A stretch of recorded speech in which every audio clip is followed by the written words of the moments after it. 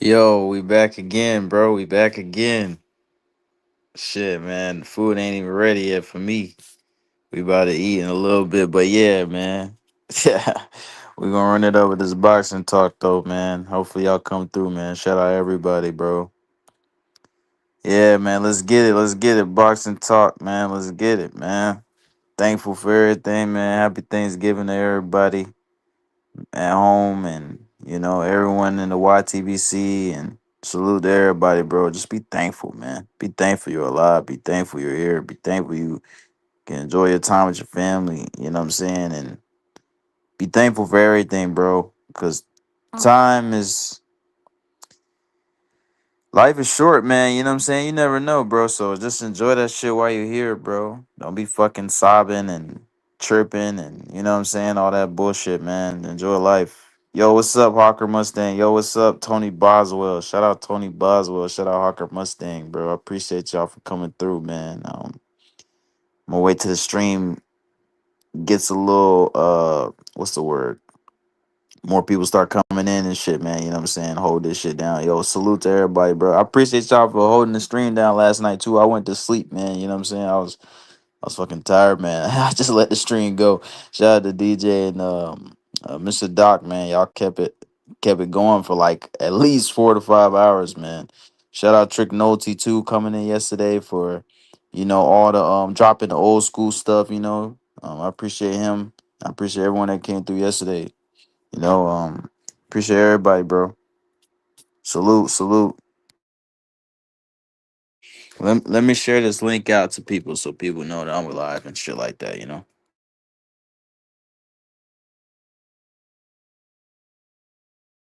I don't even know what to talk about at the moment, like, boxing wise. There's a lot to talk about though, but I just don't know where to start.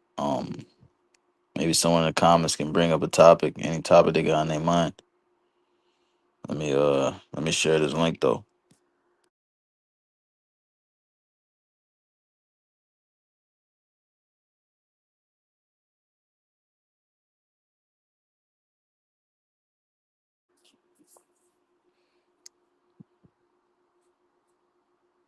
All right, let's get it. Let's get it.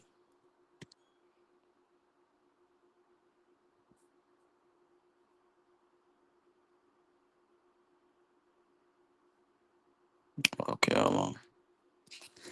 Yo, salute to everybody. Salute to everybody that's coming in right now. Appreciate y'all, man.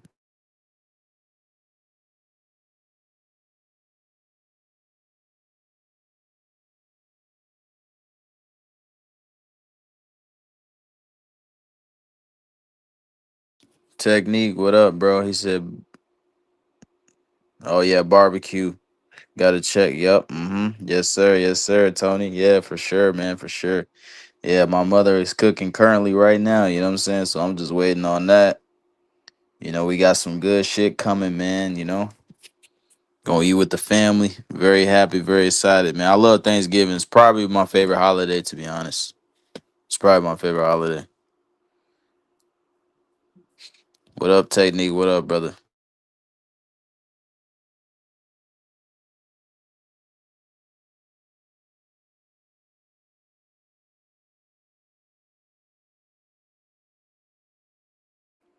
Yes, sir. I'm sending out the link to people, man. You know what I'm saying? So they can come through, join up and chop it up with me and shit, man. You know what I'm saying?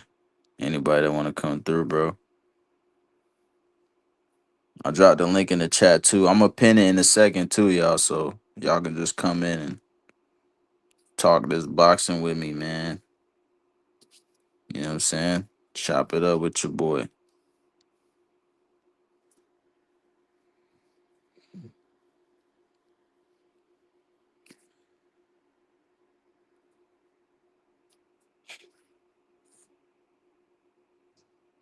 Okay, okay, okay.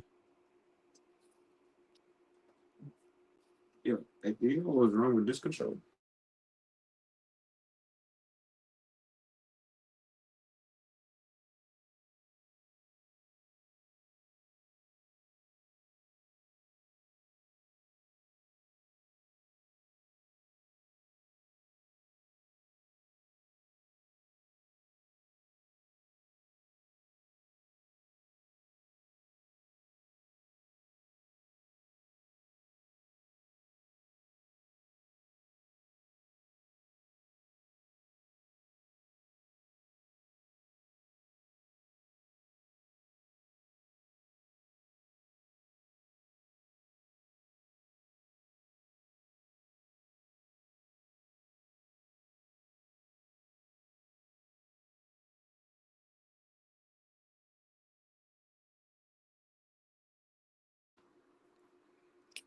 Yeah, my fault, y'all. I'm back. I'm back.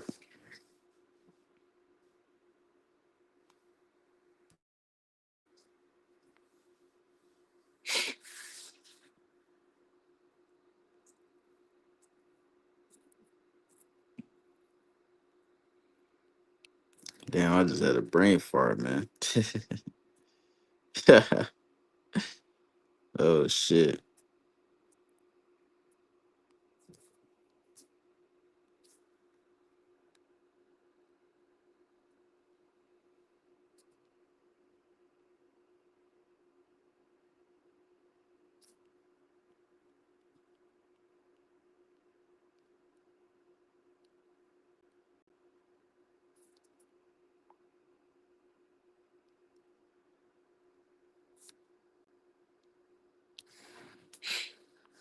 Yes, sir. Yes, sir. There we go. There we go. All right, I sent the links out to people. Let me put StreamYard on my laptop too, because honestly, I don't want to kill my phone battery.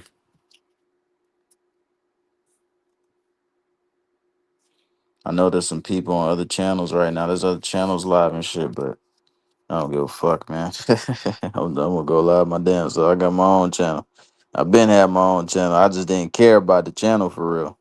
You know, I was only dropping music on this shit, but I ain't even been making music like that either. You know, I'm gonna get back to it though, for sure.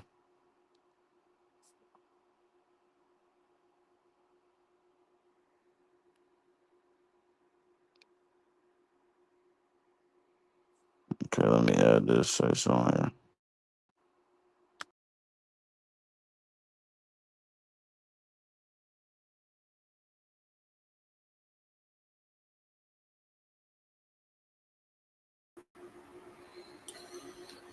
Alrighty, alrighty. Justice in the building. Dick Justice in the building. Yes, sir. Yes, sir. DJ, what up, man? Yo, What what's up? What up, up? bro? What's up, bro? Great stream yesterday, bro. Yeah, yeah. I appreciate it, bro. Yeah, it was a good ass stream, man. Hell yeah, man. It was. It was long as hell, and you always had people jumping on, and that's a good thing to see and hear, Yeah, for and to sure, hear. for sure. Yeah, man. Yeah, People still coming through and supporting, bro. You know, that's all that matters. You know, that shit makes me happy, you know, because YTVC ain't the same no more, man, you know? nah, it's only like the fragments of the YTBC that are actually around. The Yeah. community is fucked up Yeah, it's all fucked up. overall. Yeah. It's all fucked up, man. No doubt, no doubt. Yeah, man. But yeah, what you want to talk about, man? You want to talk any box? You got anything on your mind? Any topics? Yeah, I was listening what you guys were talking yesterday about clinching and all of that stuff.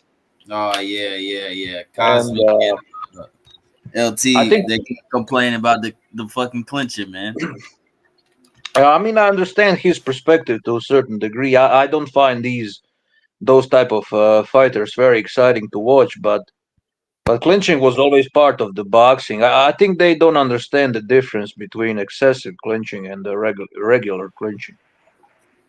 Yeah, man, and that's what I'm saying. Devin Haney, bro, in that fight, he didn't even clinch that much, bro. Like, you know what I'm saying? Exactly. It Yeah, was really, it especially was for his standards. no, for sure, for sure. Like, if you look at past fights, if you look him against Linares, if you look at him against George Cambosis Jr., especially the first fight, he was clinching a lot, man. You know what I'm saying? He clinched a lot in those fights, but against Norman, he didn't clinch like that, bro. You know, it really, to be honest, it was Norman the one clinching. Norman was coming forward, he was smothering his work, and he was holding Devin.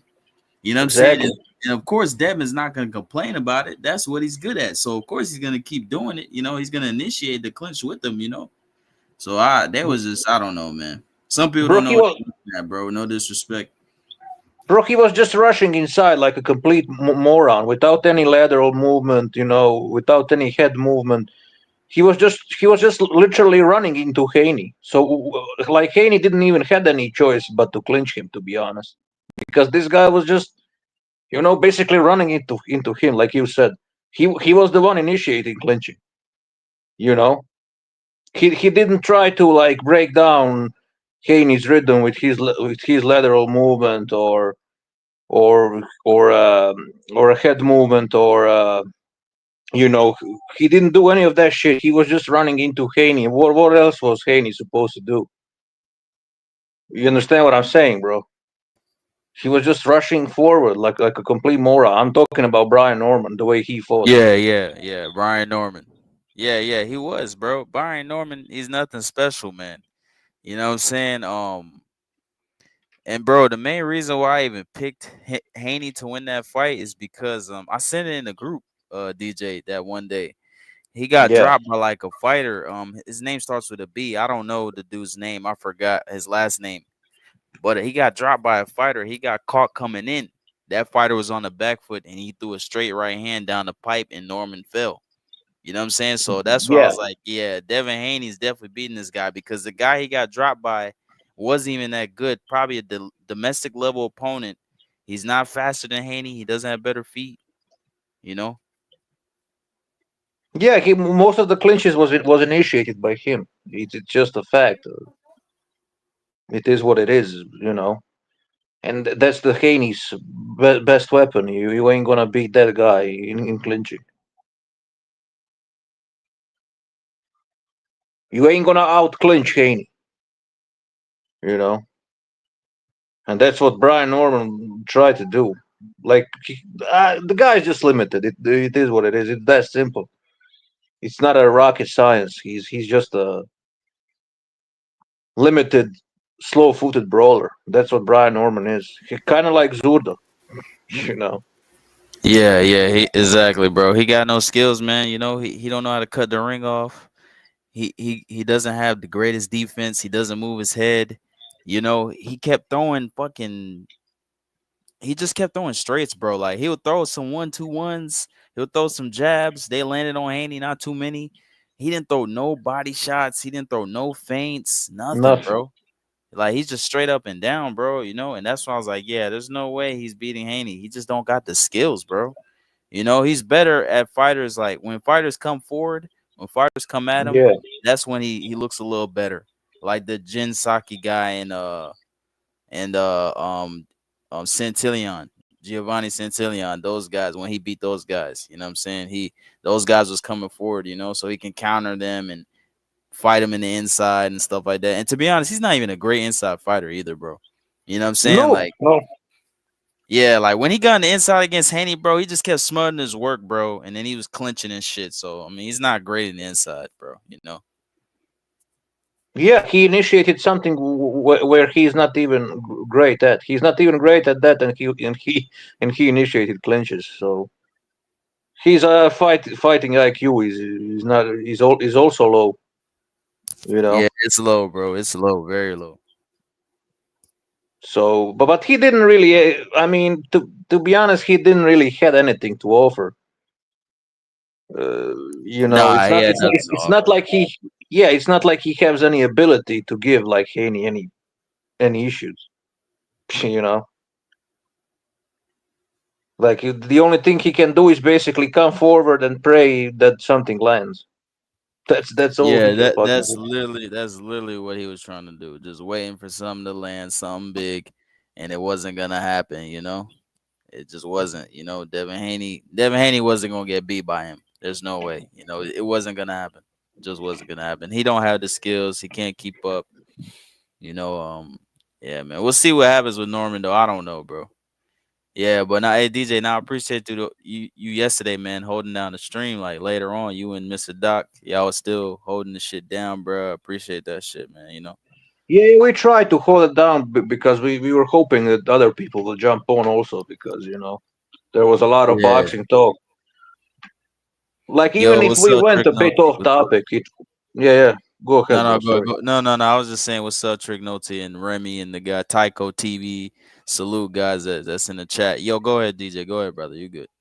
Yeah, I mean, even if we went off topic, it wasn't like for a long time. You know, a lot of these people were just. It's not like on Phantom's channel like that they go too far off topic, but here it's like mostly boxing. But But yeah, man. Yeah, man, because that's what started this shit, fucking boxing, you know. And these dudes, bro, they just talk about other shit. Like, yeah, sometimes we talk about other shit too, but like you said, it's not too far off topic. We not going hours and hours on talking random shit. You know, we always come back to boxing, so that's all that matters, bro. You Yeah, I know, forgot so to ask you. I forgot to ask you, bro. What did you thought about Benavides' performance? I thought Benavides looked great. I think Benavides is improving. He's getting better. You know, like his defense is getting better. He's slipping shots coming in. You know, I see he's utilizing the cross guard a bit more now too. He's parrying shots. You know what I'm saying? So Benavides to me is improving, bro. I think Benavides he doesn't need all the hate he gets. I think people hate Benavides because of Canelo fanboys and Mirage. I think that's why people don't like Benavides, bro. I'm gonna be The completely infamous honest. Mirage. Yeah, Mirage is Infamous the reason Mirage. why a lot of dudes don't like Benavides, bro, because he talks so much shit. But it's like, bro, you can't let that dude make you feel a certain way about a fighter. You know, at the end of the day, bro, Benavides got skills, bro. People can't deny that shit. He's good, bro. He's a good fighter, man. I Oh, think mentally definitely. too, he's tough as fuck mentally. Like he reminds me of Usyk Crawford. Like I'm not comparing the style or anything like that or accolades. I'm just talking mentality. Like I feel like Benavides is one of them fighters that he's never gonna quit. He's gonna keep coming, and he just wants to win, and he wants to fight the best. That's what I see in Benavides, bro. Yeah, man. I agree, bro. I was impressed not because of the knockout. I was mostly impressed about the fact he won every single round before he knocked out Yard. Yard, yeah, he neutralized Yard, man. You know what I'm saying? And Yeah, Yard fought Kovalev. He fought Baturviev. He gave them guys trouble. You know, he almost knocked out yeah, Kovalev. You know what I'm saying? Kovalev was hurt badly against Yard, and Baturviev he got caught a couple times against Yard as well. You know, but exactly. That's Benavidez what just impressed me, neutralized him. bro.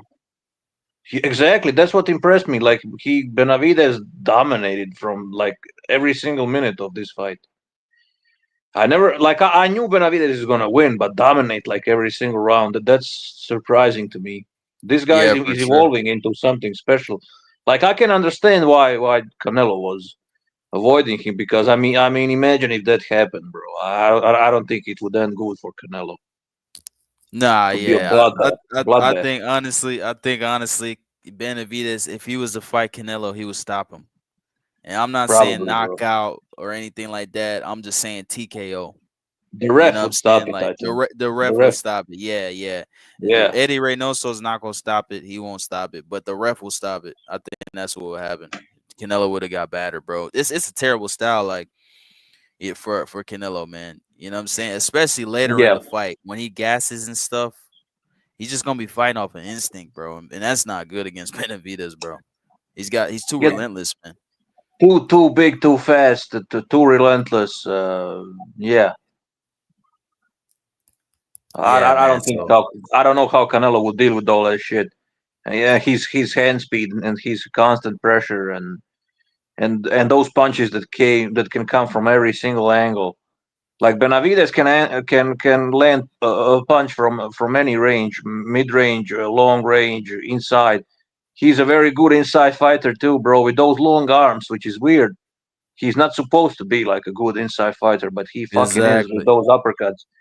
I don't know how Canelo would deal with that. Like He you know, reminds me of Fury DJ, and I'm not saying the style. I'm saying he reminds me of Fury because of his body, the way he's shaped, like the way he looks kind of goofy and awkward. You know what I'm saying? But like the shit he's doing, he's not supposed to be doing at that size and that stature.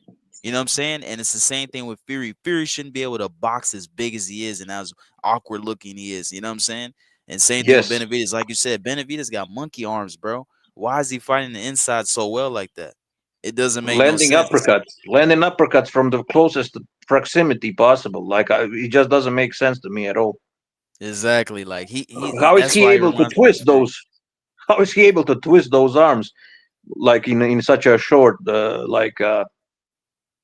range? You know, especially for his reach. I don't know how he's able to do that shit in those close quarters, bro. But he sometimes he does it. I don't know, especially those uppercuts. It's You know, I don't think I ever saw such an awkward guy. He's very awkward in the way he fights. You know, and that fits him. Yeah. That works for him. Remy says Canelo loses now, not before. I don't know, man. I still think even a little before, like, oh, look. I'll say this: like, if it's Benavidez firstly coming into 168, Canelo probably would win just because he didn't have the experience. Like when he fought Grana Graville and shit like that, he didn't have the experience. But I would say like once Benavidez beat Plant, or maybe even before Plant, he would have beat Canelo. I think he would have beat Canelo because Canelo was avoiding for a very long time, bro. Let's be real here, bro. No, I agree. It depends which time they fought. At which time they fought, like you said, Big Sage. Yeah, man. Probably to me, probably David, the one that beat Lemieux, he would have probably beat him. But you think that version would beat him? Yeah, I think it would have beat Canelo. I'm not sure about it, but I see what you're. I mean, I understand your point, but I I'm think the not so style, sure, bro. the style's terrible, man. But oh yeah, right now for sure he would batter him. Oh yeah, it's not even close now. But Yeah, that's not even debatable. But the version that beat Lemieux, I don't know. That's a tough one, bro. That's a yeah, tough one, bro. People think that I hate Canelo just because I criticize, because I was very critical of him sometimes, but that's not the case. I just hate these people that think he's a Jesus Christ. I just like to troll them, yeah. you know. The fanboys, yeah, the fanboys, yeah. They swear Canelo was so great. Like like yesterday, bro, we was talking about all these Mexican fighters, man. You know what I'm saying? And all those dudes we named, to me, Canelo don't even compare to them dudes, man.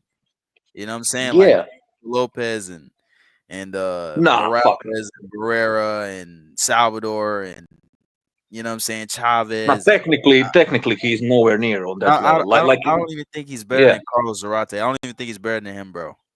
You know what I'm saying? fuck no, bro. Vicente Yeah. Saldivar is better than him. Like, let's forget the resumes for a second. Technically, all of those guys are better fighters. If you watched any of their fights, they are all technically better than Canelo. You know. Yeah, if you know boxing and you know what you're looking at, those guys had way more skill than Canelo. You know what I'm saying? All those Exactly. fighters I just named, like, you know. The And only I reason why consider, people yeah, say Canelo is so fucking great is because he won in so many divisions, but the boxing game is watered down, bro. So it's not the same as it used to be. It's the competition is not that strong like how it was back then. So it put Canelo in that era. He's not winning in fucking 5 divisions, man. I don't see that shit, man. well, listen, bro. Like, I would say that his resume is actually way better than his ability. If that makes sense, what I'm saying. Absolutely, his resume is better than his actual skill set. I agree. I agree, Yeah. bro. I agree. And don't get me wrong, I consider the guy Hall of Famer. In his prime, he was close to being great, but not as great as people are trying to make him out to be. He's not like Chavez or Sanchez level, you know. He is a Hall of Fame level of greatness, but he's not like in a level of fucking Chavez, Olivares, Sanchez. I just don't see him in that. He's not on that level technically. I don't care what these people are gonna say. Like he was a champion in more divisions. Boo fucking who? But his technical ability. He's not a better boxer than fucking Marquez. How is he better boxer than Marquez, for example? How about Eric Morales? Is he a better boxer than him? What does he do better than Eric Morales? Nothing. you know. There's nothing he does better than Eric Morales, man. So yeah, that's how I feel about him. He's a Hall of Famer, but he's not on a level of Sanchez or Chavez. Sorry, guys, but he's just not. Even in his prime, he's not in their level. Is he a top 10 Mexican of all times? Yeah, I think he's top 10, but top 5, no. I would put Canelo in top 10 best Mexicans ever, but top 5, fuck no. But that's just my opinion, you know. I respect everybody's position, but there you go. Let's see the chat what people are saying. Oscar is better, of course. Come on. Are we Yeah, serious? Oscar. Yeah, yeah, for sure, for sure, man, for sure. Hey, but what's the name? Ralph asked you a question, DJ. He said, hold on, let me see. It's right here. Oh, He's Shakur. yeah. What do you think Bro, I about that think fight? Shakur is a terrible matchup for Teofimo. Teofimo has issues with the movers, with the good jab, good footwork, and good timing. He always had the issues against the guy that can actually, box and move. And that's why he had issues with Sandor Martin. And Sandor Martin is he's like a poor man version of fucking Shakur Stevenson. And he gave him issues, serious issues. I remember some people even had Sandor Martin winning that fight. So, and I like Teofimo. I don't even hate the guy, but Teofimo is way better when he's fighting guys that come forward because he's a good counter puncher. He has the space and time to counter those guys. But when he fights these guys that can actually move around, with the good footwork, good jab, he has issues with those guys. So I would pick Shakur by decision, bro. There you go. Yeah, I got Shakur by decision. Think Shakur schools To 9-3, 8-4, maybe 10-2. You know what I'm saying? I don't see To beating. Look, man, To, bro, he's good. He's a good fighter, but he's a pure counterpuncher to the core, man. You know what I'm saying? Like when you put him in there against a boxer or a counterpuncher, you know what I'm saying? Especially counterpunchers, and Shakur likes to counterpunch too. He likes to counterpunch on the back foot. So Yeah. if you put him in there with another counterpuncher, you know what I'm saying, like George Kambosos, for example, someone has to take the lead. And most likely it will be To taking the lead. And on the front foot, he is terrible, man. He's not a Oh good yeah, front foot that's a fighter. good point. He is not a good front foot fighter. He cannot apply pressure. He cannot come forward. That's not his style, man. He waits for dudes to come at him and he counters. That's when he's at his best. That's when he thrives. That's why he looked good against Arnold Barbosa. That's why he looked good against Loma. Loma. Yeah, exactly. Yeah. There was points in the fight where he did step to Loma, but Loma didn't throw no punches. So of course Tio's gonna look good against him. And Tio negated some of Loma's angles. When Loma was trying to pivot and turn and get the outside angle, Tio would just step back. He'll turn with Lomachenko. You know what I'm saying? So Lomachenko couldn't get the outside angle and find punches to land inside. You know?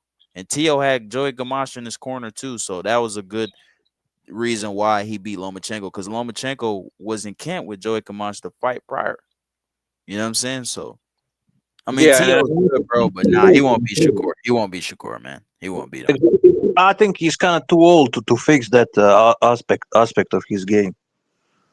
Yeah, absolutely, absolutely. Yeah, he's a bit too old. Yeah, he will always struggle with that. You know, those fighters that can fight on the back foot and stuff. Like, look at the fight against Martin, like you said, DJ. People thought he won. Honestly, bro, when I watched the first time, I thought he won, but I said Tio won 7-5. But I Barely. I think barely. yeah, he I he think he that's not he winning, but barely barely. won. Yeah, he barely won. Like he won. He had a split decision. He barely won. You know what I'm saying? When he fought what's his name? He fought Ortiz, Jermaine Ortiz. That fight was terrible, man. You know, he didn't look good in Yeah. that fight. Yeah, Ralph said Ortiz thought he beat Tio. Yeah, some people were saying that too. Some people were saying that too. See, when I first watched it, bro, I thought Ortiz won too. But looking back at it, that fight was like a draw, bro. Ortiz didn't really throw no punches like that. He was fighting kind of scared too, Ortiz. That fight was just boring, bro. And Tio, look at him versus Nakatani. That's another long, lengthy fighter. He doesn't really fight on the back foot too much, but he was. And Tio struggled with him, and that was way back in the day. That's when I knew Tio would struggle with that type of style. Tio literally said on live TV, "Yeah, man, we're not gonna fight tall guys anymore." He literally said that, bro, after the fight because he knew he looked I terrible. He believe looked you, bro. terrible. Yeah, he looked terrible, man. Him versus Nakatani. That's a classic fight. That's a fight back in the day. You know what I'm saying? He looked terrible, bro. He didn't look good. So yeah, guys that can find the back foot, rangy, counterpunch, Tio's gonna struggle with them, bro. If you're a pressure fighter, it's all money. It's all green. He's gonna look good against them. You know what I'm Bro, he saying? struggled against the basic outside boxer like Sandor.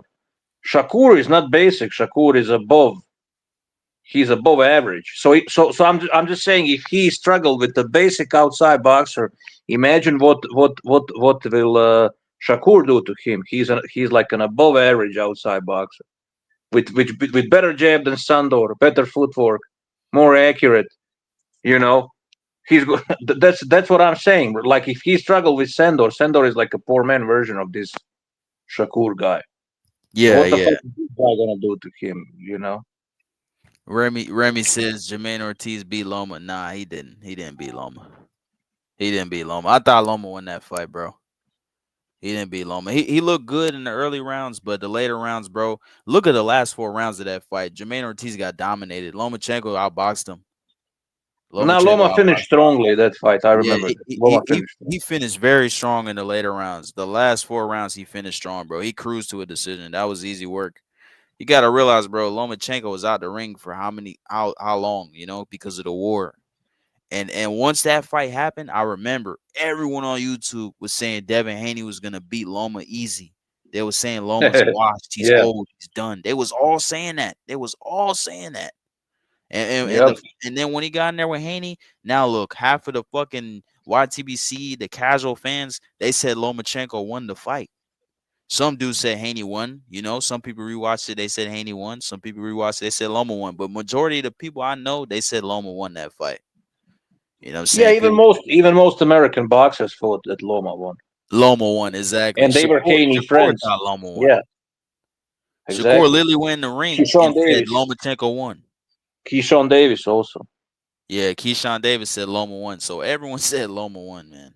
You know what I'm saying? So, but Jermaine Ortiz, he didn't beat Loma. He didn't beat Loma. He did not. Nah, bro. Nah, Loma won at least like four. He was very convincing during the later stages of that fight. The last 4 rounds, the maybe even last 5 rounds, he won very convincingly. So, Yeah, nah. yeah.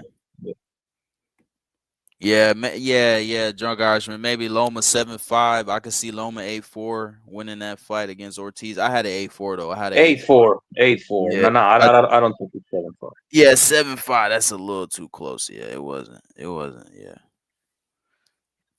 8-4, Seven man. 8-4. 7-5 for me was like was Haney Loma. 7-5 for Loma was that's how I see it. But this one was 8-4. Yeah, first time I watched the Haney Loma fight, I had an 8-4. I watched it again. I had a 7-5 Loma, but I still had Loma winning Oh, though. okay. Yeah, I had Me Loma too. winning. Me too. Yeah, Loma definitely won. He definitely beat Haney. I thought he won clear. Haney landed some good body shots, but that wasn't enough to win the fight. It wasn't enough, bro. Nah, he didn't really hurt him with those body shots. Like some people Nah. were saying he hurt him, but he did. No, he didn't. No, he didn't, because if that was the case, then Loma would slow down in those later rounds, and he didn't slow down And except the he last didn't slow round. down. Except the last. Yeah, I the think last round he yeah, slowed down. I agree. And I think that's because the 10th and 11th round, those was his most dominant rounds. He yeah, overexerted himself, so he slowed down in the 12 because he put it all in the 10th and 11th. Lomachenko. So I exactly. think that's why. But So Haney if he definitely won was the 12. actually hurt, he wouldn't do that well in the 10th and 11th round. Yeah, man. And then at the end of the day, too, bro, one of the judges gave Haney the 10th round. And that was Lomachenko's most dominant round. How the hell could you even give Haney that round? So they fuck Loma over, in my opinion, bro. It is what it is, though, bro. Yeah. Yeah, we got some people here. Yo, shout out, Mr. Pads, man. Shout out, Mr. Pads, bro. Shout out, Drunk Irishman. Drunk Irishman coming through. Shout out everybody. Yeah, man. Hey, DJ, what'd you think about? Wait, did you watch all the fights on Saturday? Did you see them all? Did you get to see them? I saw Benavidez, saw Haney. What else Did you did I see fucking see? Bam? Did you see Mason? Fuck! I missed those ones. Oh, okay, Bro. I okay, saw the okay, highlights. okay. Mason impressed me. I mean, I knew Mason was a good boxer in a technical sense, but I kind of thought he was chinny. But I changed my opinion, bro. I changed my opinion. I think he's not that chinny as I thought he was. Yeah, You nah, know. he's not chinny. I was thinking that too, DJ, because he got knocked down by that random fighter, domestic level Yeah. fighter. But I mean, that dude was a puncher. He has some power, so you know, Good performance by Abdullah overall. nah, for By sure, for Abdullah sure, Mace. for Yeah. sure. My thing is this with Abdullah, he's just a little green. You know what I'm saying? Yeah. He's green. So I, like at the elite level, bro, I think he needs to tighten up his defense more. You know what I'm saying? Because I think like other guys that can actually set their punches up and take advantage, bro, they might be able to outbox him. But I don't know. We'll have to see, bro. He's still young. He's only 20 years old. He's so young, but he is good though, man. Like, and it's the thing, bro. He made the fight harder than what it had to be. He could have outboxed him. He could have made it boring. You know what I'm saying? He could have did that Yeah. against Sam Noakes, but he No, went I in see a there. lot of potential there. I see Yeah, he's green a bit, but I see the talent. yeah, he's got talent. He's got talent. Like out of all these dudes people hype up, he's probably one of the ones that deserve the hype. Like there's talent in him. There's potential in him. You know what I'm saying? I can Yeah. see it. I can see it in him. So he's a good fighter. He's a good fighter. I just want to see him tighten up his defense a bit. I think he gets hit a little too much. I think I think if he is right in the head, he's gonna succeed. That's how I feel about him. I don't know Absolutely. how he is as a person, but if he has his shit together mentally, I think this guy can go far in boxing. Yeah, he's a good young kid. He's humble. Then he will go far in my opinion.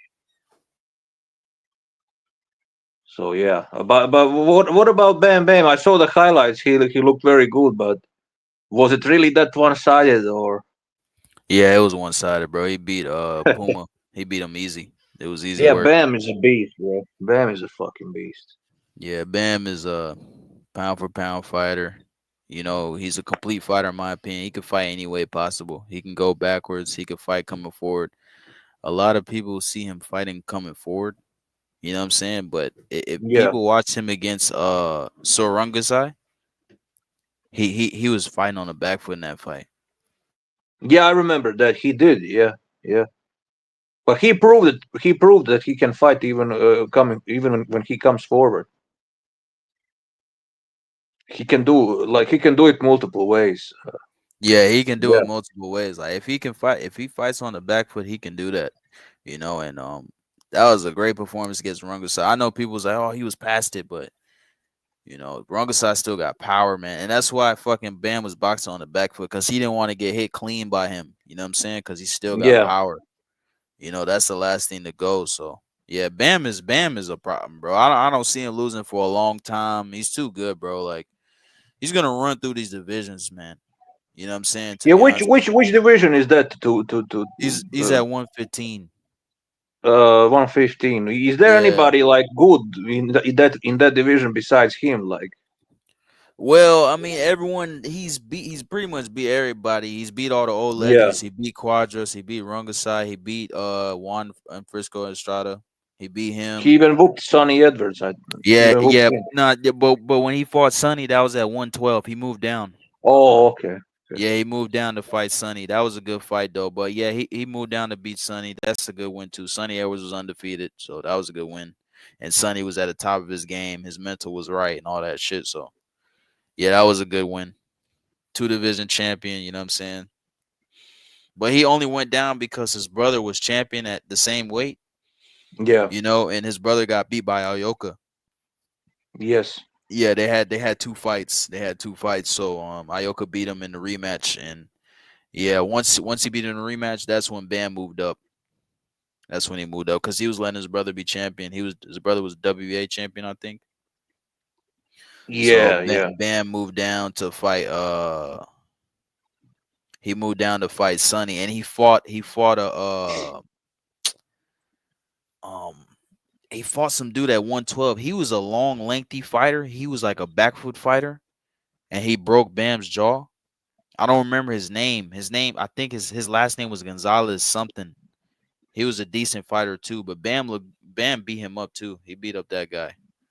He hurt him multiple Crazy. times, and he cut the ring off, and he looked good, bro. Bam to me is the best young fighter in the sport. Like any other fighter people hype up today, Bam is the best. He has all the skills. He got the resume. He got the hardware. He has everything, bro. And he's a humble dude. He don't talk no shit.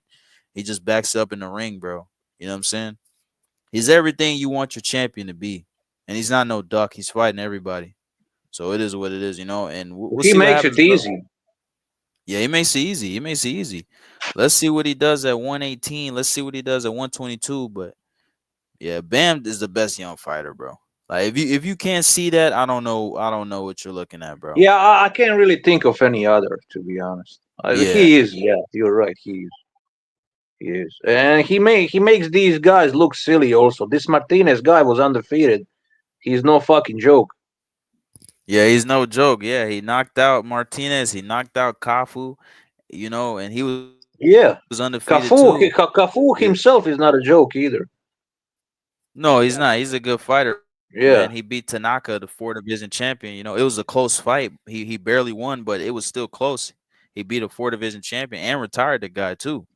Tanaka doesn't box no more because he had retina tear, so he doesn't box no more. His eyes are fucked up. So, but yeah, man, Bam's just running through everybody, bro. I want to see him fight anyway, but I don't know how long that would take to make. I think the longer it takes, he'll be anyway. How many divisions he needs to move up to fight Inoue? Like two divisions, Two, right? two, yeah, two, yeah. Ah, that might be too much for him. I don't know. I'm not sure. He said his cap is 126, and that's Inoue's cap too. I believe so too. That's Inoue. Like Inoue, after he fights Picasso and Nakatani, he probably will move up to 126 after. Yeah, I think that's his maximum. I don't see him like No, he won't go no going higher than that. forward.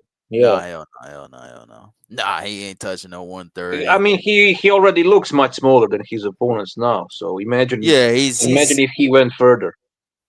he's too small, man. And then he's getting dropped Yeah, by these guys too. So that's how you know these guys are like giving him a bit of issues. Even though he's exactly, dominating them, bro. he's Yeah. winning, but still, he still got dropped by Cardenas. He got dropped by Luis Neri. These guys are bigger than him, bro. Whoa, way bigger. Yeah, so And it's these like he, guys are respectable fighters. I don't know what these idiots, casuals, they are talking trash. Like he's fighting only against bums. But Luis Neri was like a two division champion, from what I remember. yeah, he You was, he know. was. He So what beat the fuck are they even Yamanaka. talking about? He beat Yamanaka. Yamanaka was reigning champion.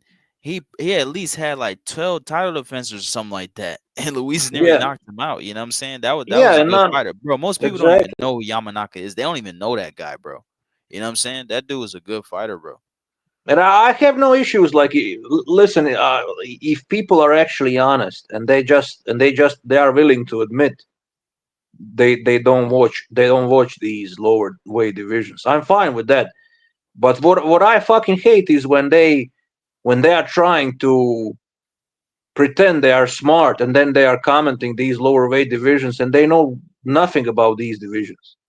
But they are just saying that to minimize Inui's accomplishments. They don't really know anything about these lower weights. Like if you don't know anything about that, then just admit you don't know anything about it. Instead of fucking creating these fucking weird narratives like Inui's fighting only bums, because that's not true. One look at BoxRec is disapproving their idiotic narratives. Like you mean to tell me Luis Neri, a two-weight division champion, is a bum? Akhmadaliev, No, two-weight hell. division champion, is a bum. Fucking Tapales, that actually beat Akhmadaliev, is a bum. How about Omar Narvaez? He defended his light flyweight title 15 times. Is he a fucking bum? How about Donaire, future Hall of Famer? Is he a bum? I mean, you can say he was old, but before that fight, he knocked out Ubali, the French guy that was undefeated. Donaire knocked him out. No, that was after. That was after. Oh, after But but but that, that but yeah, that shows why Donaire is even great. Because when Donaire fought anyway, he was 36 years old. When he fought Ubali and he fought Ray Mark Garballo, he was 38 years old, man. And he knocked out both of them in the fourth round. Became a champion again. Oldest bantamweight yeah, champ in the history of boxing. Three-time bantamweight champ. He was 38 years old and he fought anyway when he was 36, bro. You know That what I'm supports saying? my argument even more. That's That what I'm supports my saying, argument DJ. even more. So he Yeah. went on to do even more as an older man. Now, when he fought anyway the second time, yes, he was very old. I would say that he was very old and he got dominated in So two yeah. rounds, but it doesn't So matter. He yeah. still was champion Exactly. again. He was still champion again. Inoue had to fight him to become undisputed. So it is what it is, you know? Yeah. So like I said, I have nothing against people who are willing to admit they don't follow those divisions. But then don't talk about it then. That's what I fucking hate. If you don't know shit about something, don't fucking talk about it. That's like me talking about basketball. I know nothing about basketball. I would sound like a complete idiot if I tried to talk about it. So that's how I feel about these people. They talk about Inui and they don't even follow these lower weight divisions. Then shut the fuck up, you fucking moron. I'm talking in general, not you, Big Says. No, no, I know, bro. Then I know. shut the fuck up. That's how I feel about these people. Shut the fuck up if you don't know anything about it.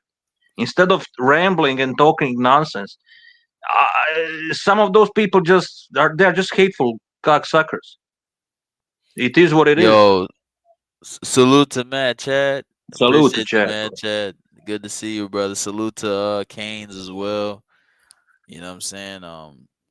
Who else is And in in here? my opinion, Big Say, so I gotta say this, bro. Before I mute myself, I gotta say this, bro. I have accounts on all of these social medias, and from what I saw, Inui is the most hated fighter currently. Nobody gets more hate than Inui. Like you have like Usyk haters, you have I don't know Haney haters, Shakur Stevenson haters, Tyson Fury haters. You name it. Any fighter has haters, right? But nobody has more haters than Inui. And I don't really understand why, bro. They hate this man with passion, and most of that hate comes from the idea that he fights bums. Because somebody convinced them that Inu is fighting bums, and they believe that narrative. That's what I noticed about Yeah, these people. man. Yeah, no, you're right. You're right. And these people, man, they don't even watch these weight classes, so they're just calling them bums. They don't even know what they're talking about, bro. You know what I'm saying? Exactly. Like Donaire's a Hall of Famer. Omar Narvaez is a Hall of Famer. You know what I'm saying? Like two Hall Right. of Famers on his resume. Just those two alone. You know what I'm saying? We can name other guys. Akhmadaliev. Akhmadaliev is unified champion at 122. You know what I'm saying? Stephen Fulton was Tapales. unified champion at Yeah. 122. Now he's won titles at 126. Now he's at 130. You know what I'm saying? So Tapales, he beat Akhmadaliev. He was a unified champion. You know what I'm saying? Paul Butler, he was a champion. You know, people can say what they want about Paul Butler, Yeah. but he was the fucking champion. He was a He champion at was. the end of the day. You know what I'm saying? So I mean, dude's just be hating. What's that dude? He was a champion. He knocked him out in the Super Six tournament, bro. In 2 rounds. I mean, he knocked everyone out in Uh, the tournament pretty I'm much. But trying to remember, bro. bro, it's Rodriguez something. He fought Rodriguez. Yes, he yeah, yeah, became a yeah. champion after that loss, bro.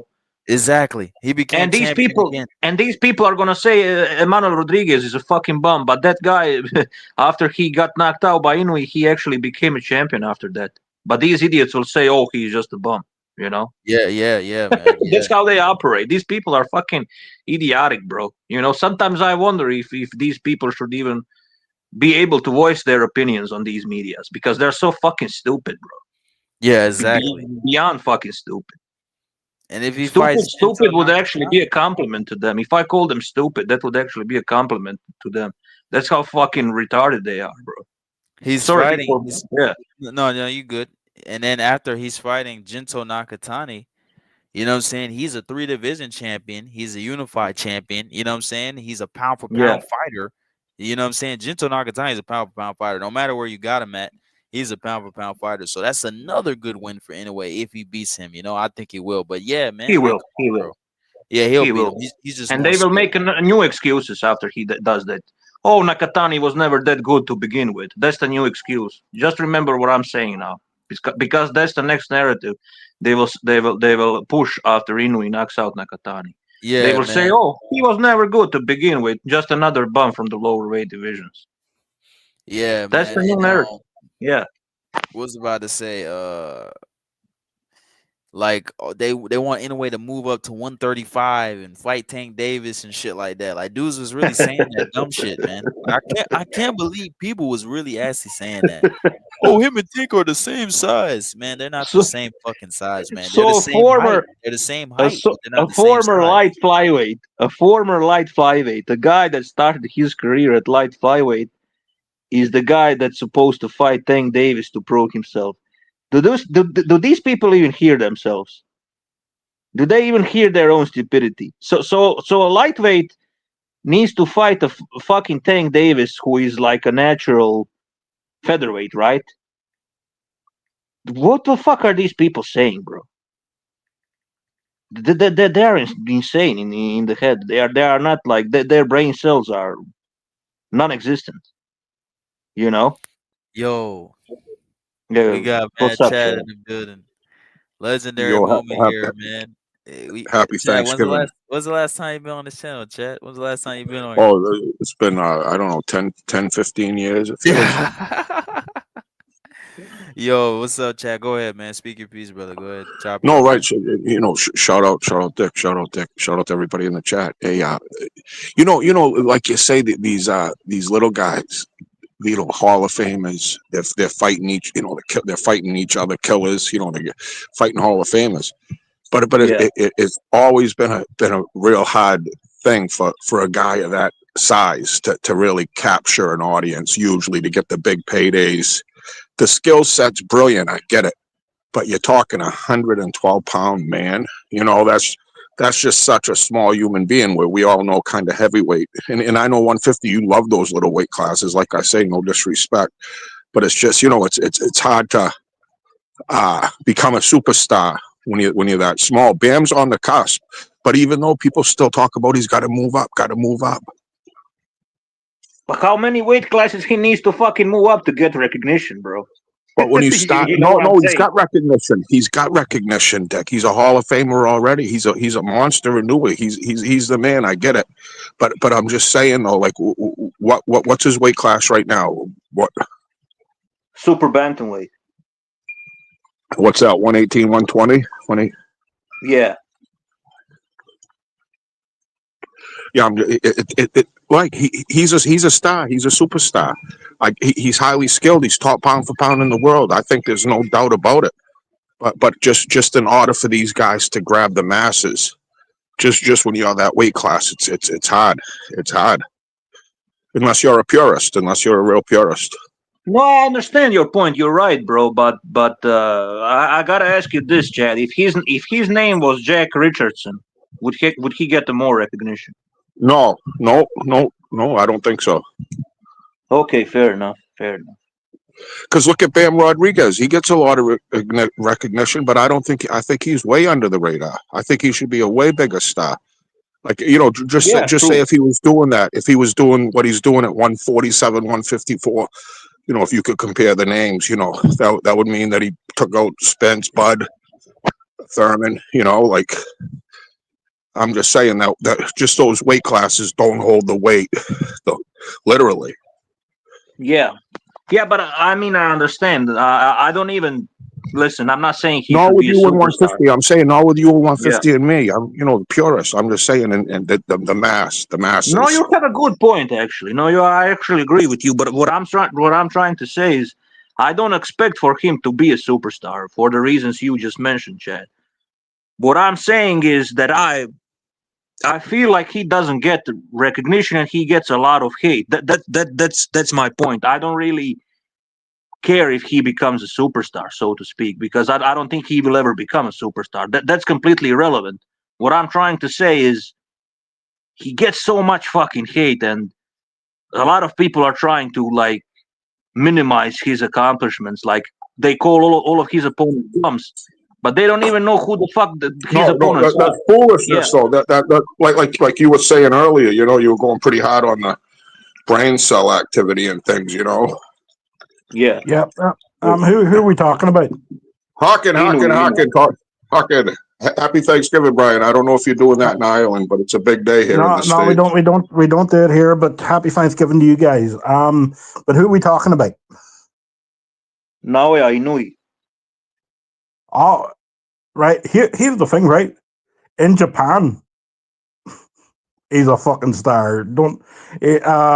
What fight was it? Was it what fight was it where he got 35 million views in Japan alone? Oh, I can't remember, Right? bro. Maybe Big Saso knows. I don't know which fight was it Yeah, exactly. right.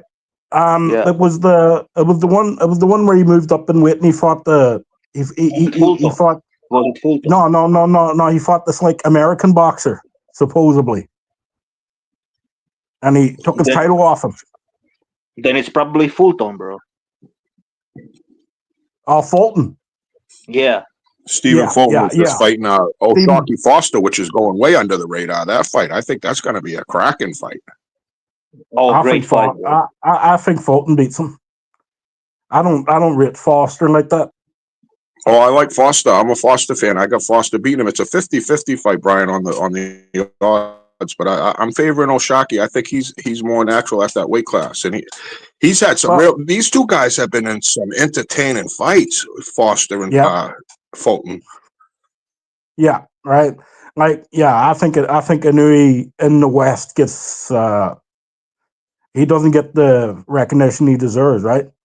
If you look at it, sure, look at the likes of Ioka and Nakatani before them, right? Did they get the Yeah. recognition they deserve?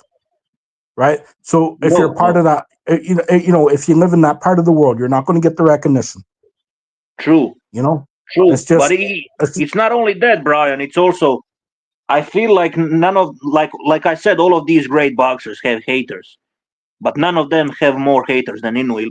I don't know how much you follow the social media, but I don't. did. Like I'm not- last couple of yeah. months, I followed it, and it's a fucking hate fest with Inoue. Like, these people are pathologically hate the man, and they don't even follow his career or the opponents he fought. Nothing. They don't follow anything. Like his, But they his fucking last hate him his, with passion. his, Yeah. his last opponent was probably the best fighter he could fight. I forget. Was it AJ? What's his name? MJ or MJ MJ Akmadali. Akmadali. MJ They said he was Yep. ducking him for the longest time. They said that Inoue was Yeah, ducking right. that dude, and he And made he easy dealt- work of that. Easy work. That was 12 rounds of pure total domination in boxing. That's what that was, right? And here's the thing: if an American fighter did that, what a world class fighter, right? Devin Haney when he fought your guy, not the last fight, but the fight before, where he actually stunk out the freaking joint, where both guys stunk out the joint, right? And the night where Rolly Romero beat Ryan Garcia. Ramirez. Yeah, Jose Ramirez, right? When both guys stuck out the freaking joint, right? And I hear them same American people, right? Because I might not be online, like on Instagram and all that there, right? Or on Twitter like that. But I do follow YouTube, and some of those same channels were saying that was an amazing performance, right? And then they slammed what Inoue did, So, yeah, that's what I'm saying, bro. That's what I'm saying, bro. Like, yeah, it just depends what you look like, I think, or what side of the street you're on. But at the end of the day, right? Talent's talent, right? We should acknowledge it when we see it. Inouye's a fucking beast. He's a beast. He's a monster. Yeah. Right? Yeah, and exactly, Brian. And listen, I'm not saying he shouldn't be criticized. I think all fighters should be criticized. Yeah. I don't care. But that's not what I'm even saying. I just feel like he gets too much heat. He should be criticized for some of the things, but he gets too much heat. In my opinion. Yeah, there's difference between criticism and like tactical criticism and just hitting on someone. Right? Yeah. He's a throwback fighter. He's a throwback fighter. He's one that brings the entertainment, and he's a great fighter. And Dick was saying earlier, just people that are discrediting it and talk bad about him, you don't know pick another sport to talk about, because if you don't see greatness, then I don't know what the hell you're seeing. And not only that, there, Mad Chad, right? But he's a great ambassador to the sport. He lives in the gym, right? He apparently doesn't take much time off in between fights.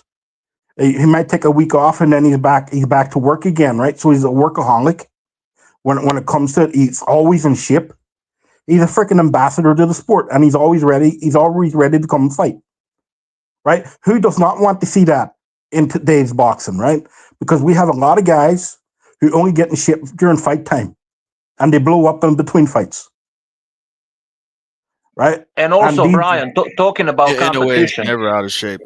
I've never Exactly. seen him out of shape. Exactly. And I've never also- seen him like it. That's what I'm saying. That's what And I'm also, saying. if we want to talk about competition, those midget weight classes, they have a better competition than cruiserweight, welterweight, or middleweight division. Yeah, there's more depth. There's Exactly. more depth. There's more talent. There's more depth. And the There's more irony talent. is, There's more, is they criticize Inoue for the lack of competition, but those divisions I mentioned are way fucking In poorer those in terms divisions, of talent. those divisions, for what it's worth, when was there, a big name American at that weight class? What weight class was Carvajal back in the day? I mean, what was he? Was he a little? I thought he was little. I could be way wrong. I can't remember. What the hell I'm Flyweight, I talking think. about. Flyweight, I think. Yeah. Chat can correct me if I'm I wrong. think you'll fly When's away. when's like the last time we've had a big star, so to speak, in that weight class, Probably Carvajal, like you mentioned, bro. Probably in the 90s. Yeah. Yeah. And honestly, right? You had an American guy who could have been a star, but Inoue beat him, right? So Fulton, right? But now Fulton's after- fighting at what? Where's Fulton fighting now, though? Fulton's at 130, is he? Is he fighting at 130 or Foster? 130 against Sharky Foster, yeah. And that's where you really can start becoming a star. Like I said, no discredit to those smaller weight classes, but once you start hitting the light feather lightweight, you know what I mean, and then lightweight 130, 135, then you go to 140. That's when you can really start making some noise, unless you're just way over the top superstar, which Inoue is, which Bam is.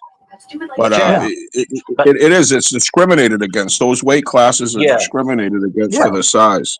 But Well, Chad, I gotta say this, Chad. I will just say this, and I will mute myself. I promise. I will just say this. Imagine if Fulton beats Oshaki Foster. If Fulton beats Oshaki Foster, that victory, that Inoue victory over Fulton is gonna age so well. And a lot. Absolutely, fine wine. Absolutely, Dick. Yeah. Yeah, and my thing too, right? I forgot what I was going to say, right? But I had something in my head. No, but like right? The depth down there, down at the lower levels, is great. I would rather watch them fight, those guys fight, right? Because it's for all action. It's all action. It's back and forth. There's good skill. There's good foot movement. There's quick hand speed. Right. I would rather watch that than some of the slower freaking guys up in the heavier division.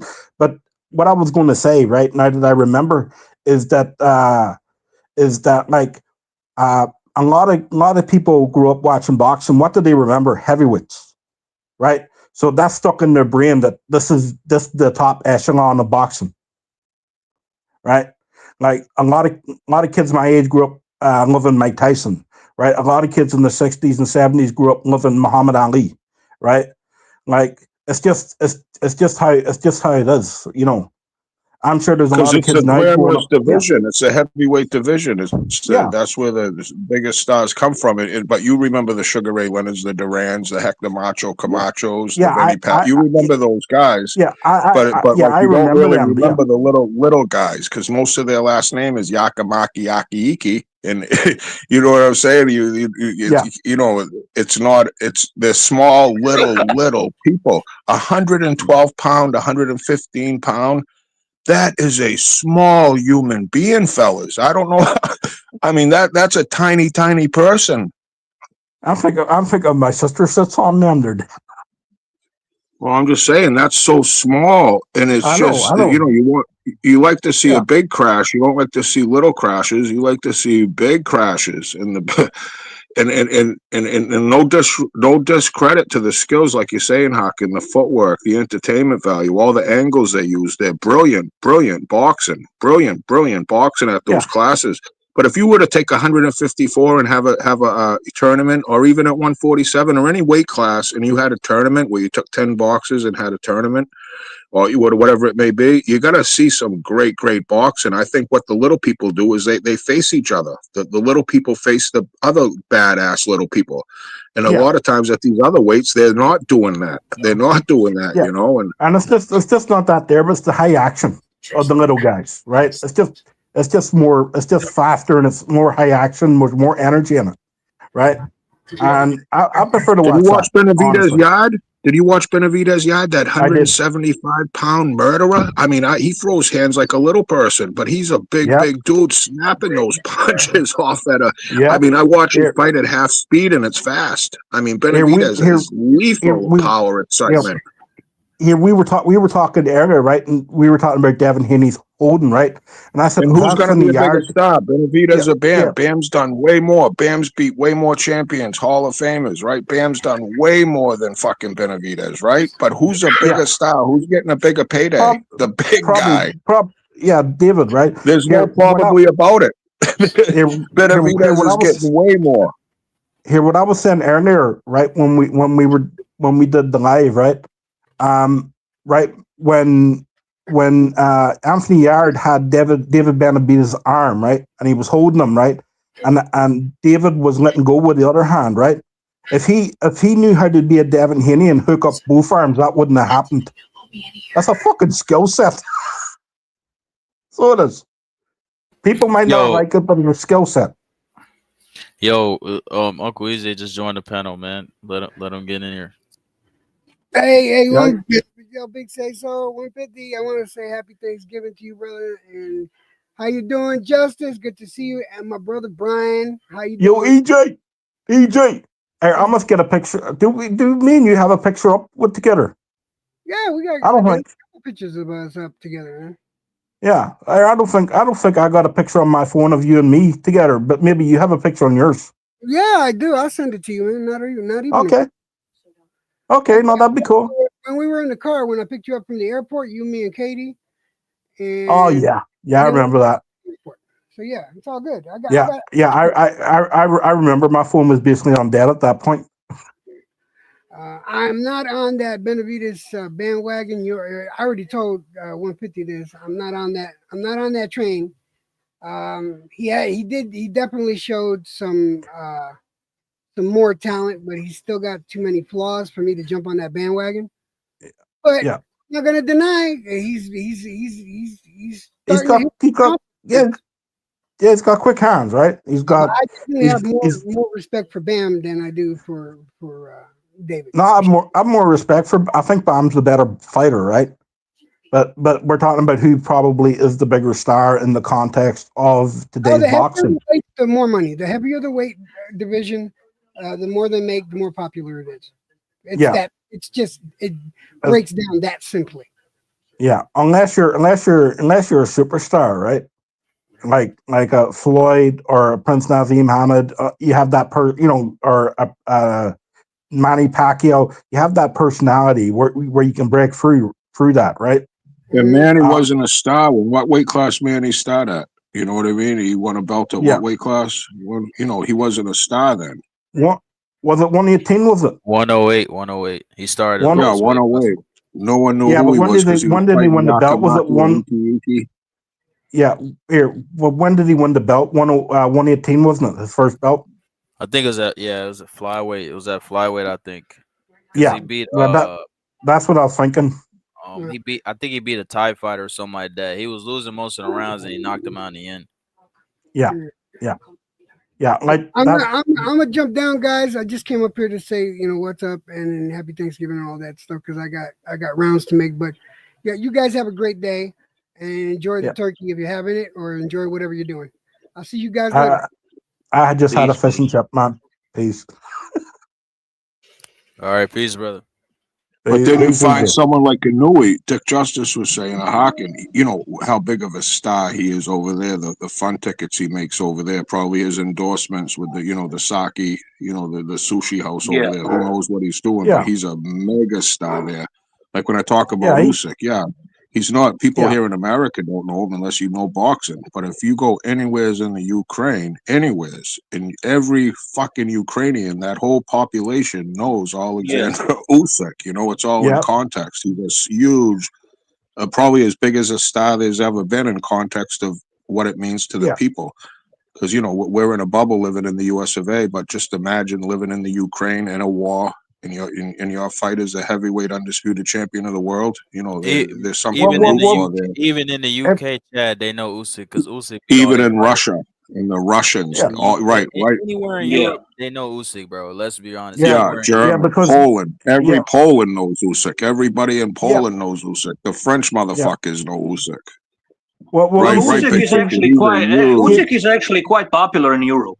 I Yeah, can't speak for America, but he's way quite more popular there than Yeah. over here. Way more Here, popular do you know? there than Here, do you know why he's more popular in Europe? Because he's fought in a lot of different countries in Europe. Because he doesn't fight at home, but he fights in a lot of. He's fought in the UK. I think he's fought in Belgium and Germany, and right. He's fought everywhere all over. pretty much. Yeah. Poland. Yeah, right. Yeah. Right, Poland. Right. So when you do that, when you travel, right, right, when you put yourself out there, right, in other countries, and you beat their so-called guys, you are going to get accepted. It's just the way it is, right? And the thing is, Yeah. with U.S. fighters today, they don't travel. Maybe that's the freaking reason. Maybe that maybe they're not stars, and they don't even travel within the U.S. A lot of them try to stay within their own state. hometowns, their own states or their Yeah. own hometowns. They don't get out there, right? Like we were talking about this, why there's why boxing's less well known today than it was, right? The fact is that back in the day there was like 4 or 5 channels where you go watch boxing. Now there's like 50. No, you're There's right, 50 bro. different- And also you mentioned they were fighting outside USA. Yeah, like Ali, Sugar Ray Robinson, even Mike Tyson fought in Japan. Yeah. That's why they were global stars. So I agree with you there. That's a great point.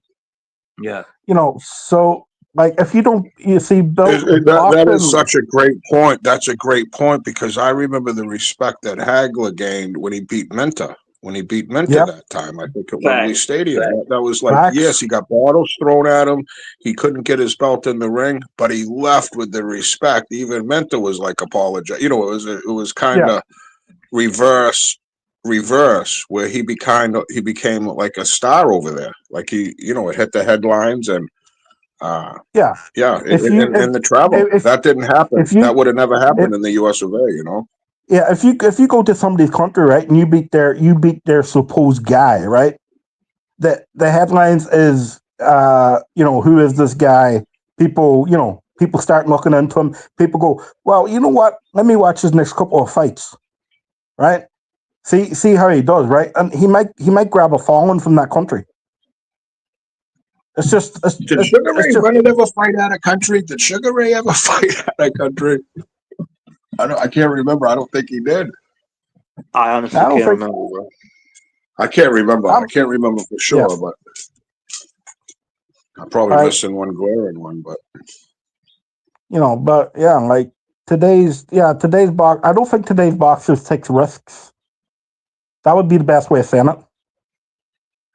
Yeah, that's true. They fight within their limitations. A lot of them do know their limitations. A lot of their promoters know their limitations. They go, I like the Roach Fulton. Yeah, there's a lot of negative, but I like that Roach Fulton. The Roach Cruz fight, the Lamont Roach Pitbull Cruz. I think that's a great fight. No one's really talking about. I think that's a great fight. Yeah. It's not even just that fight, Chad. That card is very good. You got Lara and Janabek. You got shout out to Al Heyman. That's an Al Heyman masterpiece, I believe. You got Foster. You got Fulton. You know what I'm saying? You got Pitbull and Roach. It's a good card, bro. There's another fucking card, bro. That's as good as the Riot card. That's as good as that Riot card. I feel. Thanks. I agree. I think that's one of the best cards I've heard in a while. I like that. Thanks. So yeah, but like for and if this is what's happening because of the Turk, right? That maybe fighters are going to have to be more competitive because maybe these promoters now, but like without the Turk, maybe we're going to have to put on good shows to keep our fighters. Yeah, he has the money to pay for those shows, bro. That's the thing. He has the money to make it. Yeah, well, he don't have the money, but Jesus Christ, Saudi Arabia fucking do, and they're Yeah. like, they're just throwing like they're like how much? It's not even. Well, they're expanding their business, bro. I mean, it's not only boxing. You see their football league and everything, bro. Basically, that's related to sports. I know you don't. I know you might not watch, but they're bringing back the Snyderverse too, in DC. So they're Really? Henry Cavill, Superman, and all. Yeah, and they're freaking the Saudis are fucking behind it. So they're like, fuck you, Hollywood. You still want to do it? We'll do it. Crazy, bro. No, they want to establish themselves on a world scene. That's what they want. That's crazy. They're doing soccer. They're doing everything. The racing from car racing. These Saudis have just got endless amounts of money. Just and money talks, bullshit walks. But it is incredible the impression they're making of golf. Golf, tennis. Absolutely, live golf. Right. Like they're just fucking. They're just they want to make their industry right. They want to sell their fucking brand. Look what we can do, right? Well, I don't know riot shit or nothing. I don't know what the fuck they're appealing to. It's just a rich crowd. I mean, it's crazy. It's just it don't even make sense the world we're in with all the money, like how much money they're getting paid. How Brian? It's like what the fuck? Like William Skull, I heard made it. Yeah, I heard Canelo got 80 million fighting Skull. Yeah, right. It's like sit down. I can imagine. I can imagine these guys sitting down on the fucking toilet, and instead of shit coming out, it's dollar bills. No shit, right? I mean, how much money can you have? I know. The oil money, bro. Think about it. We would have never got Usyk Fury. We would have never got Petrevia Bivol. We would never got all those heavyweight fights. I mean, he's made a lot of shit happen. Remember, Greedy Belly was like, "I want 100 million." Like he was trying to price himself out. Next thing you know, you got this fucking Turkey dude coming in. Shout out to Thanksgiving. Shout out to Turkey. But he comes in like, "Yeah, all right, I pay. I want to see." Like it's like, oh my God, Greedy Belly's like, huh, now what? And Turkey liked him. Turkey's like my big bald-headed freaky friend. He's like, like Usyk's like, Vanny Field. Usyk was fucking with him so hard. I love that free. And then in the second fight, he had Fury signing his shit. He knocked out Fury. He had Fury sign the picture. Like he was Fury's daddy. Like I've never seen Fury tame before. And then at the end of it, Fury tried to act tough, but it was too late, Fury. Your dad wasn't allowed in your corner the second fight. Usyk took away AJ's nuts, and he took away Dubois' nuts, and he took away Fury's nuts. Shout out to Usyk. I mean, just amazing. And like you say, Hawk, and all his road victories from his, unbelievable career. But he de-nutted 2 fucking ex-heavyweight champions. He made them their kids. Yeah. Like you're talking about sonning someone. He's getting too much hate, though. He's getting hate now. You know what I'm saying? Dude, I'm hearing dudes saying he's ducking now. He's dropping belts. Yes. He's ducking Wardley and shit. I'm hearing that now. People saying he's a duck. It's ridiculous. Calling Usyk a duck. How the fuck is Usyk a duck in any way, shape, or form? Doesn't make no sense. I don't think he's ducking anyone, right? Why would he duck Wardley, bro? What is Wardley offering? Nothing. Not a doggone thing. Problems. How can he cause a problem to Usyk? Why would he duck Wardley? It's such a stupid fucking narrative. And also, Mr. Pad's comment is excellent. He understands. And he's smart. Mr. Pads is smart, by the way. He's a smart user. Yeah, he wrote Saudi Arabia is hosting the World Cup as well. They are trying to improve tourism and push sports more and move away from being only oil and gas dependent. Yeah, that makes sense. Great comment. Yeah. Pads. Yeah, right. Yeah, they're pushing what their so-called brand, right? Yeah. If they make the Snyderverse and if they make it better than what DC were doing, because DC were saying to Snyder, your man Snyder, right? This is what we want you to do. This, right? Actually, they're going to Snyder do your freaking vision of what you want, what you want to happen next, right? So apparently they're giving him full autonomy to make his freaking vision, to hire the people he wants to make the movie, and all this here, right? So if they do that, I don't give a shit where it comes from. I just want to see good entertainment. That's all I want to see. Right? That's all we all want to see is good entertainment. Who gives a shit where it comes from? I couldn't care less. I just want to see the fights, bro. Who cares? Yeah. Who is the promoter behind it? I don't care if it's Arab guy, Russian guy, American guy, French guy, African guy. Yeah. Who gives a fuck, bro? These people are weird. People that care about it are fucking weirdos. Like for real. Yeah. What's up, Carl? What's up, Vegemite kid? Carl, what's up, brother? What's happening, fellas? Can you hear me? You sound a little low, Carl. You're very low, Carl. Fuck. Hang on. See if I can fix it. Did that Chad drop out? Yeah, Chad dropped out. The link is still pinned though, so he can come back if he wants. Come back, Chad, if you got time, brother. Come back.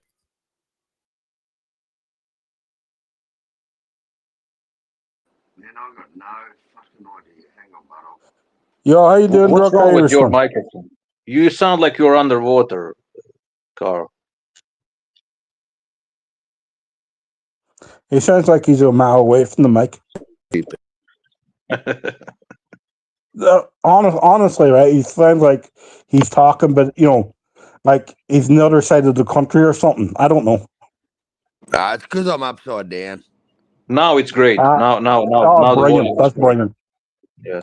How you doing, Carl? Yeah. Hey, good, Brian. How are you, bro? I'm doing good. Bro. Yeah, no. I'm just. Hello. Hello, man, Chad. No, I just wanted to get on here quickly and just talk about the fucking Jai Opetaia card, man, because that's actually not a bad fucking card. If we're talking, for an Australian card, it's fucking pretty good. Justice Heaney's in his comeback fight after taking an L. Blowing, not just taking an L, but he blew that fight. It should have been him versus Dubois. I mean, Justin Heaney had that fight won. Yeah. Is Mara Moana on it? Tara Marijuana on it? Yep, Tara Moana's on there.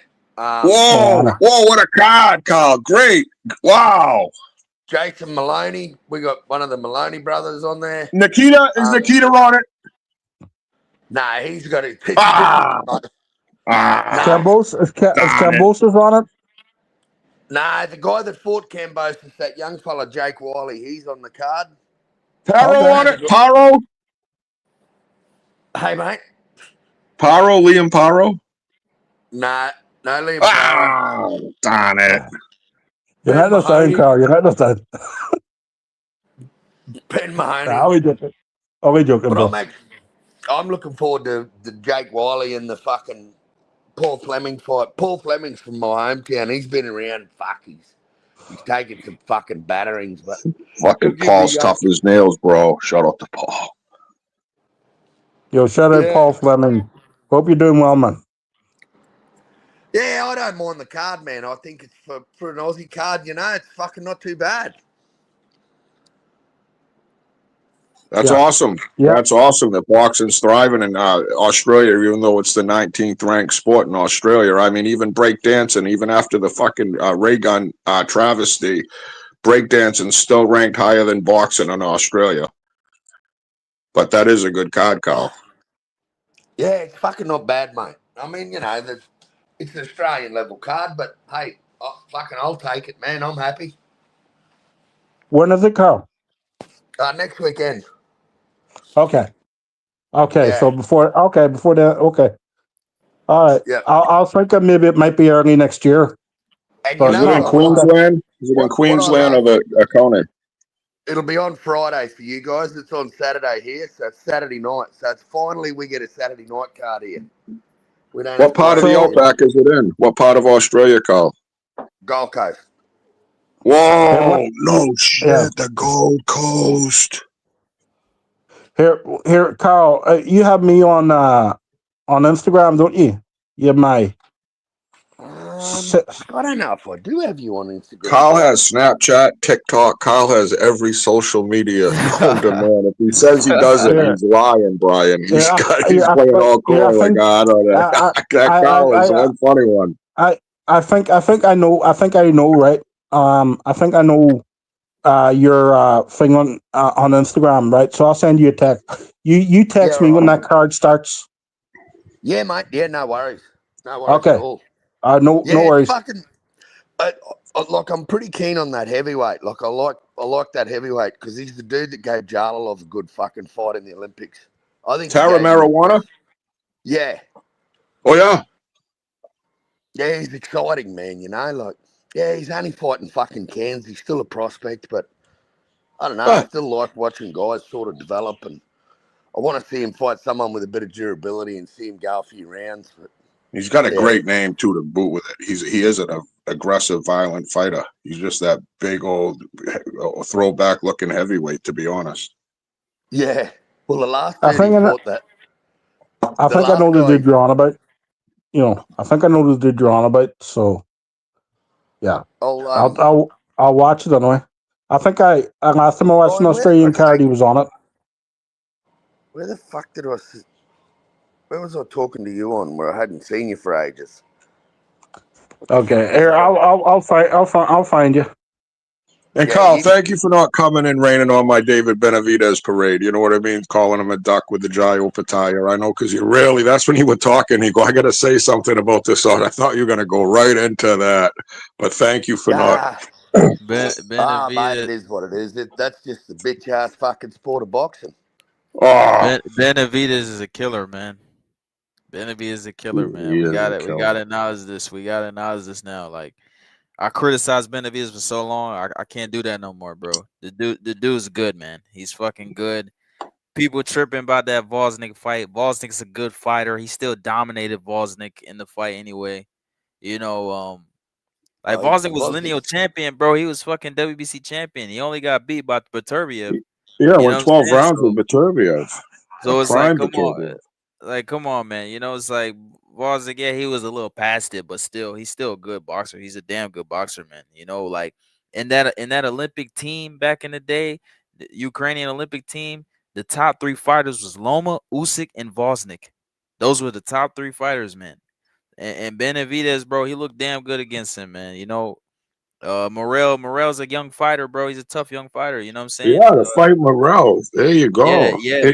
And you talk about the eye test. Yeah. Everyone was saying Benavidez was ducking Morrell. He got in there and he fought him. He beat him, and he beat him clearly. So what now? And then he knocked out Anthony Yard. You know what I'm saying? He beat Yard better than Beterbiev did and Kovalev did. So we got to give Benavidez a respect. And now he's trying to move it to cruiserweight. Come on, man. We got to give him respect, bro. We have to. Yo, Carl, sent you a message. All right, bud. Oh, beautiful. And I think if he fights Zerto, which they're saying, right? He fights Zerto and wins. That's where I think Mr. Good Old Turkey a la Sheik steps in and says, hey, let's see this Opetaia Benavidez. He offers ridiculous amount of money to see it.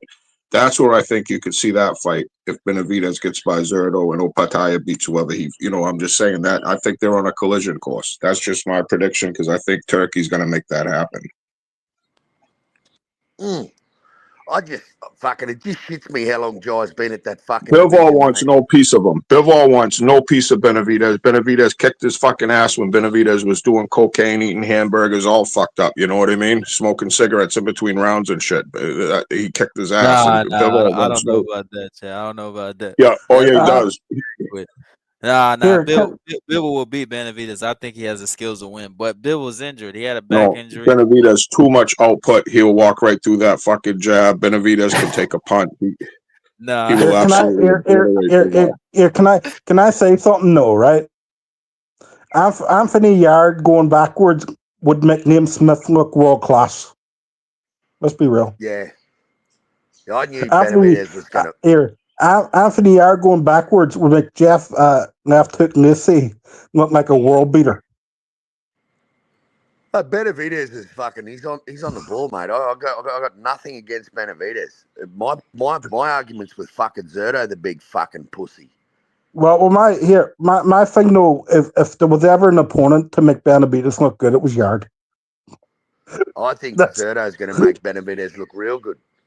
I think Zerto's well, going to that make too. Benavidez look real Yep, good. I agree. I agree with that. I He is just going to be 100%. Yeah, he is the fighter that is just going to make Benavidez look like an absolute weapon. like He's just going to stand there and get beaten up. yeah. Here, Zerto is a straight up come forward fighter that he's so freaking predictable. He's no lateral movement. He's no range, right? He's no foot feints, no upper body movement. He's the perfect target for Benavidez. Absolutely perfect freaking target for Benavidez. So he is. He's like a Jared Hurd. I just get sick and fucking tired of poor old Jai being left at the fucking altar, mate. Like these cunts just don't want to fight him. He just cannot get a fight. Benavidez is on his way, brother. The Mexican monster's on his way. Yeah, I'd like to see that Mataev Benavidez. I'd love to see that. Well, that's going to be next. That's going to be next. Probably not next year because when are they fighting? Fucking Cinco de Mayo.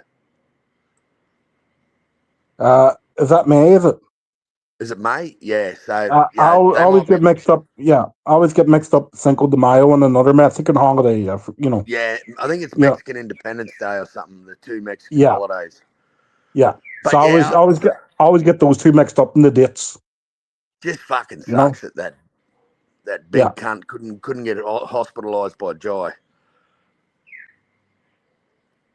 Yeah. Yeah. How you doing, Remy? Been a while, bro. Technique, how you doing, man?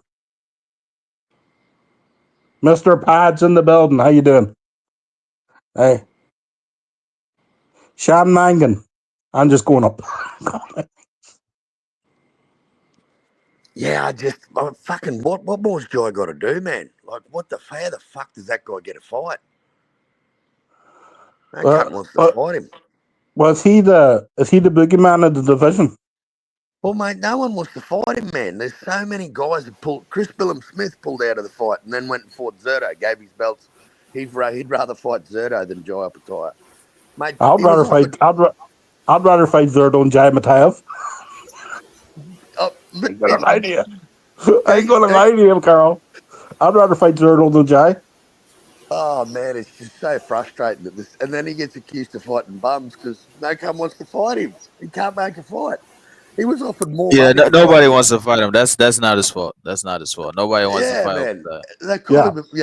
They say he's got a glass jaw, man. I'm like, some people just crack me up, bro. Like, that dude that fought Bradis with a broken jaw and fucking beat Bradis with a broken jaw. Bro, Zurdo is such a fucking limited boxer.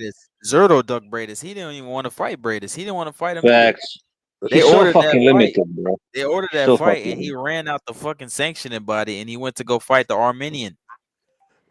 And Zurdo's a duck. You know, he's a duck. that Richard Riakporhe did the exact same thing.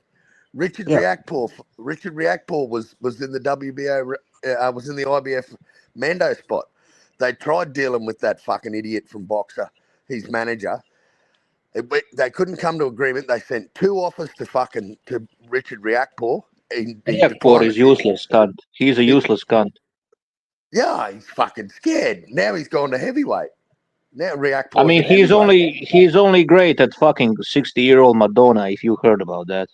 Yeah. So he should stick to banging gilfs and nothing else. Banging grannies. Yeah. But yeah, man, it's frustrating because that Jai like after Zerto beat who was the guy he fought? Who was the guy he fought that he unified with? You talking about Jai? Who are you talking about? Talking about Zerto. Who did Zerto just beat? Billum-Smith. Was it Billum-Smith? Billum-Smith. Nah, what was after Billum-Smith? Another random bum. I can't remember the name. Here's my problem with Benavidez, right? As quick as his hands are, his feet are slow as fuck. Yeah, but right? I like that. I just hope he. See, the thing is, 150 and DJ. I don't think he sticks around at cruiserweight, bro. I think he's going to go back down. I think Who so too. He's Benavidez? gonna fight Bivol. Bivol eventually. I think. Yeah, Yeah. here's the So thing, man. That with that, Carl, I don't know because like I was thinking the same thing too. But Benavidez, he kind of look a little drained, making weight, bro. Like you know what I'm saying. I don't know. I think if he yeah, stays at cruiser, he might stay up there. And I think Bivol at some point he's gonna have to move it to cruiserweight. You know what I'm saying? He is small, but he got the skills to compete at that low weight class. You know what I'm saying? He has hella skills, He, so he'll be fine, bro. How he tall has is he Bivol? I think Bivol's like 5'11", maybe 6 foot, maybe. Oh, okay. Bivol ain't 6 foot. He wasn't that much taller than Canelo. Yeah, Right, yeah. Bivol for a 175-pound dude, right? He's a small dude, so he is. Yeah. He's not naturally, the right. What's Canelo? What 5'7", 5'8"? Yeah, he's like 5'7". You Yeah. know, yeah. So I would say Bivol would be maybe 5'10". Maybe 6 foot, maybe at the most. Yeah, yeah. He's like 5'10", 5'11", 6 foot. Yeah, that's where he's at. Yeah, for sure. Yeah, Definitely. yeah. That's where I put Bivol. Yeah, man. Cause I remember Turkey was saying that he wanted Bivol and Obataia to fight. You know what I'm saying? I remember he was saying that. I'd like to see that. Yeah, that's a yeah. good I'd like. that's a damn That's good a fight, good you fight. know. But Bivol gotta move up first, you know what I'm saying? He gotta fight Yeah, yeah. Beterbiev and then The move thing up. is, he's small at once. Like he's not naturally one massive 175-pounder. He's just got boxing skills. Yeah, that's what I'm saying, Brian. That's why I feel like his skills could carry up to a higher weight class. You know, it's just one more weight class up. He'll be able to make the weight. You know, he's not Yeah, a big guy. He won't have to put on too much. So yeah. Remy, and I trust Remy when he says like Canelo's 5'8". So like Bivol, I'd say be about 6 foot. yeah, but they be lying about the heights though, man. You know what I'm saying? Like they said I remember, bro, when Lomachenko fought Gary Russell, they had him listed higher than what he is. Like they had him like at 5'7" or some shit like that, bro. He's not that big, bro. He's small as fuck. Lomachenko's very small, bro. There's no way in hell Lomachenko's 5'7". Yeah, yeah. They had him like There's no 5'7", 5'6". Nah, he's smaller than that, bro. He's like probably five here four, I'm 5'9". five. I'm 5'9" and a half, and I feel like I would dwarf Loma. Yeah, Like Loma's small. seriously, you know what I mean?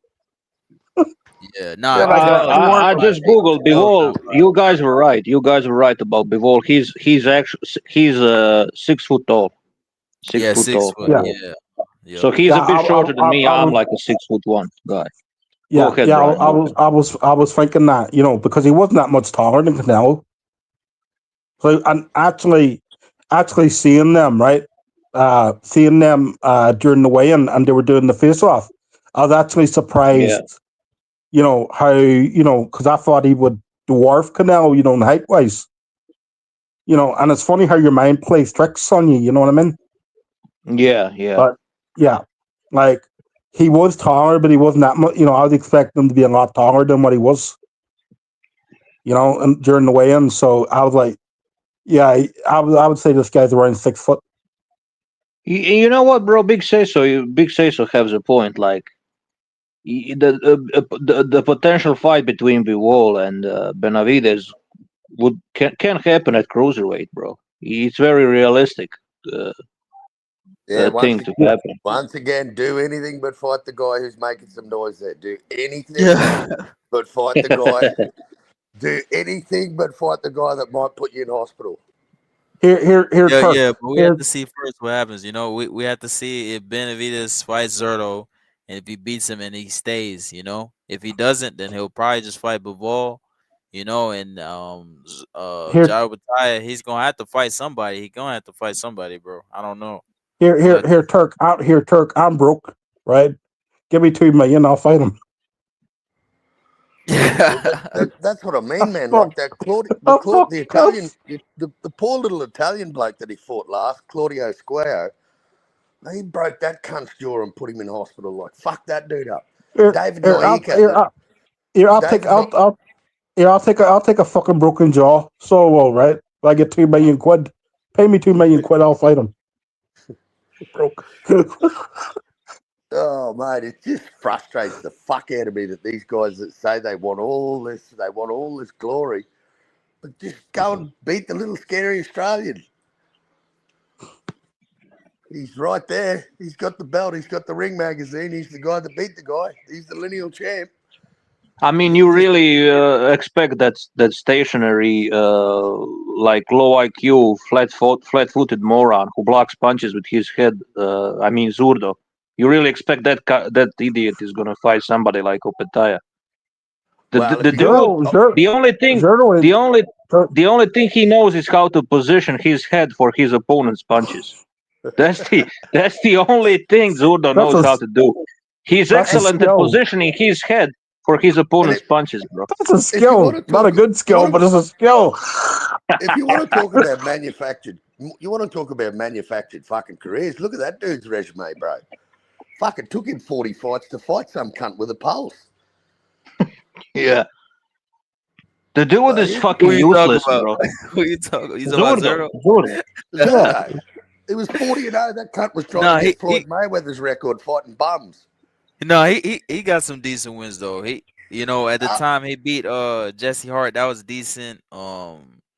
Arthur Abraham, he fought him. He was a little passive, but that was decent. You know, he got some decent wins, bro. I ain't gonna lie. I think he fought Sullivan Barrera too. He got some decent wins with Zurdo. But nah. He has a lot of fucking unknown random ass fights though. I will say that though for sure. Bro, Bill. Hey, technique. You can go first. I'll go second. How's that? Bro, Billam Smith is his best victory, right? Am I wrong? Billam Smith is Zurdo's best victory. Yeah, maybe- right now, And yeah, I would say. Billam Smith. Can you imagine Billam Smith like being even can you imagine him being ranked in the Usyk era, Gassiev, Braidis? You know, when cruiserweight division was actually decent. You think he would have like any chance against those guys? And that's Zurdo's best win, bro. Fucking Billam Smith, domestic level, bro. Fucking, I mean, he was a champion, but the reason he was a champion is because cruiserweight division sucks. I just see It Zurdo does. back then getting destroyed. Honestly, Me too, bro. Right? Yeah. Me too. You know, and I sound like a hater, but I mean, it's just the truth. I don't care if you consider the truth to be. Yeah. Here, To be hate. Braidis Yeah. breaks him in half. That's Yeah. right. Exactly, bro. He just tears through him, you know. I mean, the truth Right. can hurt sometimes, but it is what it is. Zurdo objectively fucking sucks. Like, if you I would like box, to see. yeah, Here's the thing, right? I would love to hear, right? Talking about dream matches, right? Abu Bataya versus a That's Braidis, what was a prime Braidis, right? Yeah, Abu Bataya versus a prime Braidis. Talking about a fight, Well, I would love to That's see. a tough fight. That's a tough That's fight. a He might good not win. fight. He might not win. He got his jaw broke. Who knows? I don't know. Yeah, who knows, bro? right? Yeah. Now, listen, bro, Braidis would be much greater if Usyk didn't existed. Like, that's the only reason Braidis is not appreciated enough. Well, anyone who It's watched because- that World yeah. Super Series, man, that Super Series. Fucking Yeah, that but was a Braidis is great still tournament. damn good. Like if you add up all the like cruiserweights like history of all time, he's definitely top 10 though. He's definitely. Yeah, I he's in there. agree. He's I up agree. there, yeah, for sure, right?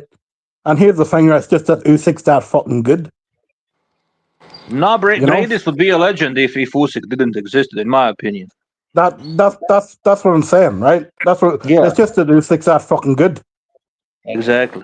Usyk made him look average at times in that fight. You know, that tournament, there was Braidis, Dorticos, Gassiev, Usyk. Yeah. That tournament was fucking insane, man. It was stacked. But Carl, do you think that Zurdo? Do you think Zurdo would even beat like a prime Dorticos? I don't think so, bro. Nah, bro. No. Well, you know, Dorticos in that tournament, bro, in 2017, 2018, he was already 21-0, bro. Like that was back then. And you see guys the like what's that fucking 7 years ago, bro? The guy was Yeah. on a tear. I don't think Zerto would even compete with that guy, bro. If I'm honest, I don't think he'd compete with Gassiev. Fuck no. I think How about Marco Hook? No chance. Oh my god! That's the Probably name I Marco haven't Hook heard. beats him too, bro. Here, that's the Or name I Dennis haven't heard. Lebedev. And Even yeah, Dennis Lebedev, bro. yep. Marcus Hook's the name I haven't heard in a number of years. Yeah, bro. I remember he defended his title like shitload of times, bro. He was a very decent cruiserweight, you know. Usyk was 12-0 going into that fight, into that Super Series. Usyk Yeah. was 12-0. That's crazy, man. Yeah, and he wasn't. He wasn't even the favorite to win that too No, at he the time, wasn't. right? He was. I think he was way down the odds because I I think remember. Gassiev was the Yeah, favorite. I think Gassiev Gassiev was was. the Yep, favorite. Gassiev and Bradis were the two, favorites to. I think they were favorites to meet in the final. Yeah. So they were. Yeah, Yeah, bro. but Gassiev was the IBF champ, like Gassiev was a fucking beast. yeah. I don't rate That- Zurdo, bro. I think Benavides is gonna have fucking destroy him. He's gonna be a bloodbath, bro. Zerto's I a think good. he's just gonna Zerto's a good fighter. Zerto's a good fighter. Is he on the top echelon of these guys? No, he's not. He's a step or two just beneath the likes of Benavides and. Bro, I think he's a C class. I'm just being honest. I see him as a C class fighter. Yeah, Abba Batayev, and yeah, right. He's Yeah. he C class at fights those best. guys. Yeah, he fights those guys. He gets beat. Yeah. Like he's a decent fighter. He's not. He's not like. I know, yeah, Brian. For facts, bro. You're spitting facts. I don't know what I don't know what these people see in Zurdo, bro. I just don't see. Some people are talking about angles, like he knows how to pivot. He comes. Whatever, He's bro. angles. I'm Anybody serious, watch- Brian. I'm serious, any- Brian. any- Some people are saying that. Anybody who watches Zerto fighting says he comes at angles. What the fuck? No, that's not my opinion, bro. I'm just quoting what these idiots are writing. No, Yeah. I'm saying the people with those fucking opinions. What the fuck are they watching? I don't know, bro. They don't watch the same sport as we do, I guess. Definitely. Zerto's a straightforward, come at you fighter with no upper body movement, no foot movement, he just comes forward, his head's right down Nothing. the fucking middle, right? Nothing. He holds a high guard that's widely fucking apart, right? Anything down the fucking middle, you're gonna land on him, right? His defense is average at best, right? I'm not going to say it's totally shit. It's average. He's got average defense, right? He gets hit to the body a lot, right? He's just a come forward guy, right? With slow footwork, right? With slow fucking footwork, and he tires later on in fights. And that's the fucking truth. Anybody's ever watched Zerto knows that. He fights like a mummy, bro. Like some people are calling Benavides, he moves like a mummy, but it's actually Zurdo who moves that way. Here, put it like this: Zerto moves slower than Benavides' footwork anyway. Oh, it's not even. Yeah, bro. Of course. I don't Way want to. slower. I don't want to shit on Zerto. But the guy is just in his corner. He's durable. I'll give him that. He's got size, but he's just slow, man. He's just predictable. He's slow. Yeah. There's no imagination. Granite chin and decent stamina. That's all he has. I don't know if he wants to go 12 rounds with Jai. I think he knows that he's going to probably lose a fair bit of his memory and probably start talking funny if he fucking goes 12 rounds with Jai. Bro, he would lose every single round in that fight. I genuinely believe he would lose every single round in that fight. You're damn right. You're damn right. I personally am a fucking casual. Thank you for telling me. Who told you you're a casual? Somebody called. Eli Epperson. I think that's technique. Tell you the truth, but it is what it is. No, that's not technique. That guy is actually. It's not a fake. It's not a troll account. Okay. Well, I'm a casual. Thank you for telling me. Good man. Good man. Hey, that's why I'm up here listening to these guys, because these guys know more than me. That's a fact. Hey. I think even a casual can see that Zurdo sucks. You don't need to be you don't need to be Einstein to see that this guy is a slow-footed moron with no fighting IQ at all. You know. Yep. I mean, he's a tough guy with a good chin, good stamina, and that's it, bro. But that's not enough to succeed in boxing, bro. You know, his fight with Dorticos, bro. If that was 5 years ago, Dorticos, man, we're talking a different fight, eh? Like, you know, like Billum Smith, yeah, that's all right. That's not a bad win. Joe Smith Jr. had already had 4 losses before he faced him. I mean, Beterbiev fucked him up in the second round. Joe Smith Jr., he went the distance with Joe Smith Jr. So, yeah, I don't know about all this pop and this power that people talk about he has. I don't think he has that much power. He's only Nah, he's accumulation type of guy, bro. He's not that powerful. Yeah, I mean, Jesse Hart, that's a decent name. Went the distance with Jesse Hart. But, yeah, I don't know, man. I'm just not sold on him. No, I've never been Yeah, I mean, sold the on only reason he's successful is because the cruiserweight division sucks ass. That's why he's the champion there. Fucking horrible. Yeah. It's fucking horrible. Yeah. We need some guys to move up there to make it interesting. You know, we get Benavidez and if we get Benavidez and fucking Bivol move up, man, then it might breathe a bit of life into the division. Well, Eli Epperson, what I try to say, it's not enough. His abilities are not enough to be successful against guys like Opetaia.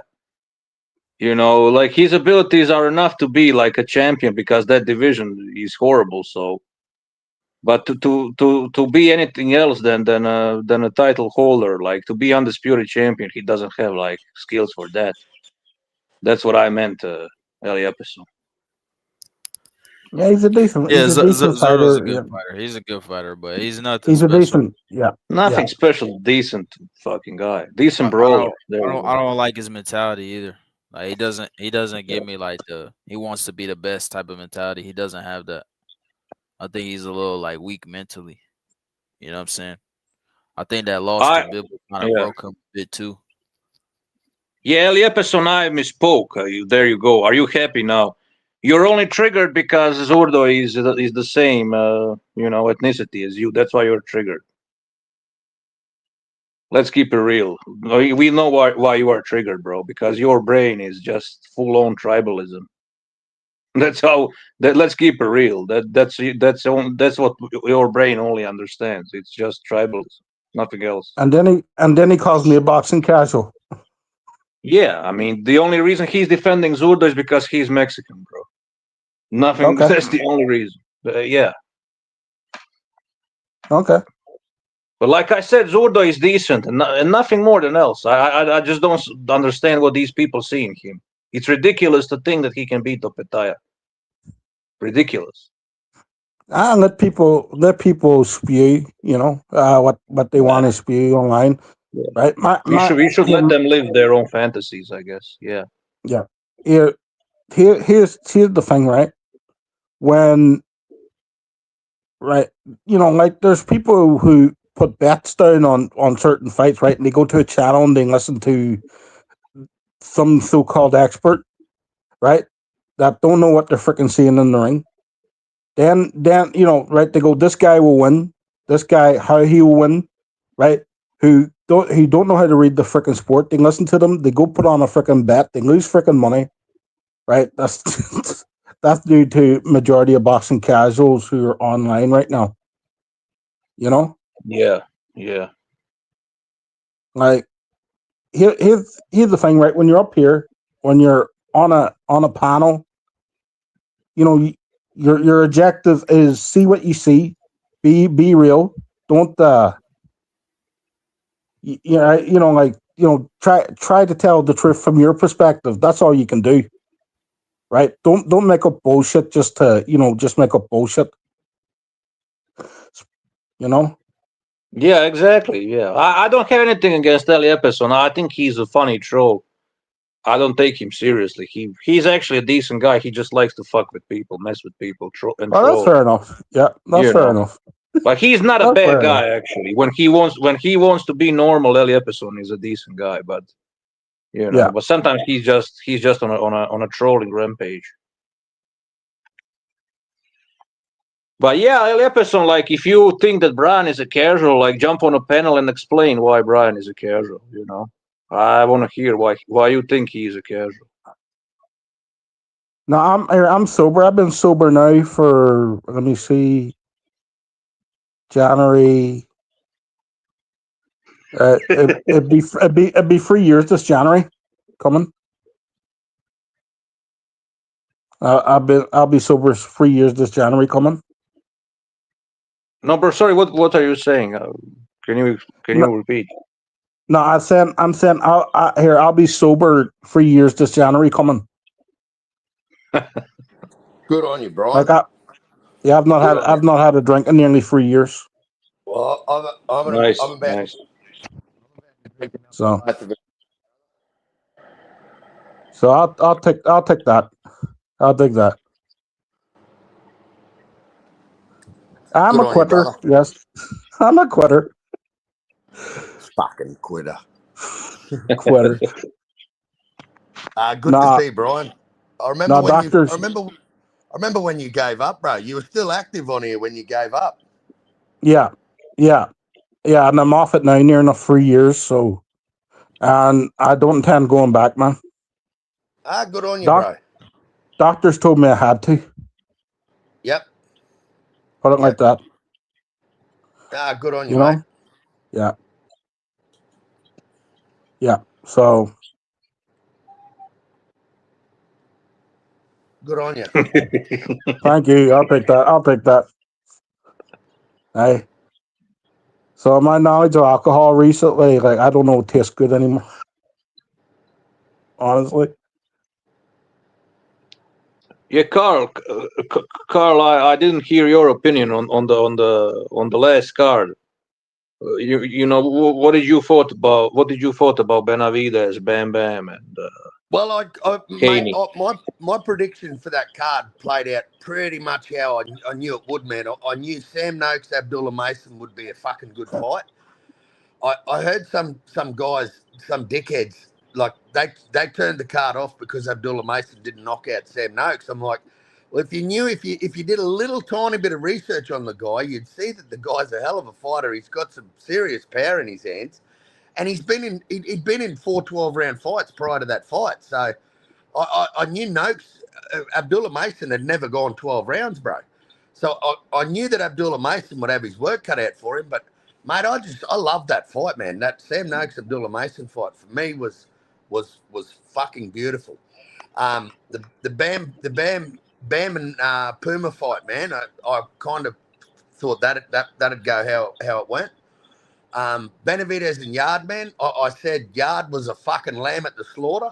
Yard was tailor made for fucking Benavidez, and given his he's got a few miles on his tyres, old Anthony Yard. So I kind of knew that was going to play out. I kind of thought Benavidez would get rid of him a bit quicker than he did, but man, to fucking to his credit, man, Yard showed hella fucking character and hella spirit to hang around there with a broken nose. But yeah, I give Benavidez his flowers, mate. That was a good win. But I knew Benavidez would knock him out. Benavidez needed a knockout, bro. He needed to get that monster tag back. He needed a knockout on his resume. So kind of knew he'd get the stoppage, man. And I just, for the life of me, man, these Brian Norman fans that just came out of the fucking nowhere, bro. Because that Brim guy on the rap star, that guy was insane.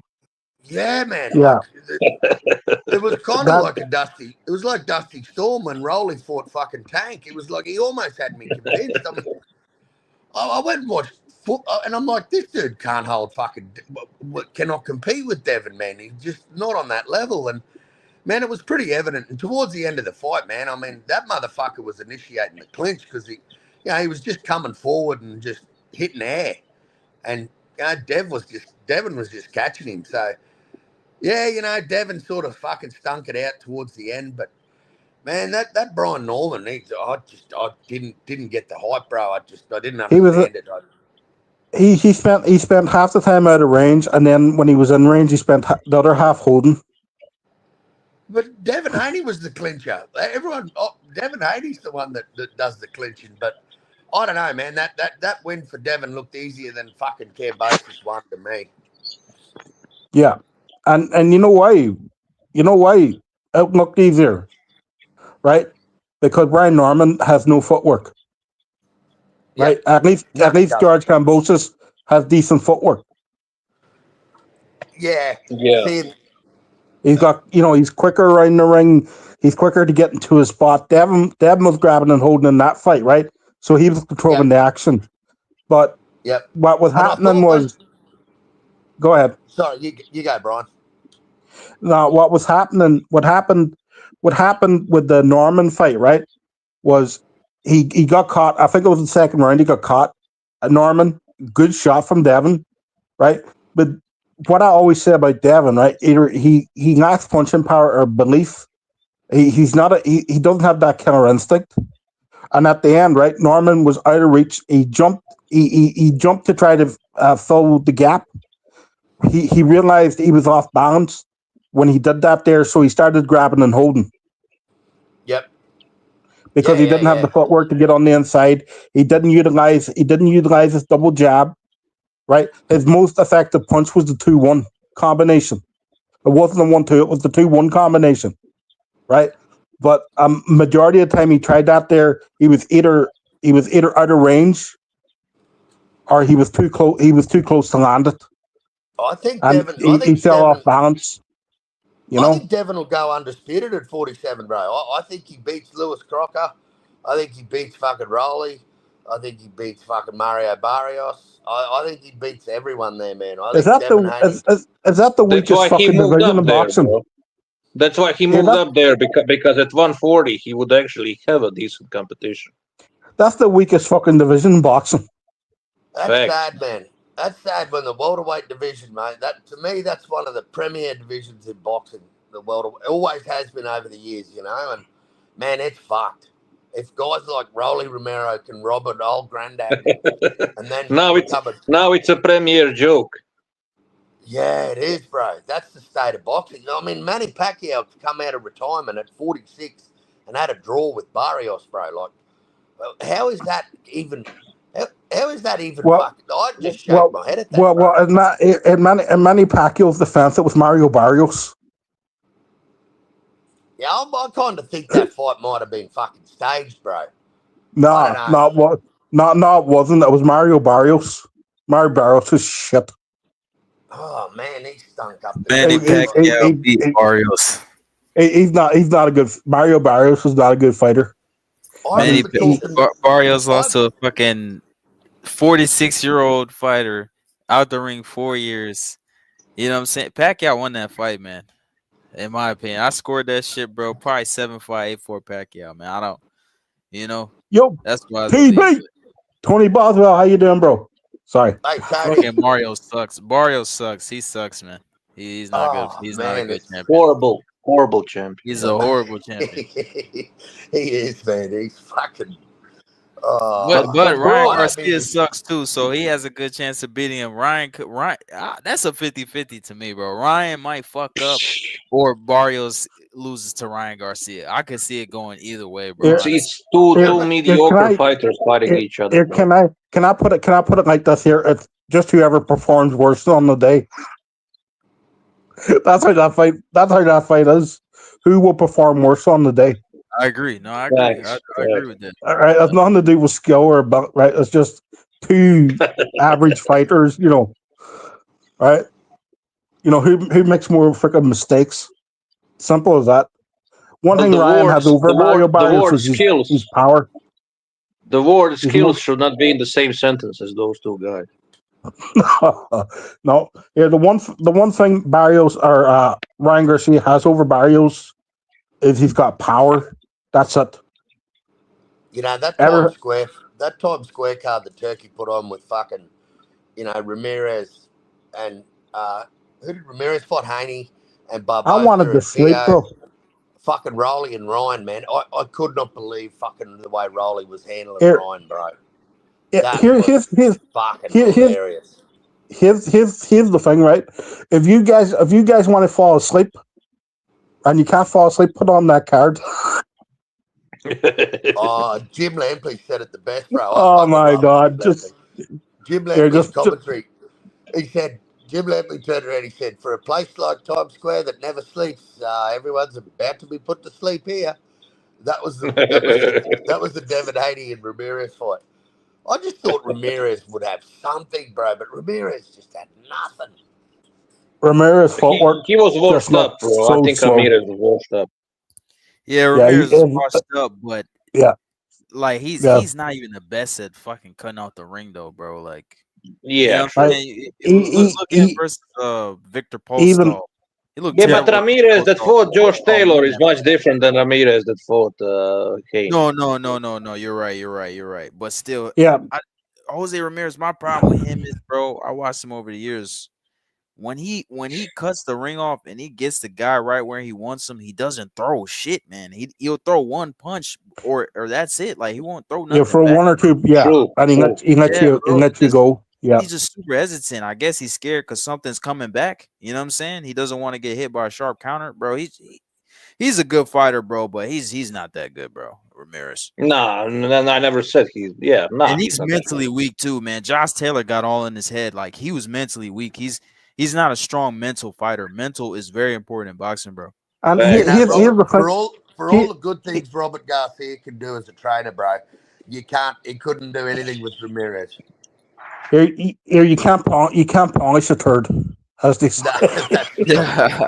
No, you can't. But DJ, I agree. He was definitely washed though, for sure. Like if it was a Yeah. prime Ramirez, he would have put up a better fight. But I don't know, man. I'm not sure if he still would have beat Haney, man. I don't know. No, that's not what I said. I don't think any version of Ramirez would beat Haney. I'm just saying he would put on a better performance, like you said. Yeah, you're right. Yeah, I agree.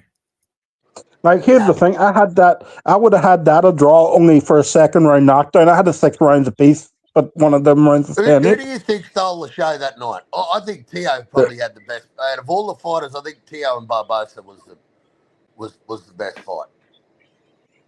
I don't really remember or think a lot about that. Hey, I'm just surprised Roney fucking won. That's Oh, I can't believe it, bro. Yeah, I know, right? Mr. Paz made an excellent point, bro. If Excellent a point. 46-year-old Pacquiao that hadn't fought for like 3.5 years managed to get a draw in a fight and some thought he won against Barrios, then Ryan should be ashamed of himself if he can't beat Barrios. That sounds about fucking right.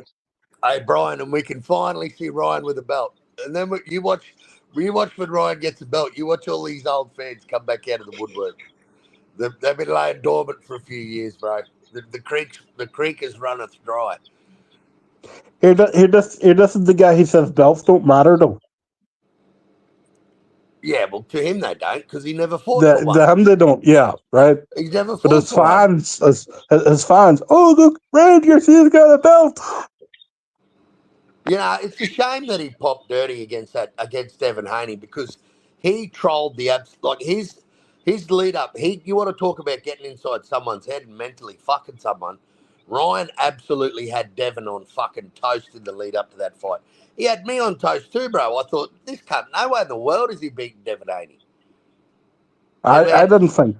Here, do you want to know how I thought Devin Haney would win that fight? I thought he would make it boring enough that he would just win it. You know,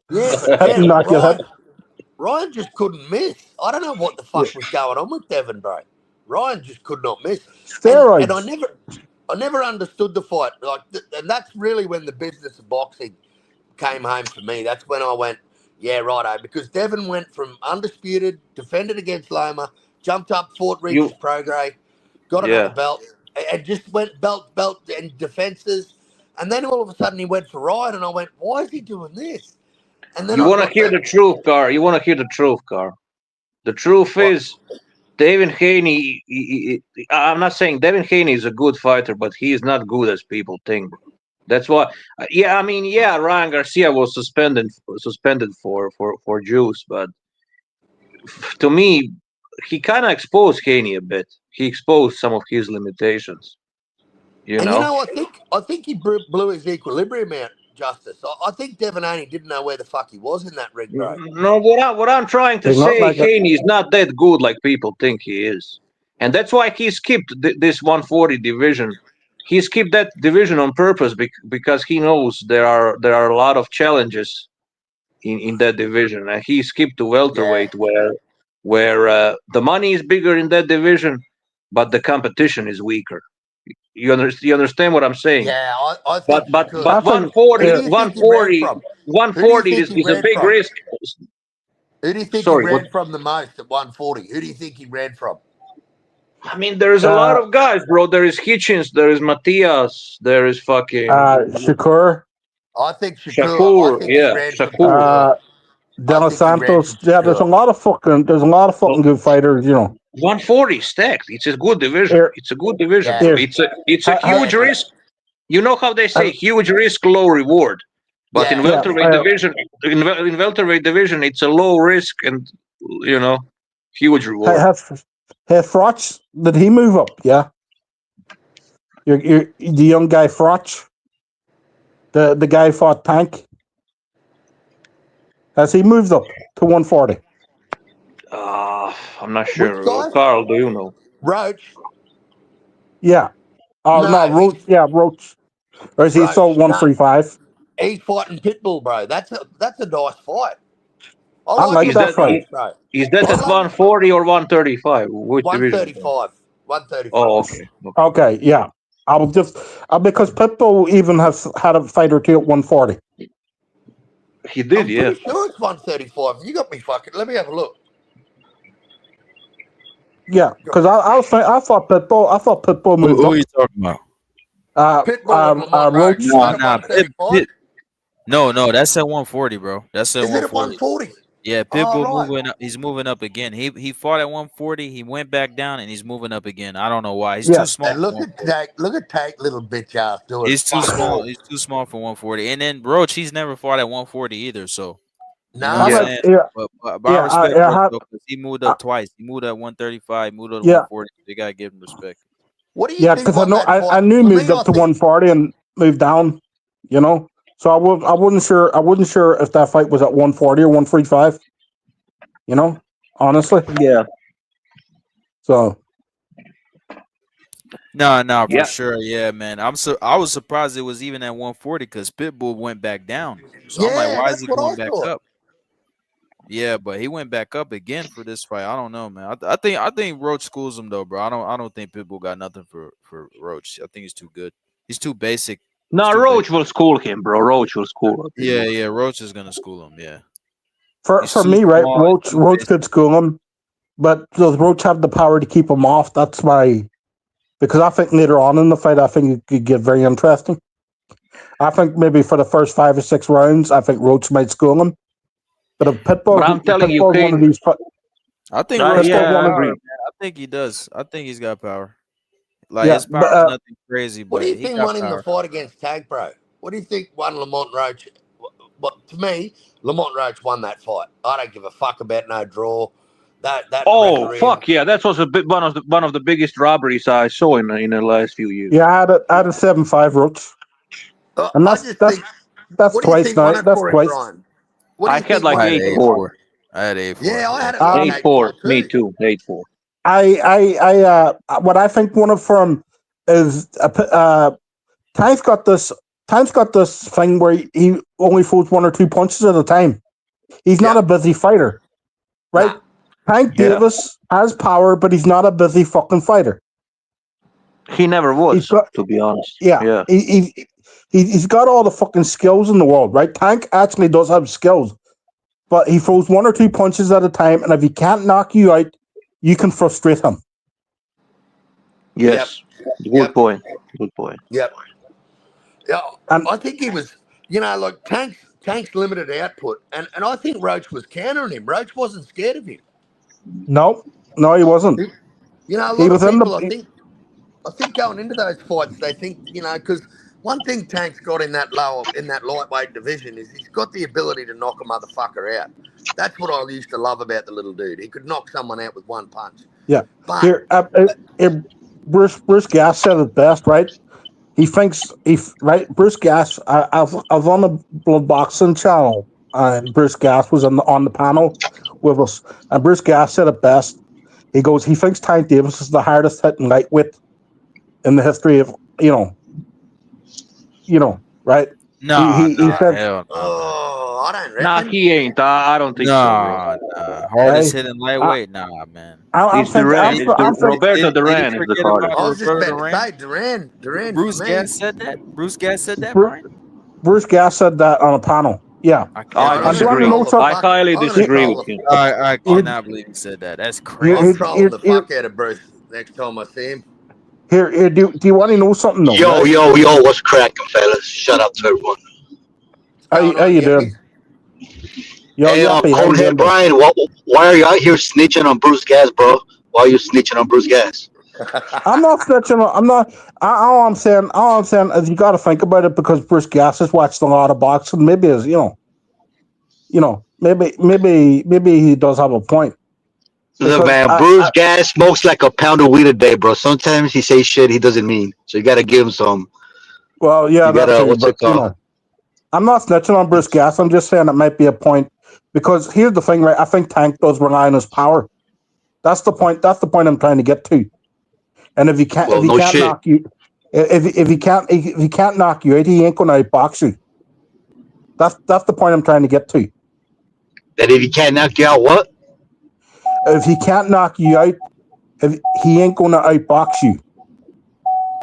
Well, you never know. He'll probably all he needs is to catch you 1 or 2 times around, and the judge are gonna give him the rounds because he's the one that landed the most cleaner punches. Well, that too, right? But he generally ain't gonna outbox most boxers. What I'm saying he relies on his power too much. That's what. Well, that's because he got what it. I'm saying. That's what a lot of people do that. Wilder did that. Canelo started doing that. Tank does that. Yeah, but like a lot of these. the difference between Wilder and Tank is I think actually Tank is actually a skilled fighter if he applied himself properly. That's the difference. I think Well, the thing too, you have to forget. You forget Tank Davis. It was like a good 3 or 4 year stretch where he was only fighting once a year. It wasn't just Tank. It was like a lot of dudes, Crawford, Spence, Charles. I know. Like I don't know. I don't know. You guys remember that little fucking COVID era where a lot of PBC fighters were only fighting like once a year, or like it was at least a good 2 to 3 year run stretch. But these guys were at their prime. Even Spence. Yeah. They were only fighting like once a year. So Yeah, well, that was the thing. I think PBC only could afford to pay these guys once a year. Tell you the truth. No. But what I'm trying to say is that they lost a lot of their prime doing that shit. Yeah, no, I agree with you. But what I'm saying is, I actually think Tank Davis has skills. Right, I actually do think he's a skilled fighter. Right, but what I'm saying is, instead of utilizing those skills, he relies on his power too much. That's basically what I'm saying. And when Bruce Gas said that, right, and he did say that, he thinks Tank Davis might be the hardest hitting lightweight, maybe in the history of boxing. And I'm thinking Bruce Gas has watched a lot of.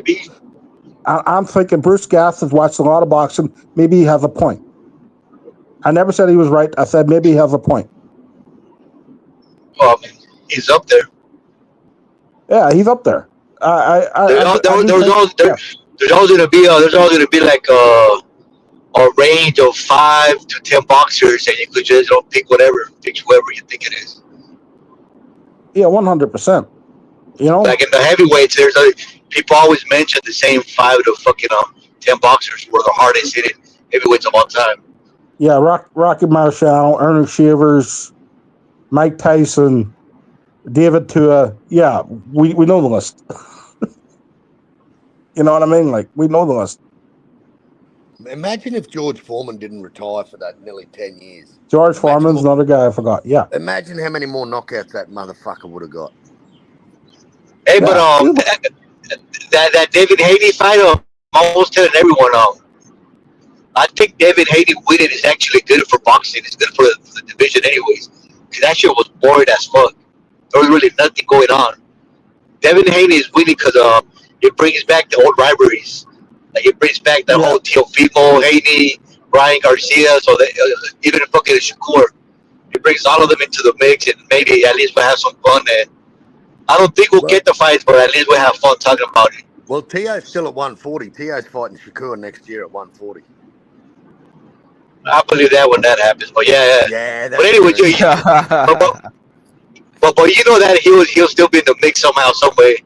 He'll bust. He'll bust out with almost 147. No problem. It's good Haney won. I agree. It's good that he won the fight. Look, even if not just 147, boxing as a whole, like to me, that's just boring. Ever since Tyson Fury's out the picture, Canelo's not out the picture. Is now out. It's like there's nothing out there to fucking entertain us. All we got is Haney and Garcia and Teofimo. That's all we really got. I mean, Virgil and Boots, but those dudes, they don't really talk shit, so that's kind of boring. And do you know who the most entertaining outside the ring of those people are? Devin's father, because he always says stupid shit online. Oh yeah, I was gonna say that not David Haney specifically, but his dad. Yeah, not David Haney. David Haney's. I think David Haney's like he's like a cringe little nerd. Like he's fucking cringe as fuck. But his dad is what makes it fun. His dad makes it funny. But the thing about it, right, is I'm trying to say is boxing's lacking characters today. Right? There's no outgoing characters. There's no that personality that brings you in. You know, even Canelo wasn't a character, but what made it fun was the fans and the fans that hated him. So that's what made it funny. Like the haters and the haters and the fans. Yeah, Canelo is fun. Canelo's fun like Haney. Haney's so cringy, he's fun. But he does everything kind of right. Like his dad, what a duo. Look at that avatar right there, El Yapason. Talking about the dynamic duo. Wow. Don't they remind you of those basketball players? I forget their names. I think it was the LeVar Ball brothers. Harlem Globetrotters. No, the basketball player, LeVar Ball, Lamar Ball, LaVelo Ball, LaMelo Ball. LeVar. That was just it. LeVar got his LeVar. You did a great job, but they're doing it HD. These Haneys, my God, they're just really causing a lot of hate and discontent. And it's just so beautiful. I love the way they got in unison and said, fuck you, Eddie Hearn. That was so beautiful. I kept playing that over and over. Bill was having so much fun with it. You know what I mean? Doing a little booger sugar. He's having a grand old time. Look at good old Papa Bill. Look at Papa Bill. I mean, shout out to Bill and Devin. Moving like G's, man. Like fighting Hall of Famer. Devin's a Hall of Famer. Yeah, maybe. Yeah, but that shit did low-key, that shit did trip me out, bro. Like David Haney had just got one of his biggest fucking wins of his career, and then here comes fucking Eddie Hearn talking shit for no reason. That shit tripped me out. I don't know what's up with Eddie Hearn and Conor Ben. But look. You think that's what it was? Promoter no more. That's why it is what it is. Now, Bill pisses them off. Bill pisses everybody off. Bill's awesome. They're trying to do like Floyd. They're trying to do Floyd again, and they're really gotta realize, bro. You gotta realize, Devin Haney has his own promotional company. He wasn't tied down to nobody. He can go anywhere. That's why he left Bob. That's why he left Eddie Hearn. Bob don't like his ass either. Bob was talking shit about him, saying Loma beat his ass and all that shit. It is what it is, bro. But you know what, man? If you look at the promotion of that Ring 4, that card we just had, fucking Bill Haney carried that promotion on his fucking back, bro. Bill Haney was the one talking shit in the press conferences and wanting to fight Brian Norman Sr. and going online talking shit and going on the channels. Bill carried that fucking promotion, bro. He's awesome. Yeah, Bill's a character, awesome. right? He's a character. My crow. He makes me eat my crow. He's a character. Yeah. What a character. I want to see Haney Tio. That's the fight. I know Tio Shakur they're talking about, but I want to see Bill and fucking Tio Sr. go at it at the press conferences because they've been fighting each other for a minute. That would just be the fight of all fights. I mean, I'd rather see the fathers fight. Put the Tio Sr. and here. That'll be great, bro. That'll be great. Tio Sr. and Bill Haney, that'll be great. You know they're gonna go racist at some point. At some point, they're going racist. At some point, both of them. There could be a gun. There could be a gunshot. Here. Just put gloves on them. Say here, you guys open for here. I guarantee you, everybody will tune in for the first fight. I think that would sell you some guys tickets open for the what card. it's worth. I think that's a fight that's really kind of slept on, the Haney Tio fight. That's kind of been simmering before Virgil Boots. They were talking Tio Haney. It just seems like that's been really, really in the crock pot for a good minute. We were talking about that fight 5 years ago. Right, Brian. We were online talking about that fucking fight 5 years ago, and 5 years on, has that fight been anywhere close to coming possible? Nope. That's why when they were called the Four Kings, that's when I really puked all over the place. They go, "Why are you throwing up everywhere, Matt Chad?" I go, "They just called these four fighters the new Four Kings." I was like, "Wow." Who were the four? Teofimo, Ryan Garcia, Devin Haney. Wasn't Shakur Steve? Who was the fourth one? Tank Davis. Yeah. It was Tank because Shakur was never included because he was at a smaller weight class. He started at 26. The rest of them started at 25. Well, actually, no, Tank was at a smaller weight class too, but he moved to 35 before Shakur did, though. Yeah. So that's why they never considered him in there. Yeah. Cause I forgot who the fourth one was. Right, I was trying to think. I was thinking to myself like the Four Queens. But in today's climate, with women wanting to be men, maybe that's preferable. You know, a funny thing too. I was watching in that press conference with Bill Haney when he was calling out Brian Norman Sr.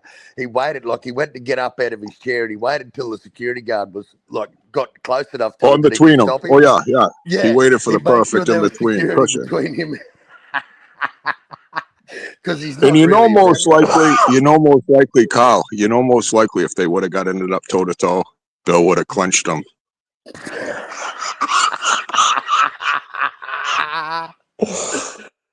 Would that not been another way about? Well, we'll go thank you for clenching. That was funny.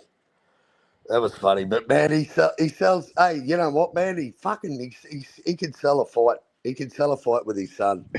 He's awesome. When is Devin? This is the question that needs to be answered. When is Devin changes his name to Muhammad or Muhammad Ali? When is the name change coming? Because this guy's Allah every time he hits the stage. When is the name change coming? What about Devin Ali? Devin Ali. There you Devin go. Ali. There you go.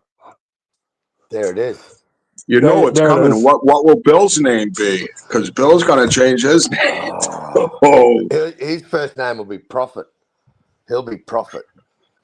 I think they're both going to be Muhammad's, to be honest. Yeah, I don't know, but what about the Prophet Elijah?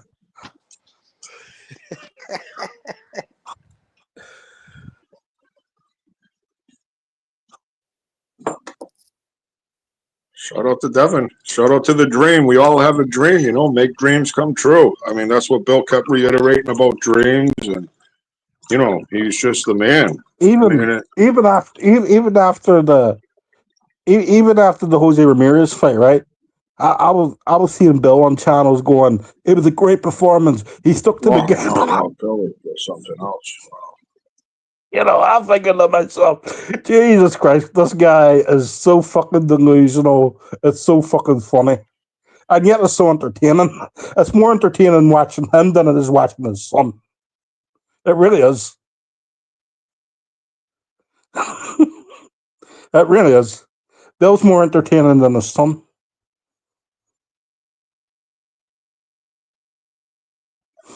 Devin's got that. He's tuning into that Mayweather little frequency where he's cringe and people want to see him get knocked out, and and he bounced back from the Ramirez performance. The Ramirez performance was gross. He fought like he was scared, but he came back and fought brilliantly against Norman. And he can run with it. Even Brian was saying, "You're talking just like Floyd. Be yourself." But they're just taking that playbook. They know if you're hated, it's almost it's better if you're hated than liked, because you get more freaking people wanting to see you lose than wanting to see you win. It's just a weird analogy, but I think they're tapping into that little frequency that Floyd tapped into. Yeah, he looked gun shy, right? In the Ramirez fight. Like, I do not want to get hit. Right? Against Brian Norman, I think he realized his feet were so much quicker. I think he feels comfortable at 147.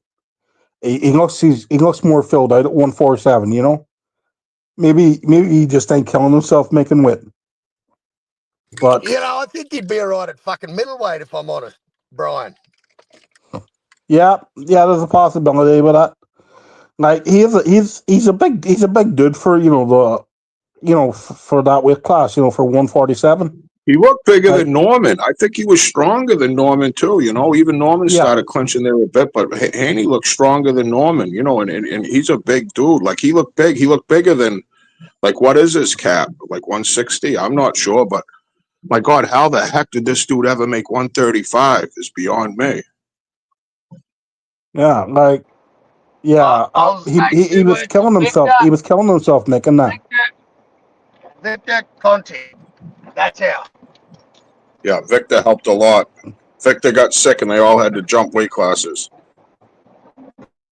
You gotta love Victor, He's all he's done is good things for the sport. Come on. He's long gone, Brian. Victor passed away. Yeah, but I know that, but I'm saying he did good things for the sport. He's helped out Olympic. He helped out with the fastest human being at one time, the woman and the males, and yeah. And then fucking ratted on her. The cunt ratted on her. Fucking he was just looking out for Victor. He was looking out for Victor in the bit of the sport. Yeah, I don't speak ill of the dead, so I won't say anything.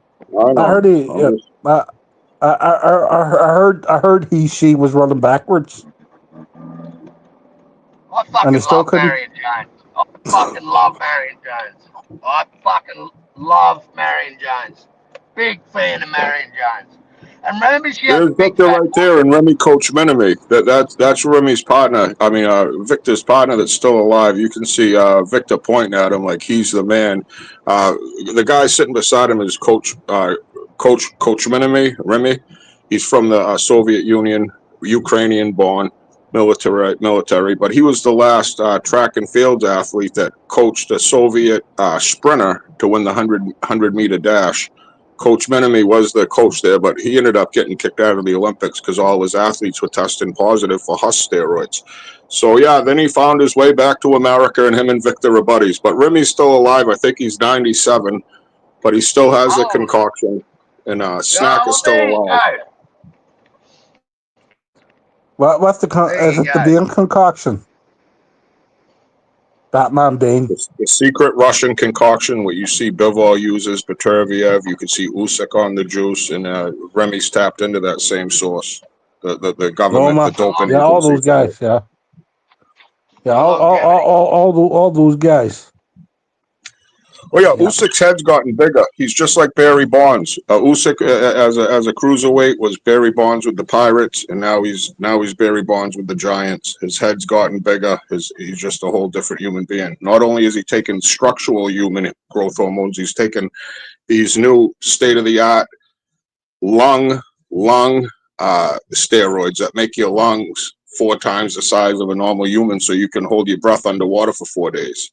Well, yeah, the Usyk, he has not only, you know, like these athletes, they go, we got Victor Conte's snack. No, Usyk's got a whole fucking scientific nutritionist team working with him. Carl heard it. Carl, believe me, Carl knows what's going on with the scientific. When you have a scientific nutritionist team, there's a red flag, especially when your head's grown. Sure. Did you not see them with Ivan Drago? Ivan Drago was the first test subject. Come on. Same thing. It's the same type of shit. It was same shit, Brian. Same concoction. And we saw what that did to Apollo Creed. Killed him. No, you're just mad that the Eastern Europeans are only whites that can actually fight. That's all it is, Chad. Sorry, bro. you Western Europeans, you are maybe great at some other sports, but fighting is made for us. So. There is no any secret, too, bro. There is no any secret sauce there. There is no any secret sauce. There is no any juicing. We are just better at that. Don't act like the Russians cheat too. That they're the only ones cheating. No, the Russians are just superior fighters. Get over it, Chad. We are just superior. It is what it is. We are betting at throwing hands. All on average. I'm not saying every Eastern European is a great fighter, but on average, we are just better fighters. Oh, you can basically disagree. You can argue that point. You know, I respect your opinion. There is no any juicing. There is no any steroids. It's all just a bunch of fucking stinky propaganda. You think Usyk is a clean fighter? You don't think he's ever done a performance? Nobody's clean, bro. Nobody's clean. If you believe in clean fighters, that's what I'm saying. And the Russians are very smart at it. Are Americans clean? Are Americans clean? Are Americans clean? No. So what are you talking about then? Just they have a better tank. We're just better fighters. We're just better than you. We're just better fighters, bro. Sorry. The English had the better ships. The Japanese had some aircrafts. You know, everybody has better ships or better something at what they do. And the Russians are very good at fucking PEDs. So they have histories of it. They're just very good at fighting. It is what it is. And very good at fighting.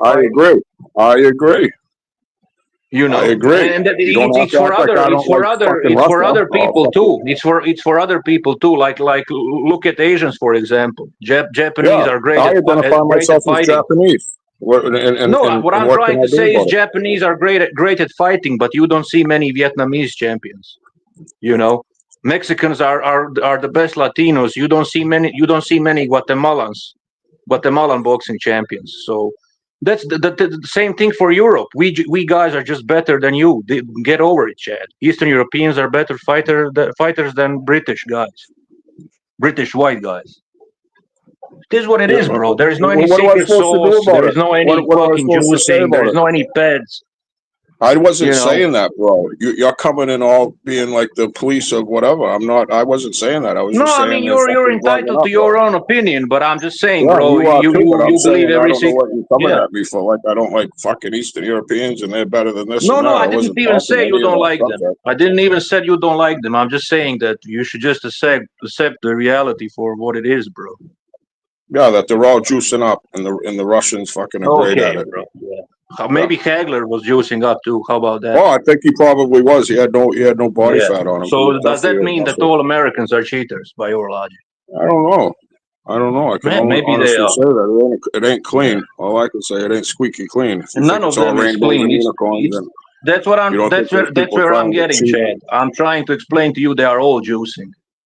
I'm trying to juice no fucking Russian ever beat up Hagler. I can tell you that. No Russian. Yeah, Eastern because European, they were not allowed. They were not allowed to fight professionally back in the 80s. Let's keep it real. They would have got their heads pounded. Yeah, those Russians would kick my ass. Put it like that. Yeah, lucky Patton couldn't get his way because Patton would have just rolled We have better planes. We have better things. We're just tougher than Russians. Americans are the toughest people on the planet. That's just the reality. Sorry if you're jealous, but if you're born in America, you're a tough motherfucker. Yeah, there's a lot of shaman soft motherfuckers, but there's a lot of gun-toting, ready to be violent motherfuckers living here in the Grand US of A. But let's I'm not be honest, shitting on bro. USA, bro. I'm not shitting on USA. USA had Let's the most boxing champions. USA had the most boxing Right, and we're champions. the let's Wow. be toughest honest, country though, pound for man. pound on the Let's be planet honest. Earth. Toughest country that ever lived, pound for pound, from its No, but citizens to my its point military is, to my its police point is force that to its teachers they force are to all every juicing, single Chad. force. That's my point. They are all Right, juicing. they're There's all no any cheating. exceptions to the rule.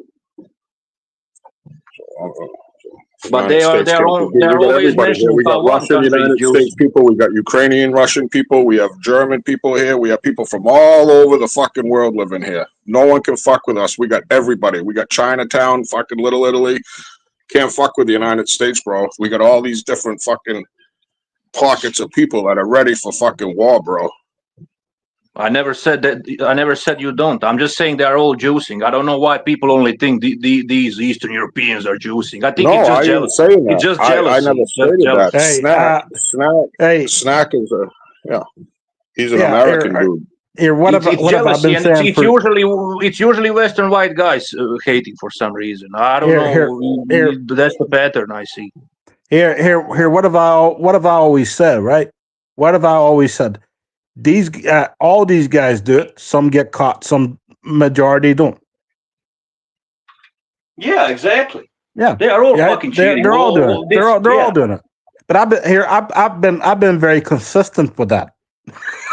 Probably as Me too. consistent as Me anybody too. on YouTube. I even said that's the most stupid, useless topic ever. But I just fucking hate that fucking Cold War narrative, like about athletes from Eastern Europe cheating and all that shit. That's just All a right, bunch of but fucking jealousy. That's a what other jealousy. That's a boxers have jealousy their from heads white. grown more like throughout their career? Like what boxer, like their head size has gone bigger during their Manny looks career? like he grew a few Pacquiao, hat sizes. Manny grew a little bit. Pacquiao. I think All right. Floyd's head got bigger too. I think Floyd's head got a little bigger. McGregor's head has gotten bigger. So I'm curious. Yeah. Does that mean that all Filipinos are cheaters? No, I don't know if all Englishmen are. I don't know if all fucking. I don't know. I think they all are. Like I said, that was the narrative. They all are, and proven. There's no narrative to be pushed. It's just proven. The most caught athletes ever caught in the Olympics through all these, testing agencies has been the Russians. That's just the reality. What about that recent Olympic? What about recent Olympic Games? Uzbekistan. They're bad.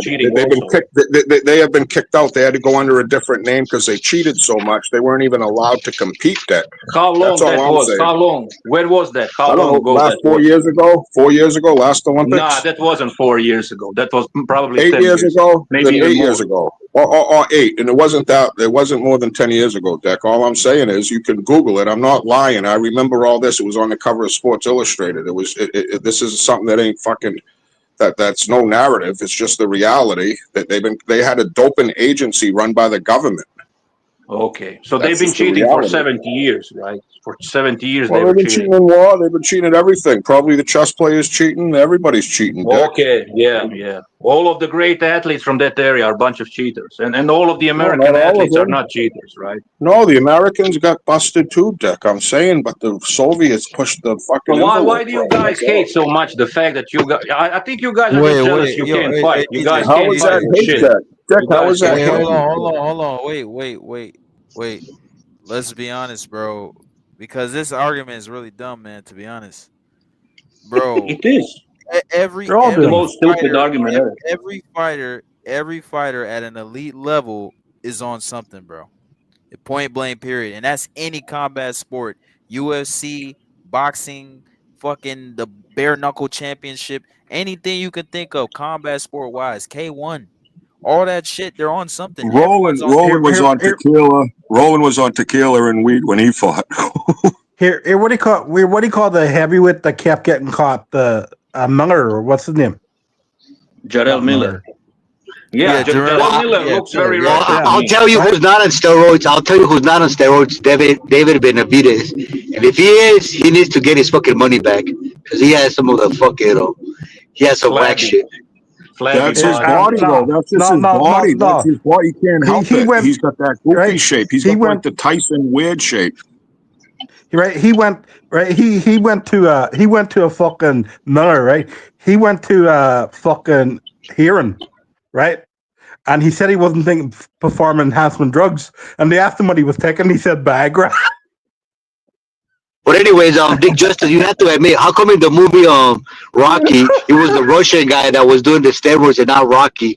Rocky was out there training with the chickens and It was chopping the wood. Cold War I era. It mean, was the it was the USA Jefferson, I know you're propaganda. trolling. I can sense in They your were training voice. us to hate the Russians. They I were can training sense in us. your It was a voice that you are psyop. It was a trolling. psyop event, Dick. It was a psyop. Okay, Why am I, attempt how to am I trolling, brainwash bro? us Look, Americans. No, if you let me speak, I'll explain. That I mean, Rocky movie is an obvious Cold War propaganda, bro. I mean, it's obvious to anybody with a 75 IQ points. And I'm not saying. And El I'm not saying. might not have Can I that. finish? Can I just finish one sentence? One sentence. Can I finish one sentence? Can I no, finish one sentence? but see, I here's never the said thing. there are no. I never said there are no cheaters in Russia or any other Soviet republic. There was cheaters. Well, that's what But it sounds like you're saying. But this stupid narrative that the only they were cheating. That's the most retarded narrative I ever heard. But that's what I noticed these last They cheated the couple of most. Like years. they all cheat, but they cheated the most. Let's just leave it at that. Like They they're the all cheat, and champion. they cheated Okay. the most. What about Can we agree Johnny with that? They're Swimmer? the champions of cheating. Johnny Swimmer's terrible at cheating. Those cunts are juiced to the eyeballs. Victor Conte How come is we the never king see? of cheating. How come we never Victor see Conte is the commercials king. of He's American. Usyk over there running around chasing chickens, chopping down wood, eating raw eggs? How come we don't see commercials like that from the Russians? Because they You don't live in the Ukraine. Do you have the Ukrainian Because- fucking TV station? He's on every fucking commercial, bro. I've already seen that. You got to go to the Ukrainian, watch the Ukrainian, get it on your satellite, watch the Ukrainian news. Usyk's on every other fucking commercial, bro. No, but I'm saying like doing shit like that. I seen the commercials. I steal the fights like everybody else. I don't buy the fights. Sometimes I have fucking stream from. because in Rocky Four it was Rocky Four doing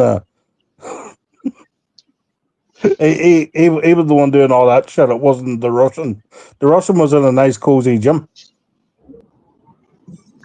Ivan And if you Drago think doesn't even Rocky look like a wasn't Russian. I juicing, like. you're fucking slipping. Rocky Like was Ivan juicing. There's Drago, no way you could have Ivan took that Drago is played punishment by and to have that Dolph stamina. Lundgren. Dolph Lundgren Right. is like a Drago Swedish was guy. juicing. They didn't show Rocky fucking getting his shit, right? Rocky was juiced to the gills too, man. And why did And they Rocky, show it? Why Sylvester did they show it, Stallone got dummy? busted for roids. Rocky got So why busted for did they show it, steroids in dummy? real life Why did they show it, dummy? because they were propaganda in it. They didn't want to No, show the they dark showed it. side They of showed it Rocky. because they wanted to show Soviets in a bad light because it was They a wanted Cold us War to era. hate You the lived through Soviet it. Union.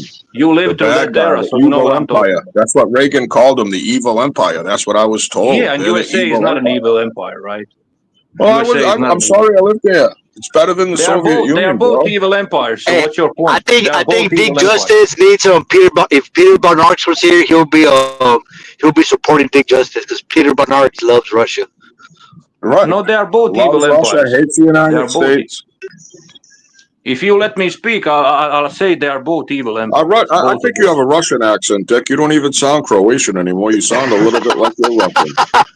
Peter Von Ark Yeah, I supports think you Russia could be a over America. I KGB think they are agent. both Right? evil. That's the difference between me and Peter. I think they are both evil. Peter supports Russia exclusively over USA. I don't support I don't Russia. think. I don't even like Putin. How is USA evil, Dick Justice, when they support the Red Cross more than any other country? Who? The USA. What do you mean who? Well, pulling They give facts, money pulling to the some Red facts. Cross more than any other Yes, we country. can. Bro, USA destroy your country of origin. What the fuck you talking about, bro? Stop cucking for them. I'm talking about the Red Cross. And does the Red Cross Stop help cucking for victims them. all over the world? Mexico is the way it is because of USA, bro. Stop cucking. Mexico for is them. great. What are you Stop being talking a about? I'm cuck. here right now. Mexico is being a great. cuck. I don't know what you're talking about. You sound very cuckish. There are two things that Dick Justice is passionate about. Both Soviets And and water USA polo. are trash. They are absolute human trash. Both of those nations during the 80s, they were both human trash. Both of those. El Yepesol, what did you think about that David Benavidez performance when you were watching it? Like, what was your take on it? What did when the fight was over? What came to your mind? Oh, he's great, bro. He's pound for pound. I'm glad he didn't fight Canelo. He would have killed Canelo. And now I know why fucking Bivol ducked him, bro. Notice how Dick Justice is now calling out Dimitri Bivol for ducking David Benavidez. he fucking dropped the do you belt know? rather than fight the monster, right? He should have How do fought you know? David Benavidez. This is how stupid you are, bro. You don't even listen when I'm on a panel. I actually called Bivol a ducker countless times. I said Bivol ducked Beterbiev for years. He waited for him to Okay, get I older. stand corrected. I stand corrected. Yeah, and people can confirm that. Brian can confirm that. No, I I believe wouldn't you. I say that believe you. multiple. Carl can confirm I that. believe you. I believe you. I stand I heard him Nick corrected. say may See, be a hostile user, but he knows his boxing. That's one thing about Justice. He's a hostile user, but his boxing takes are really on point. You know, shout out to Dick Justice and his boxing yeah, he knowledge. knows. Shout out to He knows more boxing. He knows more boxing than Brian Harkin. That's for sure. But there's just two things you can't talk about. Big Justice too. Yamamoto. What are you doing, Yamamoto?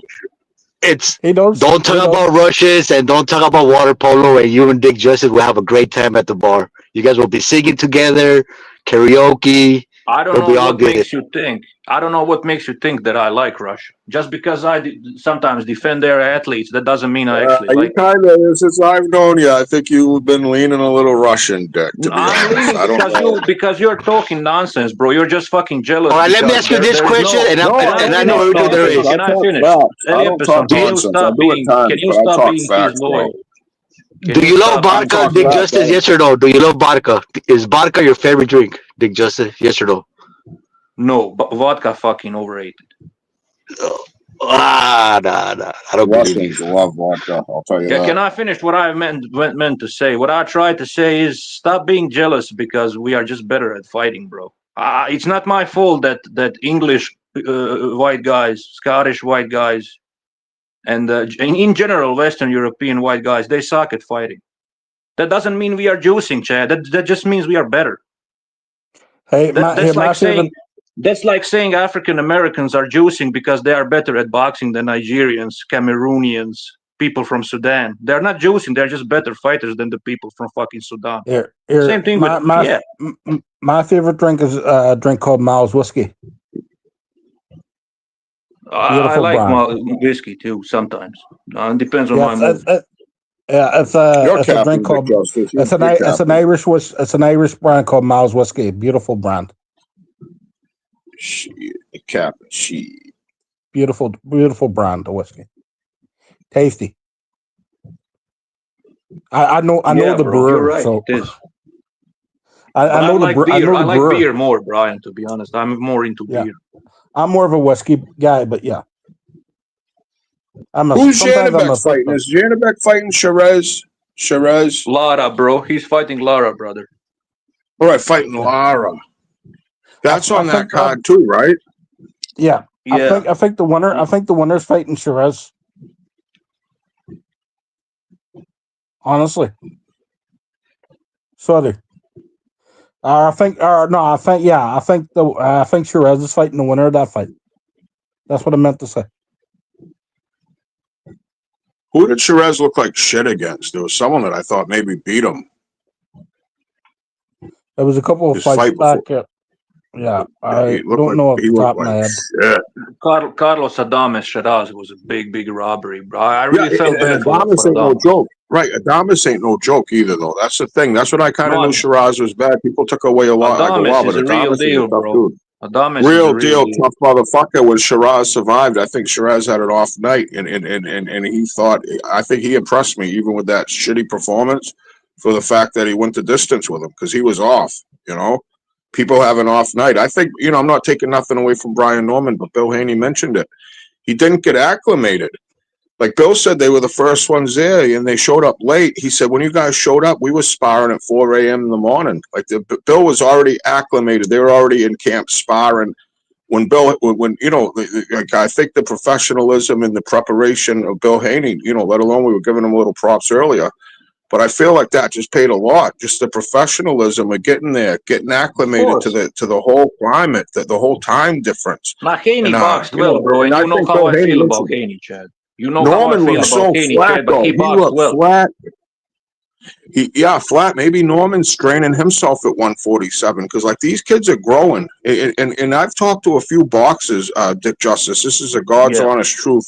Professional boxers, right? And when you meet a boxer, if you get talking to him, you like to say, "What was your toughest fight? Who was the hardest puncher and shit?"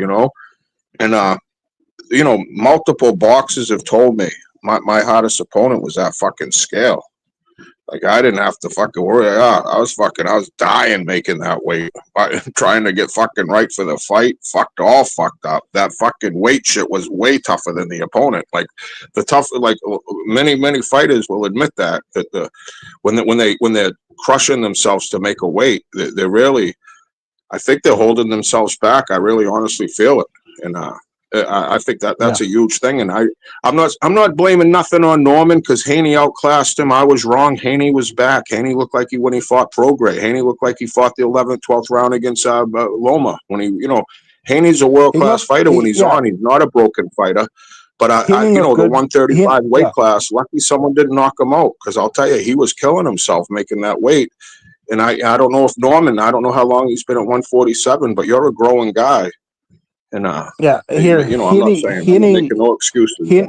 No, he didn't look good the first 6 rounds. He looked very good, very strong the first 6 rounds. He was in complete control, right? And then he just I don't know if his stamina. I don't know if he gets lazy or it gets too easy for him. Safety. But, he was doing the safety dance. It's the safety dance. Right. But he goes into what I call cruise mode, right? And Brian Norman starts getting back into the fight, but Haney doesn't panic at that point, right? But like Haney has this thing. But getting back into the fight, but he never got back into the fight. Like even though Haney wasn't in complete cruise control, Norman never showed any signs of he was going to win that fight or. He never, right? I don't think one time that fight was in. He didn't look so comfortable, right? And like that's the freaking. Haney gets to this point in the fight where he goes, "I'm winning, so I can just go on cruise control. I don't, I can go down 40-50% what I was doing earlier in the fight." Yeah. I could slow down the pace big time. I've already got this kid's respect. I could move out of his way. When Norman was throwing, he was missing by 2 feet. And one of the most beautiful things, right? You could say what you want about the Haney shit, right? When he throws that fucking jab, bro, is that a thing of beauty? Does that get the fucking point A to point B? Is that so picture perfect? He's kind of when you watch Haney throw that fucking jab, and he was peppering him with that is one a good jab. of a beautiful fucking weapon. He's got one of the best jabs in fucking boxing. I was thinking, Chad, it looks great, but at the same time, I was looking at Brian Norman, and I said, just move your head off fucking center line. Please. You know what I mean? Like, his head was right down the fucking middle all night long. He doesn't know how to move his head at all. There was no upper body movement at all from Brian Norman. Absolutely zero. Zilch. Nada. Yeah, it was a complete mismatch. It was a mismatch. Like how the bookies had Brian Norman a slight favorite. That's beyond me. I bought into that Haney was busted. I thought he was a scared, broken fighter because I thought he fought scared, and I didn't think he was sure of himself at all against Ramirez. And I thought that was supposed to be a, coming out a big celebration fight. Yeah, and, I honestly didn't know. Yeah, won every round. He maybe lost 1 round against fucking Norman. You can say when he didn't throw any punches. What did Haney 1 round not even hardly throw any punches? You just got to give it to Norman. But there was never no time when Norman did win a round, so to speak, that Haney was in trouble or losing that fight or looked uncomfortable or looked. He looked comfortable. It almost looked like it looked to me that if Haney, like, someone in his corner said, hey, you're going to die after this fight if you don't knock him out. Haney could have stepped on the accelerator and absolutely obliterated Brian Norman because he was so much faster, so much more accurate, so much control and distance, so much more his timing. Everything was at a higher level than Brian Norman, and all he had to do was step. And that's why I think we get a little disappointed, and because we know what was there. Like, it's a thing of beauty when Haney lets his hands go. When Haney lets those fucking hands go, man, those are fucking like lasers. But he doesn't do it. He fights so fast. He does the safety dance. But hey, but he's tapping into that Mayweather frequency. I'm telling you, they say so he is because people are hating him. They want to see him lose. it look like to me at times, right? He's afraid of getting countered, even though he's so superior, better than Norman, right? It look like if I throw this punch, will this guy counter me? It looks like that. He gets to this point where it's, I will take zero risks, zero. I don't have to take risks, and I'm thinking if you want to, right? If you push the boat out, you can get this guy out of there. Yeah. This guy's got nothing for you. After the third round, Chad, I'm like, Jesus Christ, we might see a stoppage here. Honestly, right? Yeah, Norman never gained stable footing. He's going to He stop never him. gained stable footing for a couple rounds. Norman was wobbly for a couple rounds there. I think it. He I had think that when cobwebs hard, and when Haney he didn't dropped him even in that second try to get round, him. But soon as he's fighting defensively. soon Now as he listen, dropped him bro. in that I sec- give credit to Haney. I give credit to Haney. It was a good performance. Like you said, Chad. He showed a good jab.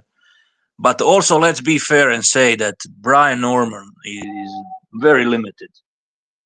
Yeah. Like very And I fucking think limited. I've counted on that point too on But you multiple think you're times. seeing more durability, and you're thinking you're seeing more aggression. You know what I mean, Dick? You're thinking you're at least going to see that. You're going to see more missed punches. You're going to see Yeah, him I get said knocked I down know what 2 you're or saying, 3 Chad. times. But respect You to know, he Haney, was respect doing to a lot of Haney. the But this punches. guy is limited, Yeah. extremely limited.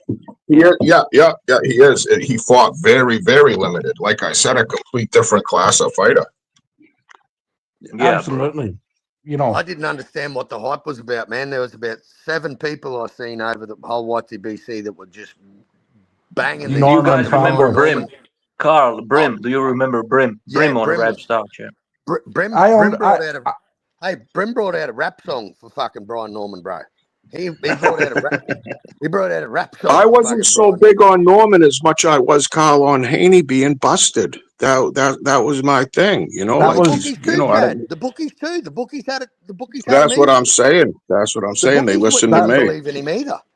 that Haney was that's what I was thinking, Chad, right? Is this guy so risk averse, right? I'm talking about Devin Haney. Will he, if this comes down to a fight, will he have the stomach for it?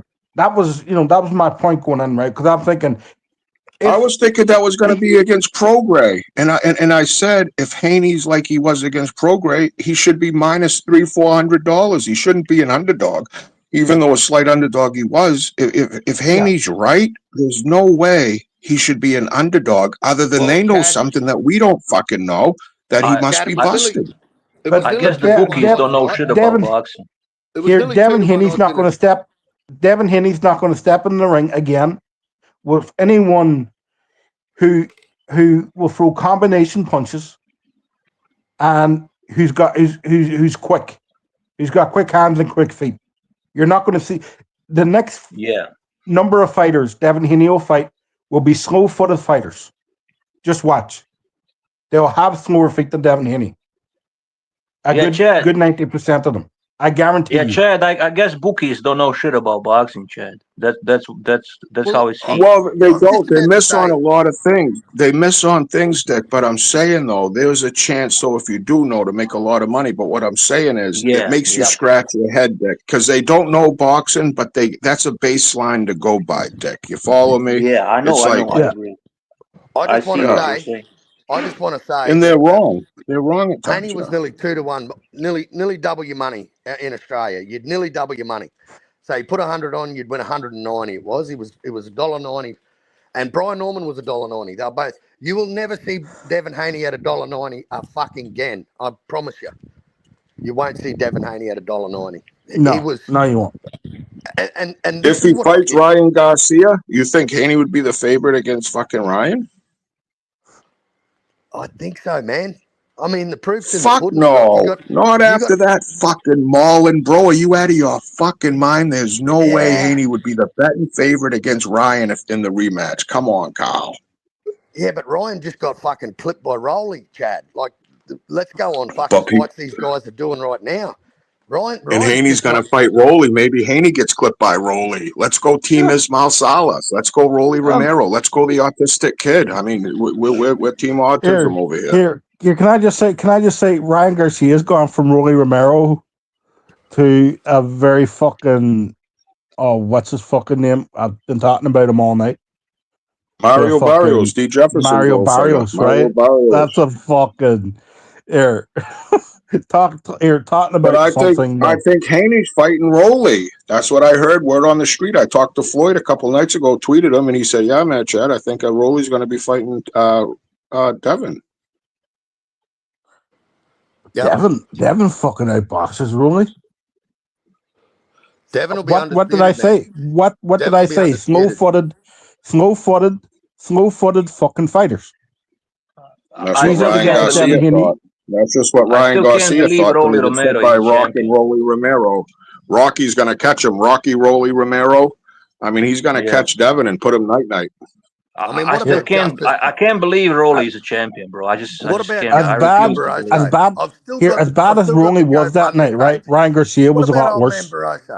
Old man Barroso, come on, I just can't get past that. But he came back and lost, though. His time ran out, but they robbed him. Yeah. But he looked like shit. I see him lose against someone. I was rooting for him so hard. But yeah, that was the shining moment. They took it away from him. That's one of the grossest things in boxing that will just be swept under the rug and no one will remember. Imagine if Rolly became undisputed welterweight champion. Rolly very well could be. Now that he's with Ismail Salas, the House of Fundamentals, that's all you need to do is tighten up the autistic kid. Like I'm saying, Rolly hits like a tank. He's tight now. He's not swinging wide. Yeah, he might eke one out. He might eke one out, fellas. Here's the fighters. Devin Haney will have. We're Team Rolly. I'm Team Rolly. I think even 150. I think all us autistic shop us fellas have to roll with Rolly. I like it. He's a short bus. He's a good kid. He fights everybody. He's a good kid, and I like him. I like Rolly. How can you not like him? Yeah, he's always been that. He's like a Looney Tune character.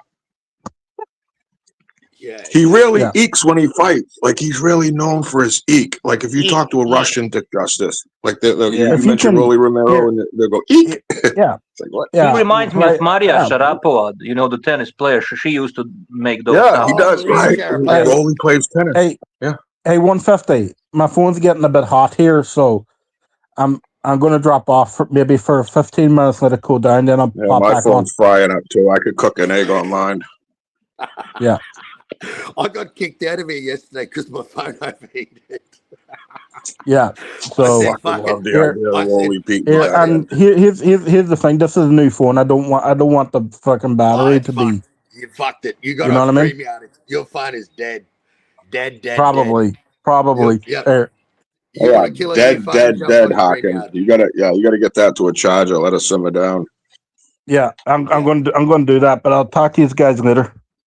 Righto, Brian. Peace, Hawkins. Good to talk to you, brother. Same to you guys. Right. Have a good one, boys. Peace. Later, man. Peace. Yeah, I'm Team Rolly. Fucking oath. Team underdog, bro. Who doesn't love a good underdog? I like underdogs all day long. You just have to look at the dogs. The favorites, everybody wants to be part of the winning team. Oh, the favorite, yippity-yay. The underdogs win all the time. Chad, I see 20-1 underdogs in the Greyhounds win. Like me and my mate, we like having a bit of a punt on the dogs. And man, favourites. We looked it up, and favourites win. I think it's under 30% of races. The odds-on favourite wins the race. So, there's a good chance to make some money there. I mean, we do walk out of the pub fucking broke 9 times out of 10, but there's that one time out of 10 we walk out of there fucking cash to the gills, like. Walk out. Yeah, that happens. Yeah, dog racing. You said dog racing. Yeah, greyhounds. Well, yeah. They basically outlawed that in America because it's kind of inhumane. But yeah. Well, it's Australia here, and we eat out. Do you know another country that eats their national emblem, like their animal that represents their country? Do you know another country that eats theirs? I don't even know what yours is. The kangaroo, motherfucker. What you think your national emblem ain't fucking a kangaroo? Yes, it is. That's our animal, our national animal. Where do you find kangaroos, Chad? I think they're in the zoo here in America. Yeah, where do you think they came from? Duh. The Sahara Desert in Africa. Of course, yeah, because there's plenty of kangaroos in the desert. And there's Middle Eastern kangaroos. No, they swam from Australia. They're desert kangaroos. They are called slugger Sam. Yeah, the Middle Eastern kangaroos. Desert kangaroos. There's desert kangaroos. Kyle, you can't just claim kangaroos as only living in Australia. That is false. Chad, I'm telling you, they're native to this country, motherfucker. They are, but you don't think they jump to a different continent? You don't think they jump to fucking another continent? Yeah, but they're still. You don't listen, Chad. There are a bunch of slugger Sams jumping around Middle East. No, I saw a slugger. There was some people shot up, like some military people or something in DC, and they caught this, Afghanistan or whatever, but it kind of looked like slugger. I think he's up to no good. He's part of some terrorist cell. Bro, I don't even believe he's Iraqi, honestly. I think he lies. He is. Right, chemical warfare. Because listen, I never met Iraqi like him. Like, did you notice he never talks about his roots? He never said he's proud to be Arab. Never. So very suspect, very fishy. And like one day he's a Buddhist, one day he's a Buddhist, second day he's a Hindu. His picture on Discord, he looks like he's right out of Baghdad, bro. I think he looks like AJ's brother. If I'm honest, I think he's probably Indian, bro. He's probably Indian pretending to be Iraqi. I think don't ever give him your credit card details, for fuck's sake. He's Indian pretending to be Iraqi, I'm telling you. Poor guy. I like that slugger. I did like that user. I really like that user. Like I said, we're dealing with boxing users. I can't be mad at nobody, just for the fact that we're talking about people that like violence, and there's mental illness, and there's nuts, and a lot of times I make people mad. I just make people mad without even meaning to do it, and then they turn on me, and then it gets ugly, and I can't hold back what they say. They're out of their mind. They're mental, and they're fucking probably on a lot of pharmaceuticals, and who am I to get all mad at them when a lot of these fucking retarded users, right? When they talk boxing, they're pretty fucking savantly. They're like a little savantish, they're like savants. They're like a little autistic, little fucked up, little glitchy. Like they think it's good. They have no rational, because they're mental fucking assholes, but they're I can't hold a grudge no longer. I'm sorry if I pissed you off. I'm going to try to unblock everybody and just say, hey, let's just say, hey, if you want to talk boxing, hit the link. Because what can I do? I forgive. Because mental shit is no joke, bro. Fact. No doubt, Chad. Especially in the boxing community, not just the community, but the boxers themselves. This boxing sport we all love is full of fucking nutcases, bro. Yeah, it is. It is, man. Hey, but wouldn't it be boring if we all... No, go ahead, Carl. Go ahead. No, I was just going to say, wouldn't it be boring if we all had the same opinions? Fuck me, it'd be a bore. My ADD would kick in and I'd be out of here. I'd be like, fuck this. Oh, that'd be gross. That'd be gross if I couldn't change a radio station. Turned it from one station to another. All I heard was Bob Dylan all day, every day, da-da-da-da-da. I'd be like, fuck, bro. Yeah. Hey, Ralph Monreal, why you keep promoting this Polanco guy, the Dominican boxer? I think Ralph might be talc. Telekinese. He has very similar picks to Telekinese. No, I don't think so. Ralph is way smarter. Ralph is way smarter. Ralph is definitely smarter, yeah. But nah, bro, that Polanco dude, that dude is nothing special, man. I don't even know why you're talking about that guy, bro. Yeah, I'm not a big fan. Nothing special. Yeah, he's not a special fighter, bro. He will get beat. What division he fights at? 140? Where is he at? He's not right around there. He's not good. 140. He keeps talking about this guy's coming. Who is he coming for? What belt is he gonna win? He's not a good fighter, man. You guys go ahead and keep chopping it up, though. Whatever y'all want to talk about. Yeah, no, I think, Chad, it takes all types to make up the world, bro. And I don't hold grudges against anyone. I'm not that way inclined. I think we only got a fucking very limited time on this earth, so I'd rather make friends than fucking enemies. I'd rather have frenemies.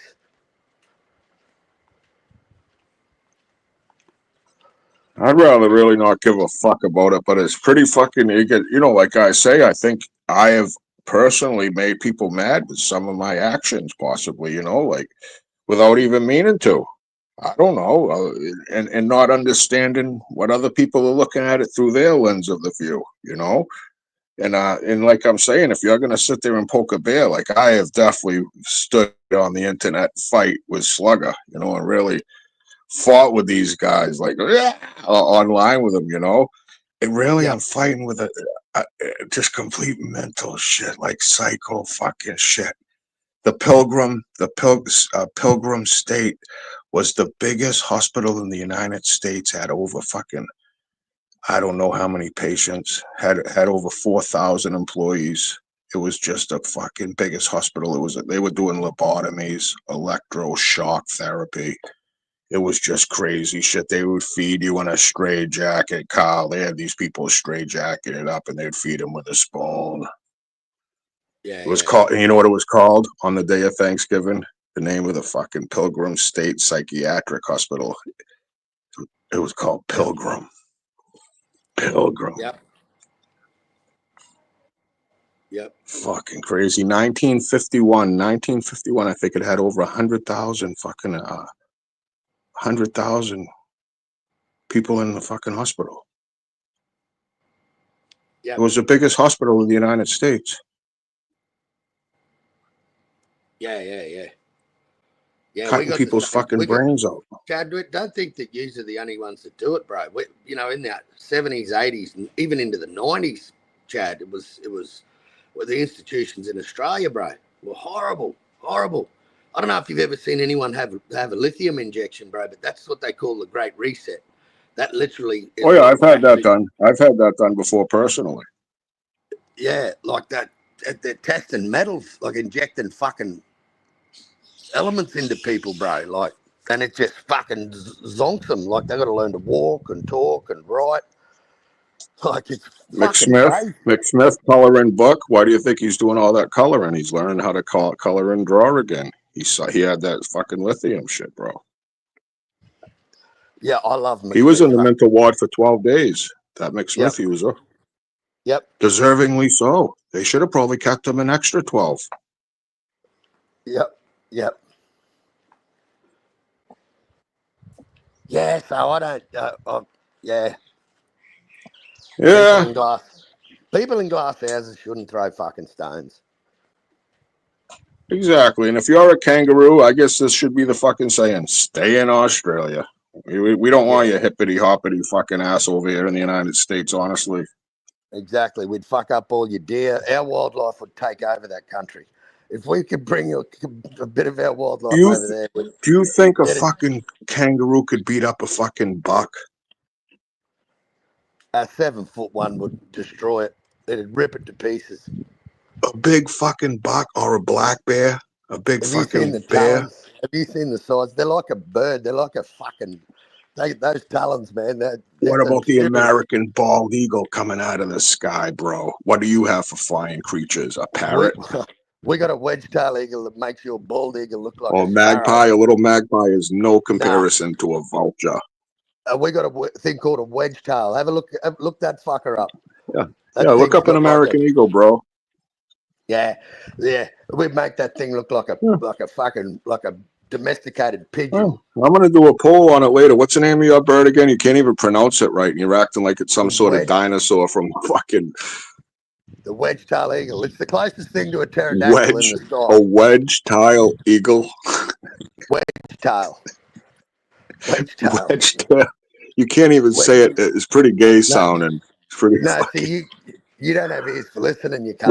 What's it? Rainbow colored? Is it a rainbow colored bird, Carl? No, it's quite ugly looking bird actually, but it's a big fucker. It's the closest thing to a pterodactyl. Bigger than an American bald eagle, you think? Way bigger. Yep, 100%. You think it could fly faster? I know, it's got a pretty massive wingspan, bro.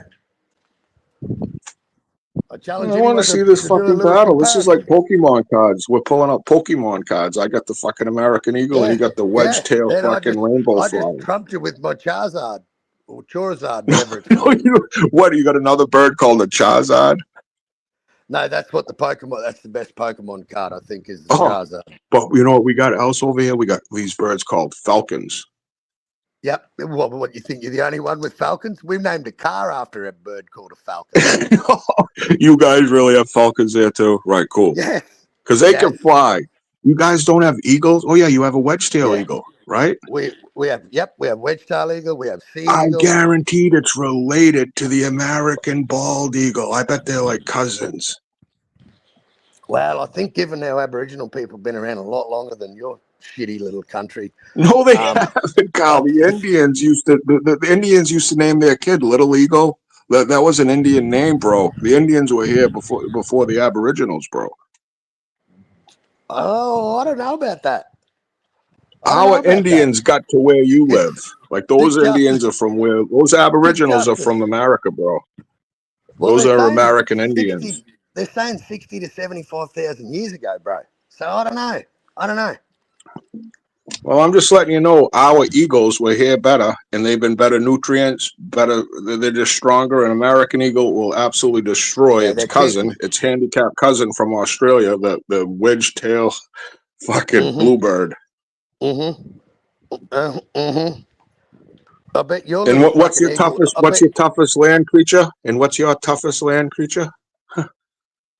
Oh, we got too many. There's too many to name.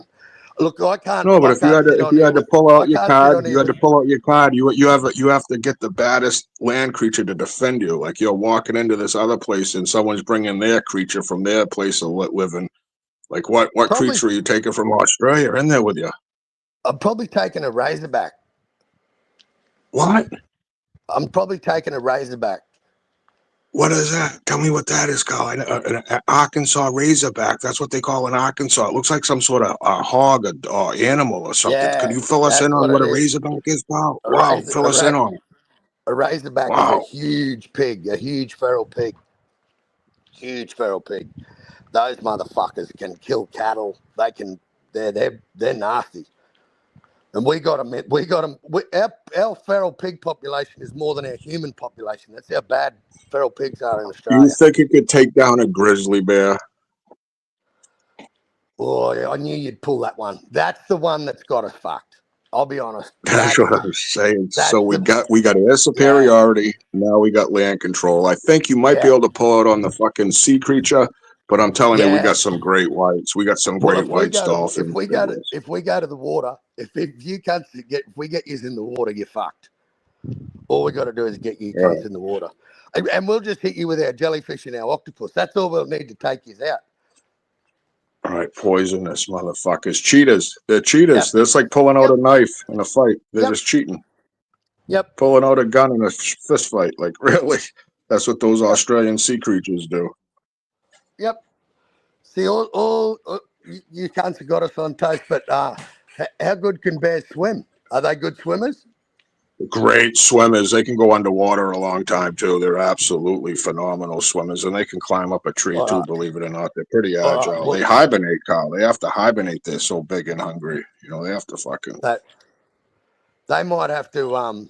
He'd probably last 5 minutes. I'd give him 5 minutes before he was fucked up. I'd give him 5 minutes. What, the razorback would last 5 minutes with a grizzly bear? Oh, I don't know, man. The razorback could fucking put up a good fight. Like the bear, he probably wouldn't want to get in the pocket with a razorback because those tusks on them are nasty fucking things. No, we're talking walking in a parking lot. You know, you're crossing a parking lot. You got your razorback. I have a serious question. I'm not trolling. Yeah, what do you have in Croatia? Nothing. Your animals suck, bro. Sorry. Well, we have bears and wolves, and there you go. What the fuck did I want to say? What the fuck did I want to say? Does Roy Jones still have like a citizenship, Russian citizenship? Because he did back in the day. Does anybody know? He did, bro. Yeah, Roy Jones had the Russian citizenship. Putin actually gave him citizenship. I don't know if he lost it now. Errol Spencer's training with him right now. Errol knows. tweet our. No, what I'm asking is, did he lost it now, or is he still their citizen? Does he still Who do I look like? have a Russian passport? The United Nations over here? What do we look like? Me and Kyle, we know what the fuck people are. They citizens? I mean, honestly. No, but I'm just interested if they sanction Roy Jones. Google it. Google it. How about that? Okay, I'll Google. Now you're acting all KGB-ish. You're acting like you want to know, like you're part of this Russian. Like why it's always about no, Russia? but seriously, Russia he had Russian citizenship. I don't know how he even got Everything that. you talk That's about why I'm stems back to Russia, Dick. It's a trend. No, I'll Google it myself then. But people in the chat No, know I'm what just I'm talking. saying. Yeah, and I know that you are Russian. He's not Croatian. Dick Justice is fucking Russian. His probably last name is fucking Putin. Probably Dick fucking Putin. Well, you already follow me on social media, so you know my real name. You know it's not really Russian. Oh, yeah, you think a KGB agent's going to give his real name out, Dickie Boo? I mean, honestly, you're a KGB agent. I can smell you out a mile away. You're basically Joseph Stalin reincarnated. You're probably related to Joseph Stalin. My social security number too. I can give it to you, so you will see that I'm not Russian. Yeah. When you super chatted me, you paid me in Russian fucking thing. That was weird too. I'm like, why is Dick paying me in this fucking $100 super chat in Russian fucking money? That's a red flag when you say you're Croatian. Rubles. That's what I'm saying. Why are you paying it in rubles? Yeah, that's a cool name for a currency, I reckon. A ruble. Yeah. That's what it was in Flintstones, Barney and Rebel. The Flintstones paid in rubles, I think. You know, like you talked about $1. Oh, wow. Whoop-de fucking do. But when you got rubles, it sounds like you've got gems. Like a yen. Yeah. What about the Japanese yen? Yeah. What's China have? Yin yang. Geez, I don't know what they have. They have a bunch of fucking ping pong players that dominate the Olympics. I think they're all clean too. I don't think the Chinese ping pong team is clean. I think the Chinese dominance at the Olympics has been clean. I don't think they have tested positive for any steroids. Shout out to the Chinese. Carl, what was your question, bro? I missed it. What was your question? What's the currency in China? What is the... I think it's yen. Yen. Yeah. That's Japan. I think it's actually in China too, but I'll no, see. It can't be. China and Japan can't have the same name. They speak different languages, Dick. Currency in China.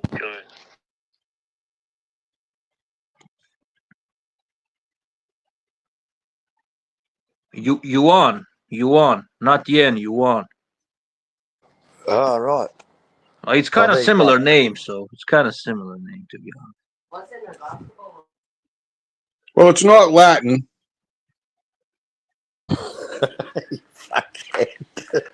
Definitely not Latin. So what I'm saying is, I identify myself as Japanese, and I hate the Inui, hate Dick, and I'm with you on it. But the proof's on the pudding. The guy's a Hall of Famer, and it's not his fault. He was born a little man. That's not his fault. Where does he cap out? Do you think he caps out at 130, or do you think he'll get there in the end? No. How big is he? Pull up his stats. He's a tiny fucking dude, bro. Yeah, he's bro, small. He started as a light flyweight. Chad is right. He started as a light flyweight, bro. 130 would be too much. Come on.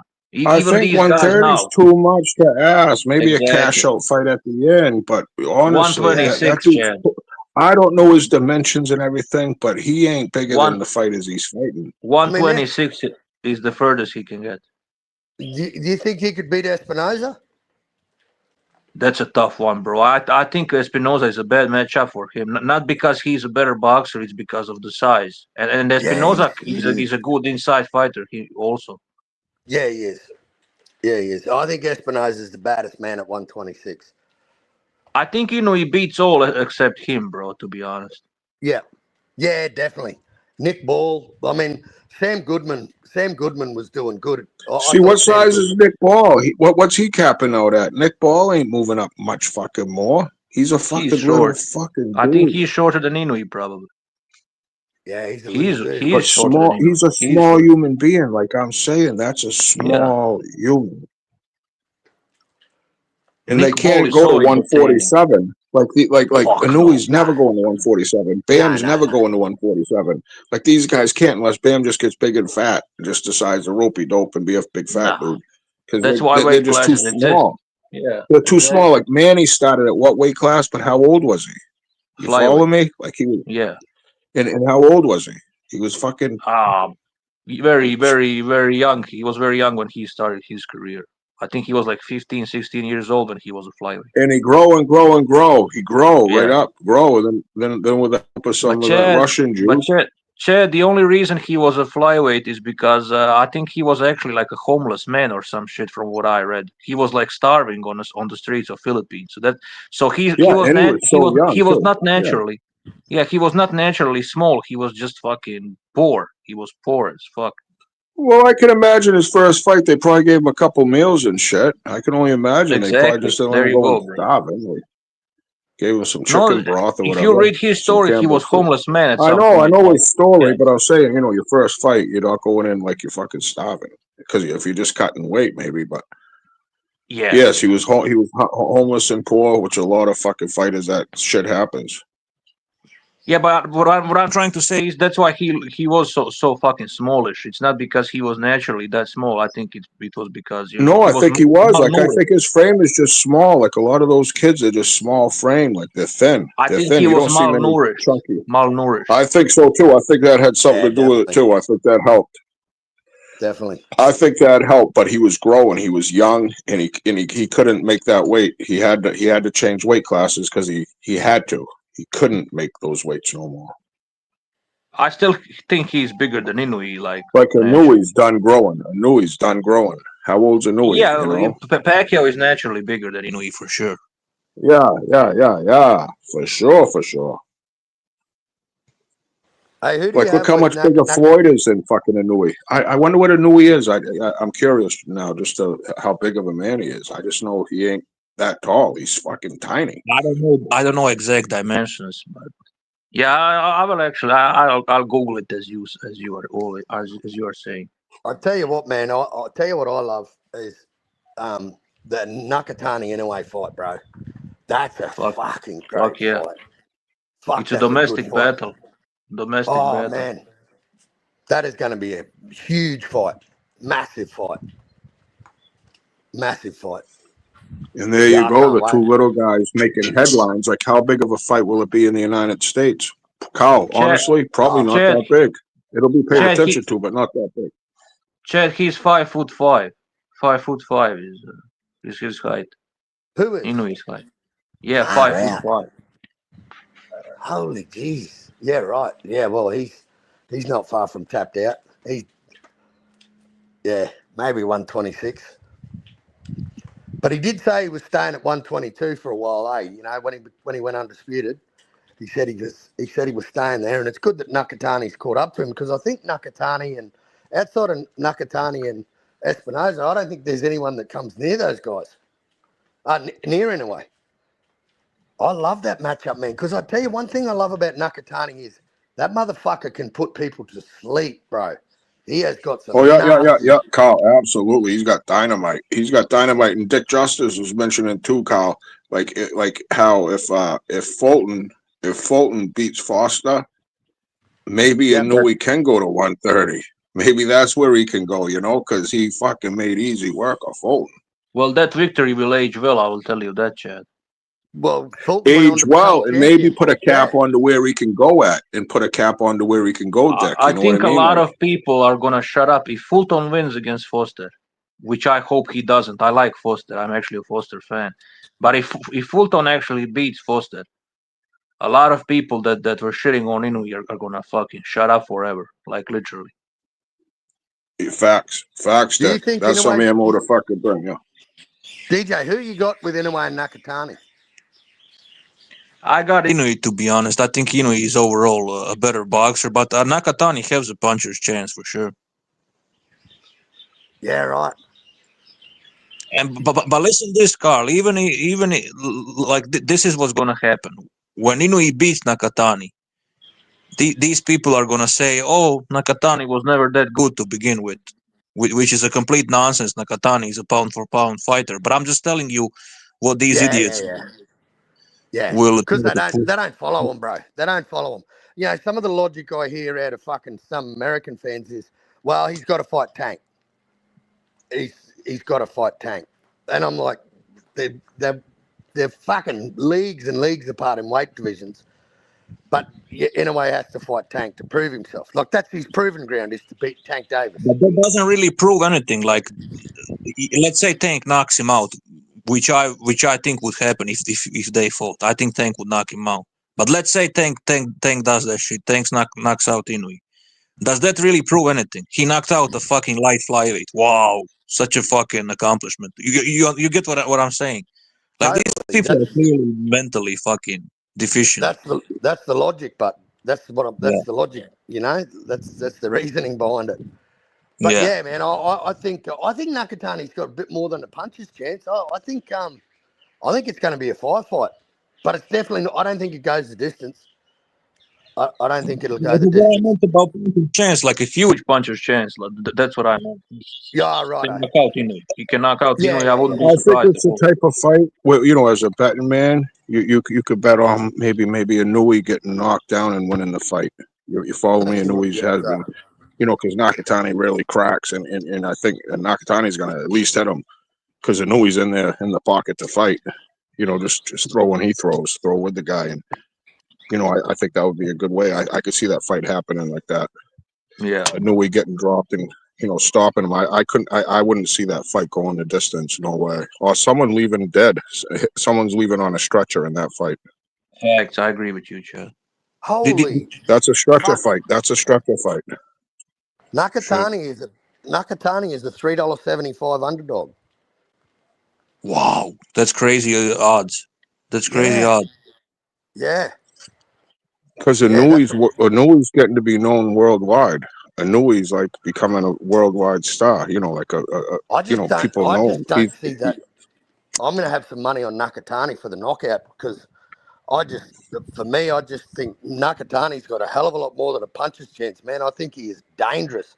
When you get into that wheelhouse of Nakatani's, man, you don't come out of it awake. Well, I mean, you wake up saying, what the fuck happened last night? How many knockout? What's his knockout ratio, Kyle? Like, what's his? He's a knockout puncher. It's crazy. It's high, I believe. His knockout of Andrew Maloney was one of the best. Do you think he can outbox? Do you think he can outbox Inoue? Do you think he can control the fight? I don't know. I don't know if he can control the fight like that because I've seen Inoue get dropped and get angry and then come back and destroy. Well, that's where I'm getting, bro. That's what I mean by puncher's chance. I'm not saying he has like a huge puncher's chance because he's, you know, he can hurt Inoue. Inoue can be hurt. Inoue can be hurt, bro. And Nakatani is a great finisher. So, but I still favor Inoue. Dick, do you honestly when they talk about Virgil Boots, Virgil, sorry to switch gears, but you know, Virgil Boots. But honestly, as a fan of Virgil, you know, and as a fan of Boots for what it's worth, right? I want to see these guys if fight champions. You know what I mean? They're both in line to fight champions. If they fight each other, I get it. It's good money and everything, but you know, you want to get a belt involved, and I think it's these guys. We're gonna see who's the fucking guy. Not that I already feel Virgil's move tougher, but I feel like their next fights, whoever their fights announced, when they announce Virgil fight and when they announce a Boots fight, we're gonna see who the real fucking dude is here, and hopefully they both are. But I think you're really gonna see who the fuck is who. It needs to happen, but I would love to see Virgil against Madrimov or Fundora. I'd love to see Virgil. Virgil already whooped Madrimov, bro. Virgil already whooped Madrimov. I think you forgot.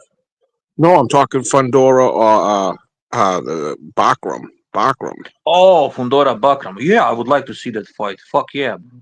I'd like to see Boots fight those guys. I would like to see Boots fight. Fucking, you know who I'd like to see Boots fight? The guy that Bud and Virgil beat. The guy that's 11-2, whatever. The mover. Madrimov. The mover. The feint master. Madrimov. The feint master. Madrimov. Yeah. Madrimov. That's who I'd like to see Boots fight. See if he can get by him a high definition carry. Yep. Exactly. That's what I was going to I say. would accept that fight as a Boots. I would accept that fight as a Boots. If Boots fights another fucking nobody, just somebody that he's going to demolish, that is going to be a fucking No, I will boo-boo lose sign. respect for You're him. gonna If see he fights a boo-boo. bum You're next, gonna see the boo-boo yeah, coming in. You just call him boo-boo Boots. Call him boo-boo Boots. Eddie's exactly. with If him he and fights boo-boo. a bum in his next fight, I will lose respect for him. I mean, it's just the proof's in the pudding, eh? Like, he is Boo Boo And if Virgil 2.0, man. fights a bum, same to him. If Virgil fights a bum, same to him because he's Yeah, in but line. He has options. Virgil's bum fight after 2 absolute wars was Right, fucking right. But I'm Erickson saying though, Lindor. his next fight needs to be for fucking somebody badass for a title. Like he has Yeah, options to make big money. He needs yeah, to yeah, fight a yeah. big money He's got fight. to He don't he's need got to to fight kick it. Yeah, he's got to kick down Sebastian Fundora's door. He's the interim champ. He's got to kick yeah. down Or that fucking Xander door. Zayas, whoever it might be, he's got to fight somebody for one of these belts, and he's got to go after those fucking belts. He's got options to get it. And Boots has to do the same thing. I'm holding them both accountable. You follow me, Kyle? And Yeah, yesterday's home runs don't win today's ball games. What the fuck you doing for us now? If you guys aren't going to fight killers, fight each other. Because well, I'll be disappointed in either one. Their next fight says a lot, fellas. Boxing world. yeah, Everybody listening to exactly. 150. Everybody out there listening to 150. We got Boxing Talk over here. Road Boxing Talk. Hit the like button. Hit the like button and Finally, subscribe. some boxing talk, bro. Finally. And you know what? I love trolling these Boots fans, bro. I want nothing more than Boots and Virgil. And I think if Virgil fights Boots next, Virgil beats Boots. But if Boots gets better and fights some decent competition and starts stomping his authority in the division, which I think he can do, I just don't know if he's got the confidence, man. I don't know if it's a thing in him or what, but I don't know. If Boots fights Virgil next, I got Virgil. But if it happens in 2 or 3 years' time, I don't know what the fuck's what the outcome will be, because who knows where Boots will be. I have a question for you, Carl. Did you watch the Pinche in the chat is saying Logan Hernandez might surprise Junto Nakatani next month? I never watched this Logan guy. Did you watch any of his fights? No, I haven't heard of him, bro. I haven't heard of him. Because I honestly don't know the guy. Maybe he's good. Maybe he's a good guy, a good boxer, but I never watched any of his fights. So El Pinche is saying watch out for him. Apparently he's very good. That's what Pinche is saying. Yeah, I'll have to have a look. I'll have to have a look, man. I don't pay attention to the Lollipop Guild, to be honest.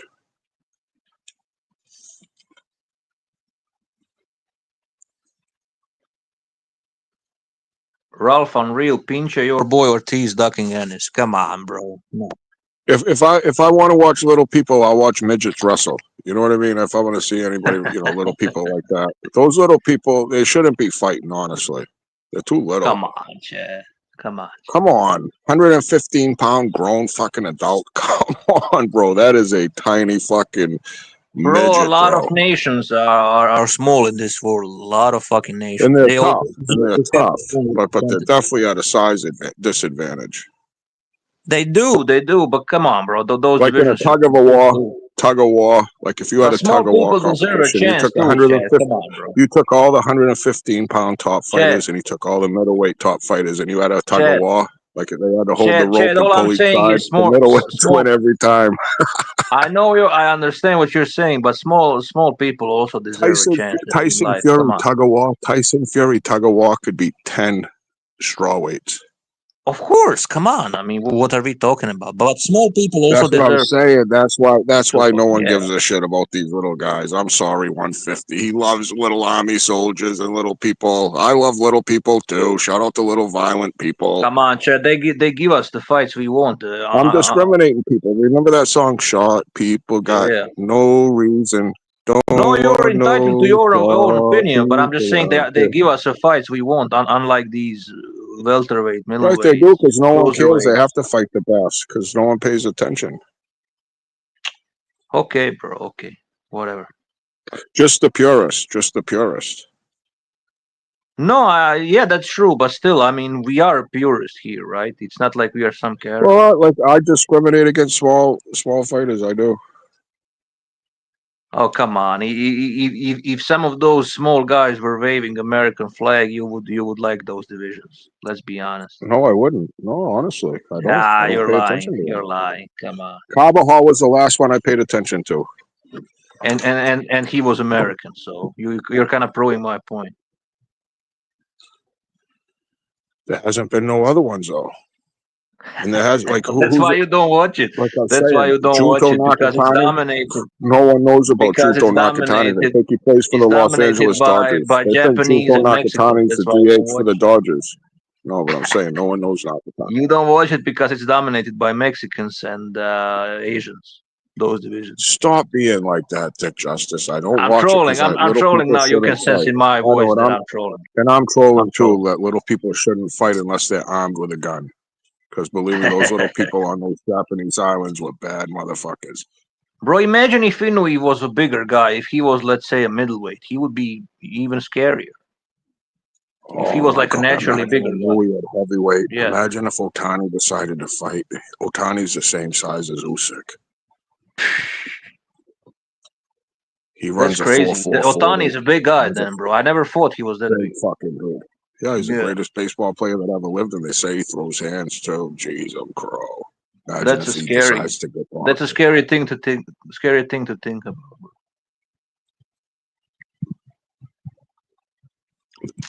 That's why I identify myself as Japanese, and it's honestly I've been dominating everything, being very polite and respectful, and good hygiene, a lot of sushi, and it's just been going great. I'm gonna try to keep going. My friend has been there, bro, and he said the Japanese. No, he doesn't identify as a Japanese, but he said they are the most polite people he ever met, bro. That entire culture is all about politeness. Yeah. Yes, sir. Yes, sir. You know what? You know what? My favorite Japanese thing is the koi fish, because I love me animals. I love me fish, and how those motherfuckers. A lot of Steve Irwin in you. I just those Japanese koi fish, bro. Like I've watched countless documentaries on koi fish, man. They are the money those things go for are crazy dollars. Yeah, they're unreal. And you're right, DJ. Like I know guys that have gone over there to buy cars, the JDM imports. You know, the Skylines, the Godzillas, the GDRs. Like Nissan makes them fucking killer street cars. And I know guys that have gone over there and put them in shipping containers and brought them back over to Australia, bro. And like bought them for dirt cheap. And he said, man, they treat everyone with respect. They're really nice people. Yeah, unless you're an asshole, then it's a different story. Exactly, like anything, eh? You know? I'm taking off, fellas. Have a great night, man. Carl, you guys have a great night. I'm going to be going live in a little bit just about the Pilgrim Psychiatric Hospital. And, shout out to everybody suffering a little mental fucking, off a little kilter. Everybody have a great night. 150. Great to see 150 live and great boxing talk, Carl. Honestly, great shit, brother. Love you guys, man. The OGs right here from years and years of this boxing shit. And thank you guys. Have a great Thanksgiving. God bless. Take it easy, brother. Yeah, Carl. They are even too polite in some ways sometimes. Like my friend told me it can be even annoying sometimes. Like if you even know like a few Japanese words, they will give you like a constant compliments. Oh, you speak so good. You speak Japanese very good. All that shit, But it kind of gets annoying because you say like arigato and they get very hectic. Like the Japanese how they. Yeah. So they are polite. They are polite, but it can be annoying. All that excitement. Come on, I only said arigato. It's not like I speak fluent Japanese. Yeah, exactly. No, but they are respectful, man. They are respectful. Yeah. And Australia's exactly the same, bro. Australia is the most laid back country that I think you could visit. It is so laid back, man. So laid back. Like, yeah. It's just man. But yeah, I'd like to go to Japan. I'd love to go to Japan, but I'd like to go and see all these villages up in the mountains that breed these fish and fucking DJ. I'm telling you, bro, like it blew my mind how many millions of dollars this industry is that just have these fucking beautiful. They're just goldfish, bro, like massive goldfish. and Yeah, they're it's worth so definitely a much. place worth to visit for sure. Yeah, and the countryside's beautiful. Like, yeah, I don't know, man. I like the place. The cherry But I blossoms. heard, Osaka and Kyoto are actually better to visit than Tokyo. A lot of people are saying Tokyo like their capital. It's overcrowded. It's a fucking big city. Like, Yeah, well, I yeah, knew we had my old man. We had an exchange student that came to Australia from Japan, and he was from yeah, Tokyo, and he lived in this high-rise building, right? And his mum and dad, they worked for a company, and they lived like literally across the road. And in that same building where the company was, where his mother and father worked, was also his school. In the same building, like they don't venture very far, bro. You know, like. And when he came to Australia, he was just blown out, like just absolutely blown out. yeah, yeah, man. Yeah, Pinche is saying, did you ever see Carvajal versus Chiquita Hernandez? I did. I think they had more than one fight, from what I remember, right? Carvajal and Chiquita Hernandez. They had more than just one fight. Was it I'm just like gonna go on mute. I just got to go on mute for 5, DJ. I won't jump off. I'm just gonna go on mute, bro. Oh, okay, okay. No, I'll read the comment section.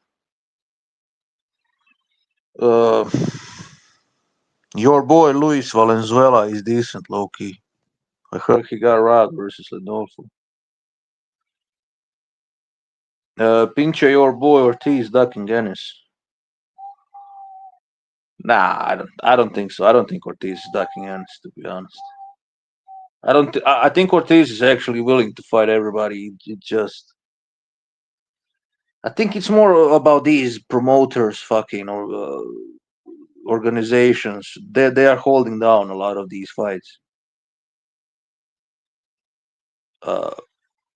From happening. It's not always about ducking. Sometimes it's just business, destroying boxing as usual. Let's see the other comments.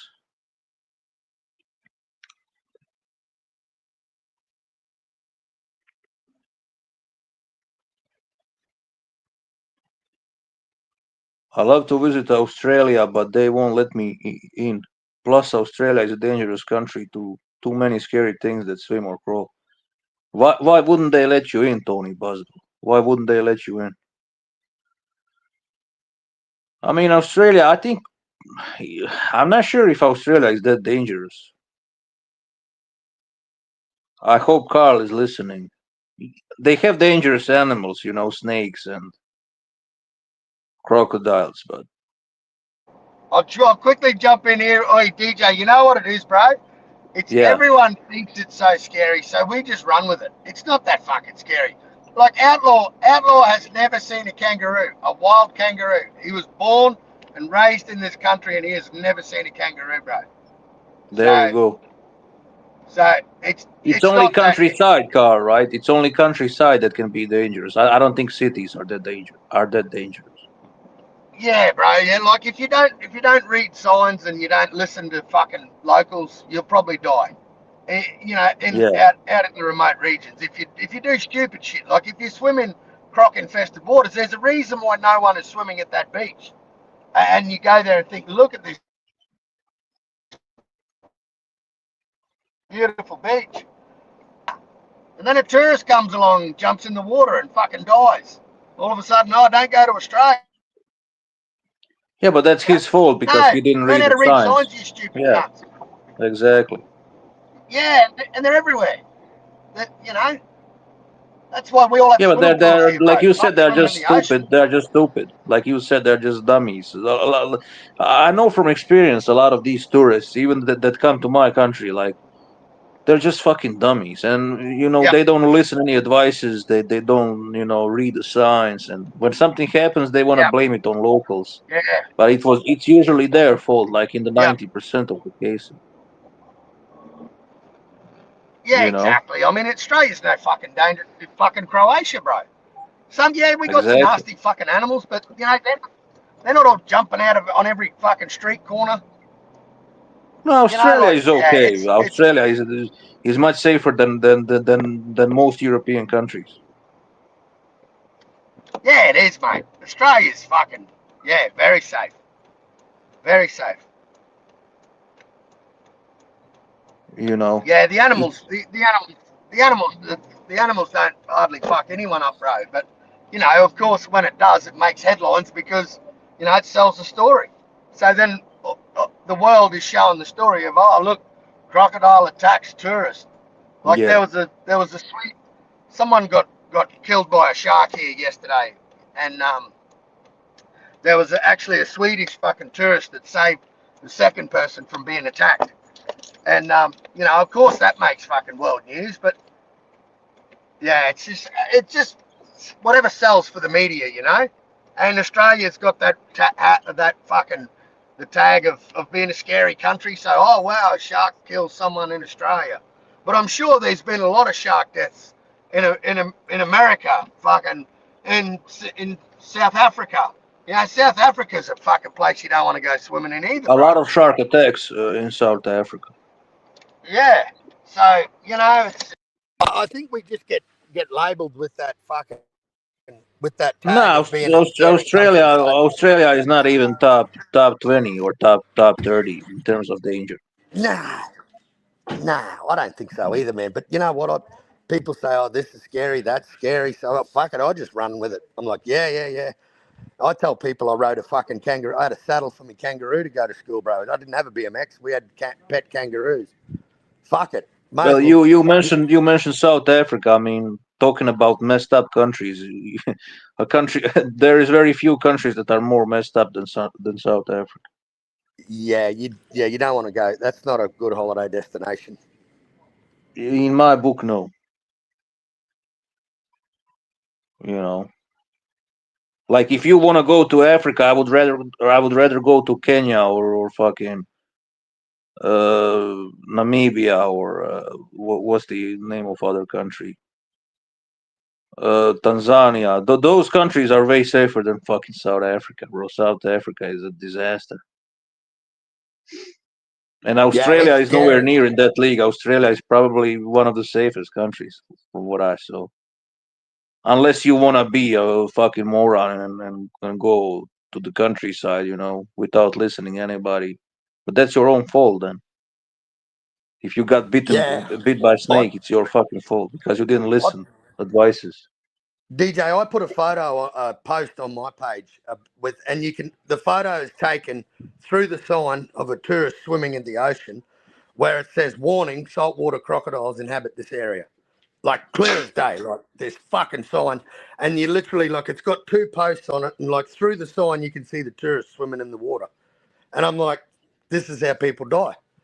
This is why people die in Australia. They don't read fucking. Their English isn't too good, obviously. I'd say to anyone coming to Australia, make sure your English interpretation of reading the English. Don't worry about talking it. Just being able to read it and understand it. Because if you see a sign with a crocodile and a big fucking circle with a line through it, don't swim there. Well, really Swedish people usually know English very well. The Swedish people. Yeah, no, it was a Swedish person that saved the second person from being eaten by the shark. Oh, okay. Yeah, they saved someone, bro. Like they was that person a French? Maybe the person that was saved. No. Because it's usually them, bro. They don't even read the signs. They don't know English. They don't know shit, bro. Honestly. Yeah. I think they're arrogant. I'm not a fan of the French. I'm sorry to all the French people, the French heritage. Well, I heard from some people that it's usually French people from Paris, but I don't know how true that is. What about the French president and his wife? Like, how much older than he's? Like, fuck, that's crazy. Think was she like his teacher or something? I don't know, man, but it's a crazy story. But yeah, well, what are people in the comment section saying? Yeah, Pinche, watch some highlights on Logan Hernandez. Decent punch. I will check it out, bro. You know, Mexicans are great at those lower weight classes. So I'll check out Logan Hernandez. I honestly never watched any of his fights, but I believe you. I believe you. So yeah, yeah, trilogy. That was epic trilogy. Yeah, Chiquita and Carvajal. Exactly.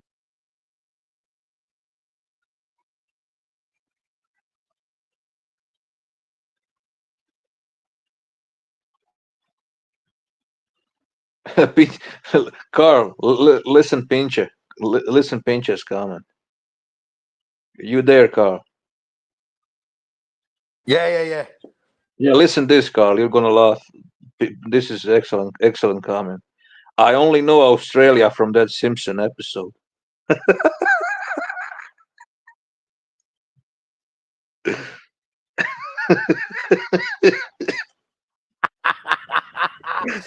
was actually that. I love that Australian accent in that Simpsons episode. That's what stands out for me was the accent.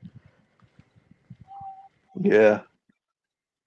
Oh, that's funny. But yeah, who's the guy? What's the guy's name? Logan Hernandez. Yeah. Yeah, righto. And that's Nakatani's next opponent. Next opponent. Yeah. Pinche is saying like, watch out for that guy. I will see later. I will definitely see some footage. What's up, guys? What's up, Carl? What's going on, Tal? Oh man, just excited for this fight coming up next month. I'm ready for some fucking brain damage in the cruiserweight division. You feeling what I'm saying, Carl? I mean, do you see my picture, Carl? Do you see my profile picture? Oh, you're a Sin Cara fan now. Oh man, Sin Cara is good at brain damage, bro. He gets brain damage and he gives brain damage, the same as Jaio Pataya. Let's see whose brain holds up. I'm excited for this one. Yeah, I like the whole card, man. I love the card. The card is fucking, for me, man, an Aussie card does not It's get full any of better. brain damage, Carl. It's full of brain damage. You got to be excited for the whole damn card. That's like the styles matchups and everything. I love it, bro. Yeah. Jake Wiley, DJ Jake Wiley, the guy that fought Kambosos on short notice and went the distance with him when that. Man, I love Gold Coast too, bro. I think Gold Coast is all right, bro. On the road, bro. Well, that's but Vegas. That's but I'm more of a Geelong guy. You know what I'm talking about, Carl. Like when I go to Australia, I'm more of a Geelong, hanging out in that area. Yeah. You're going to Melbourne. You'd be in Melbourne. You'd love Melbourne. Melbourne's a great city. I love Melbourne too. Yeah, I'd rather be out and away from the population, like out where you're at, Carl. I want to freaking go play the didgeridoo and freaking hunt kangaroos, bro. Yeah, you'd love it here then. You'd love it here. There's plenty of them here where I live. Nah, I'm just gonna box kangaroos, bro. That's what I'm gonna do. Just gonna box them. You don't want to box against Aborigines. They can fight, bro. They're easy work, bro. They're just glass chins, bro. I mean, I'm just gonna go set wild, bro. Carl's just gonna set me wild, like a fucking. I'll just drop like one of them crypto species, like a Tasmanian tiger. You know what I mean? Yeah, I'll hire a car too, so that I get my registration. I'll hire a car and I'll drop you off there. But Carl, I'm curious. Are they good fighters? Sounds like a deal, bro. Definitely good fighters, DJ. You go to any Australian gym, and to be the best in Australia, you've got to get past all the Aboriginal kids, mate. Because those little fuckers can crack. They learn to fight at a very young age, bro. At a very young age, they can fight. Yeah, I know Aborigines, bro. They had to face like their own fair share of discrimination. So, whenever you got discrimination, then you have like, I'm gonna sharpen my tools and I'm gonna fuck you up, bro. So that's just how it goes, bro. It's more of their way of living, the way they grow up, bro, and the people around them. They love a fight. They love fighting. I mean, it's in some DNA, bro. Like in my DNA, there's just a martial gene. You know, so that instinct to fight, effect damage. That's what I'm talking about, bro. Knock some damage real quickly. Well, Jeff Fenech wasn't Aboriginal, right? Definitely not. Definitely not. No. I think more of an Aboriginal fighter. DJ? One of Aboriginal fighter he was the one who fought Sven Otka. Yeah, Anthony Mundine. Anthony Mundine. He was Aborigine, right? Yeah. Yeah, he thought he was Ali, bro. It was hilarious. And Sven Otka, a guy with 5-6 knockouts career-wise, just sparked them. Never liked him. Literally sparked them here to watch. It was like probably the KO of the year that year. He had a great sense of humor, though. You know, the 9/11 thing he said. Oh, that was a nice joke. That instantly got him banned from America, bro. Well, that's the only thing I like about. That's the only thing I like about him, Carlo. Everything else is a fucking horrible. He's a laughing stock. Besides that joke was funny. I gotta give it to him. Who you talking about? Anthony Mundine. Oh yeah. The 9/11 yeah, thing. He thought he was Muhammad Ali, bro, and he got sparked. And by Sven, a guy who had a career 5-6 knockouts, bro, and it was a knockout of the year that year. Shit, it happens, bro. You know what I'm saying? You hit the opponent in the right spot. Could go in there bad mouthing Sven Otka, bro, and Otka's kind of like a reserved, cool guy. You know, kind of like your Usyk kind of character. You know, kind of like he's not as jokey, right? More serious, because you know how Germans are, bro. Very straight to the point. So if anyone could get hit with the right shot, man, you know what I'm saying? Get knocked out. Yeah, but Otke, I don't know why he took the Otke fight. And you do not know as a guy that, because Anthony Mundine, he was the Ali of Australia, bro. Because there's many fans that loved him, they fucking hated him too.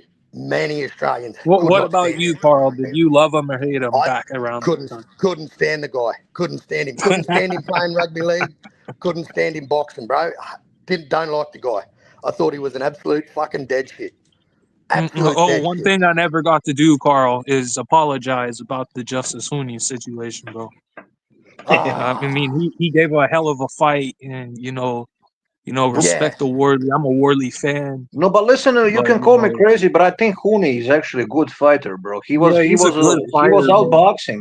He was outboxing the Wardley until the knockout. It's all right, Tokan, because that shit's gonna end when Usyk fights the guy. We won't hear about Wardley not gonna fight any of the three horsemen, bro. Okay, he will. No, Carl, I'm being serious. Hooney should not give up, bro.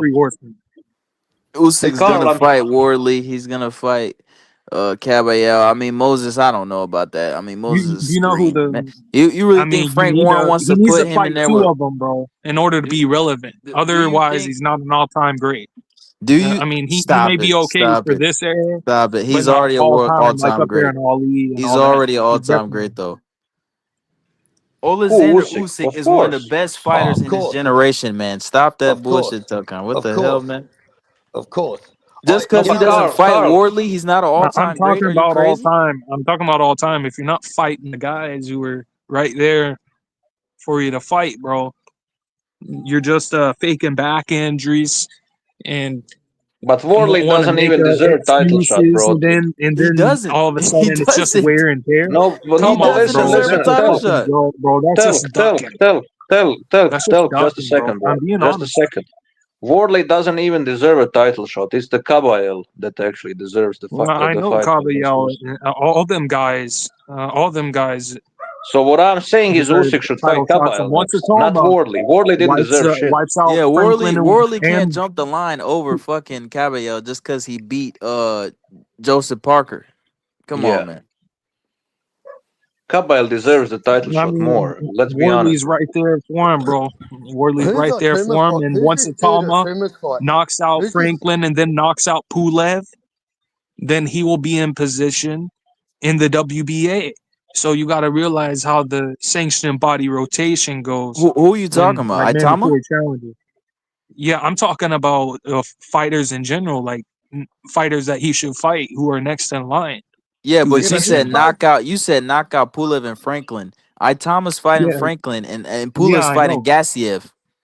I know. Is that who Tuma's fighting? Pulev's gonna outbox Franklin, Gassiev. It's gonna Jermaine be a split Franklin. decision probably. Man, To be Pulev is honest, shot to bits. I bet you Gassiev wins. I bet you Gassiev wins that fight. I mean, Pulev is I shot. hope I you're agree. right. Pulev is I shot. I agree. hope you're right, Pulev bro. was I good Pulev hope is back you're in the right, shot. but it day. doesn't matter because Atama's next in line for the WBA rank. Pulev was a Yeah, good boxer back in the day, but he's really washed up. Telk, come on. I mean, Gassiev is a small guy, and I Pulev know, is but the he's not size to washed him. up as Pulev is. Yeah, Pulev is exactly. like really shot. Yeah, Pulev is Pulev is really shot, shot. bro. I mean, I Gassiev. And hope I Gassiev respect freaking Pulev. beats I the shit respect out of him. Pulev. To I'm be just honest saying with you, how it is. I Pulev's mean, lucky he didn't get in the ring with Itama. Itama would have stopped him in a round, yeah, Exactly. round or two. yeah, Like, but come on, man. Gassiev might be that good fight that Atama's kind of looking for right there. If Gassiev can pull it out against Pulev next month, we may see that. So Yeah, keep your eye Gassiev versus on Pulev Itama. and That's a good Gassiev. fight. Yeah, I like that fight. I like it. I I like agree it. with that. Yeah, I agree with that's I a that. good like it. fight. That's a good measuring That stick. would definitely be his best opponent, and that would be his best win for sure.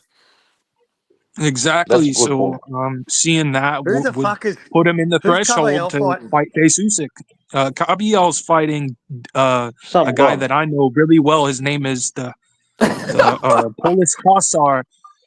Come Um, on, bro. Some His bum. name's That's a Damien. Damien bum. Damien Kaniba, bro. He's a Polish Hussar, bro. He's an You're funny, epic brother. fighter. Actually, he's a really You're epic funny. fighter. No, Epic I'm being fighter. Come serious, on. bro. He's a serious fighter. Yeah, I can And read so from the screen he's too. gonna give Kabiel a good fight stylistically, I just and can't believe it's he's gonna be fighting this dude. good war. Cavell's. What a waste of a fight. I And think he's no spring. I He's no spring chicken mean, either, for look at fuck's sake. Damien Kaniba. He's a top 10 opponent, and he earned his Caball's shot, bro. 33. Caball's 33. Come I on, it's mean, time to piss who or is get off the Kabiel pot. gonna face right now, bro? Everybody else is locked up. Let's be real. Fucking Deontay Wilder. No, Water don't want to fight. That's a waste of Hell time, no, bro. Water don't want to fight him. Hell no. Execution Yeah, style. Water would get Water. He'll get decimated by fucking Cavalier. He might get knocked out of the ring, bro, like your boy B Hot, bro. I mean, I don't want to see that. And he may not get up, bro. No, but Carl. Yeah, go ahead, bro. No, I'm just that big on Caballel. I think for me, Atuma and Caballel is a great. I love that fight. Oh, that's a wonderful fight, bro. At this point, I think at this point, I think Itauma is a bit too green. I think Caballel will knock him out now. I don't know about future though. Yeah. I mean, I don't know. Yeah, right now Itama beats. Caballel's great. Caballel Itama is a beats sharp Itama. fighter.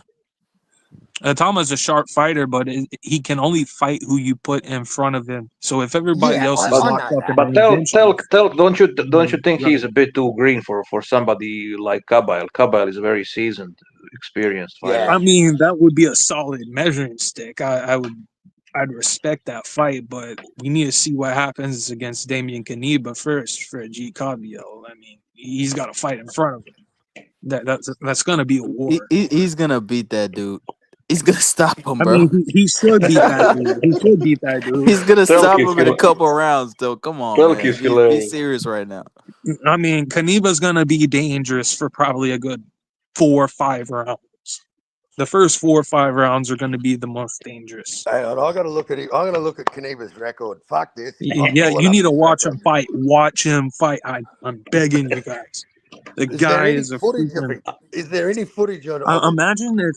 Imagine if Fury had like more of a forward style. He still has that Fury-esque type of jerkiness. Come on, man. Don't compare this guy to Tyson Fury, bro. Don't compare this guy to Tyson Fury, man. No, it's just a stylistic thing. You know what I mean? You're funny, motherfucker. It's just a stylistic thing. Like I just, man, stylistically, it's kind of like Fury, but he really goes for the kill a lot more.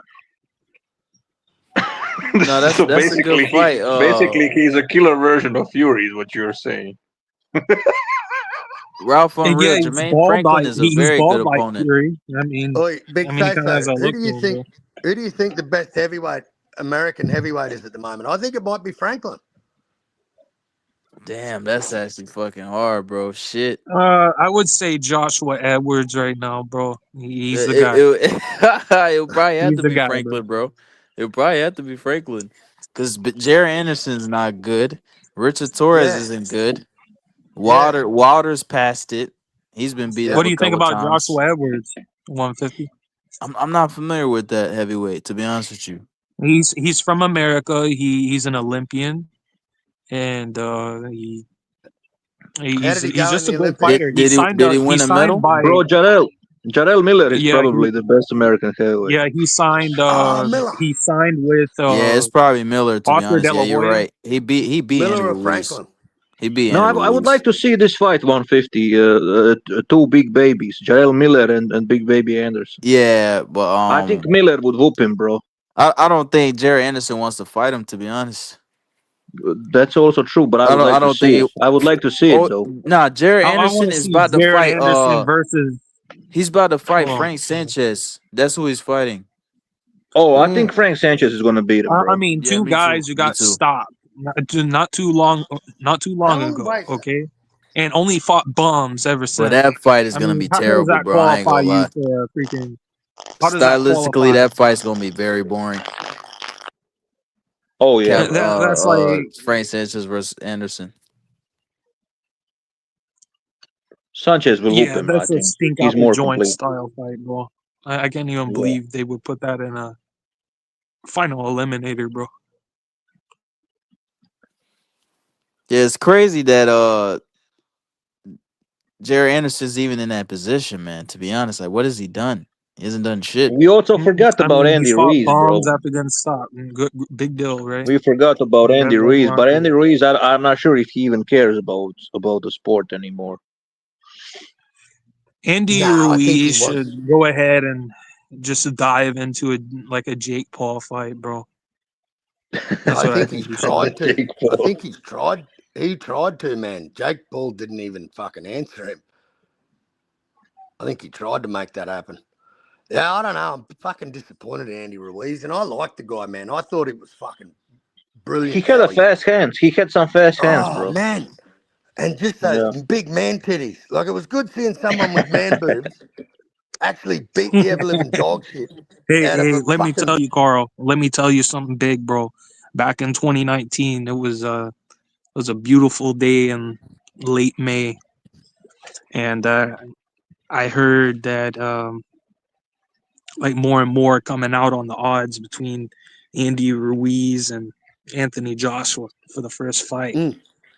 Yeah, the site I was on, I caught it on 20-1 odds, bro. So I put $500. Walked away with about 10K. Nice. Yeah, so and right there, I focused. I took a breather and I was like, okay, before I make this bet, I'm gonna look at Andy Ruiz's last fight, which I did watch. He beat up this big Russian guy and made him quit in the corner. Mossed him, bro.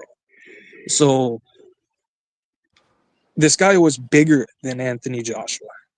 So I was like, man, if he could get Joshua frustrated or hit him with a good equilibrium shot, he's gonna do it, bro. So I think it ended up happening, bro.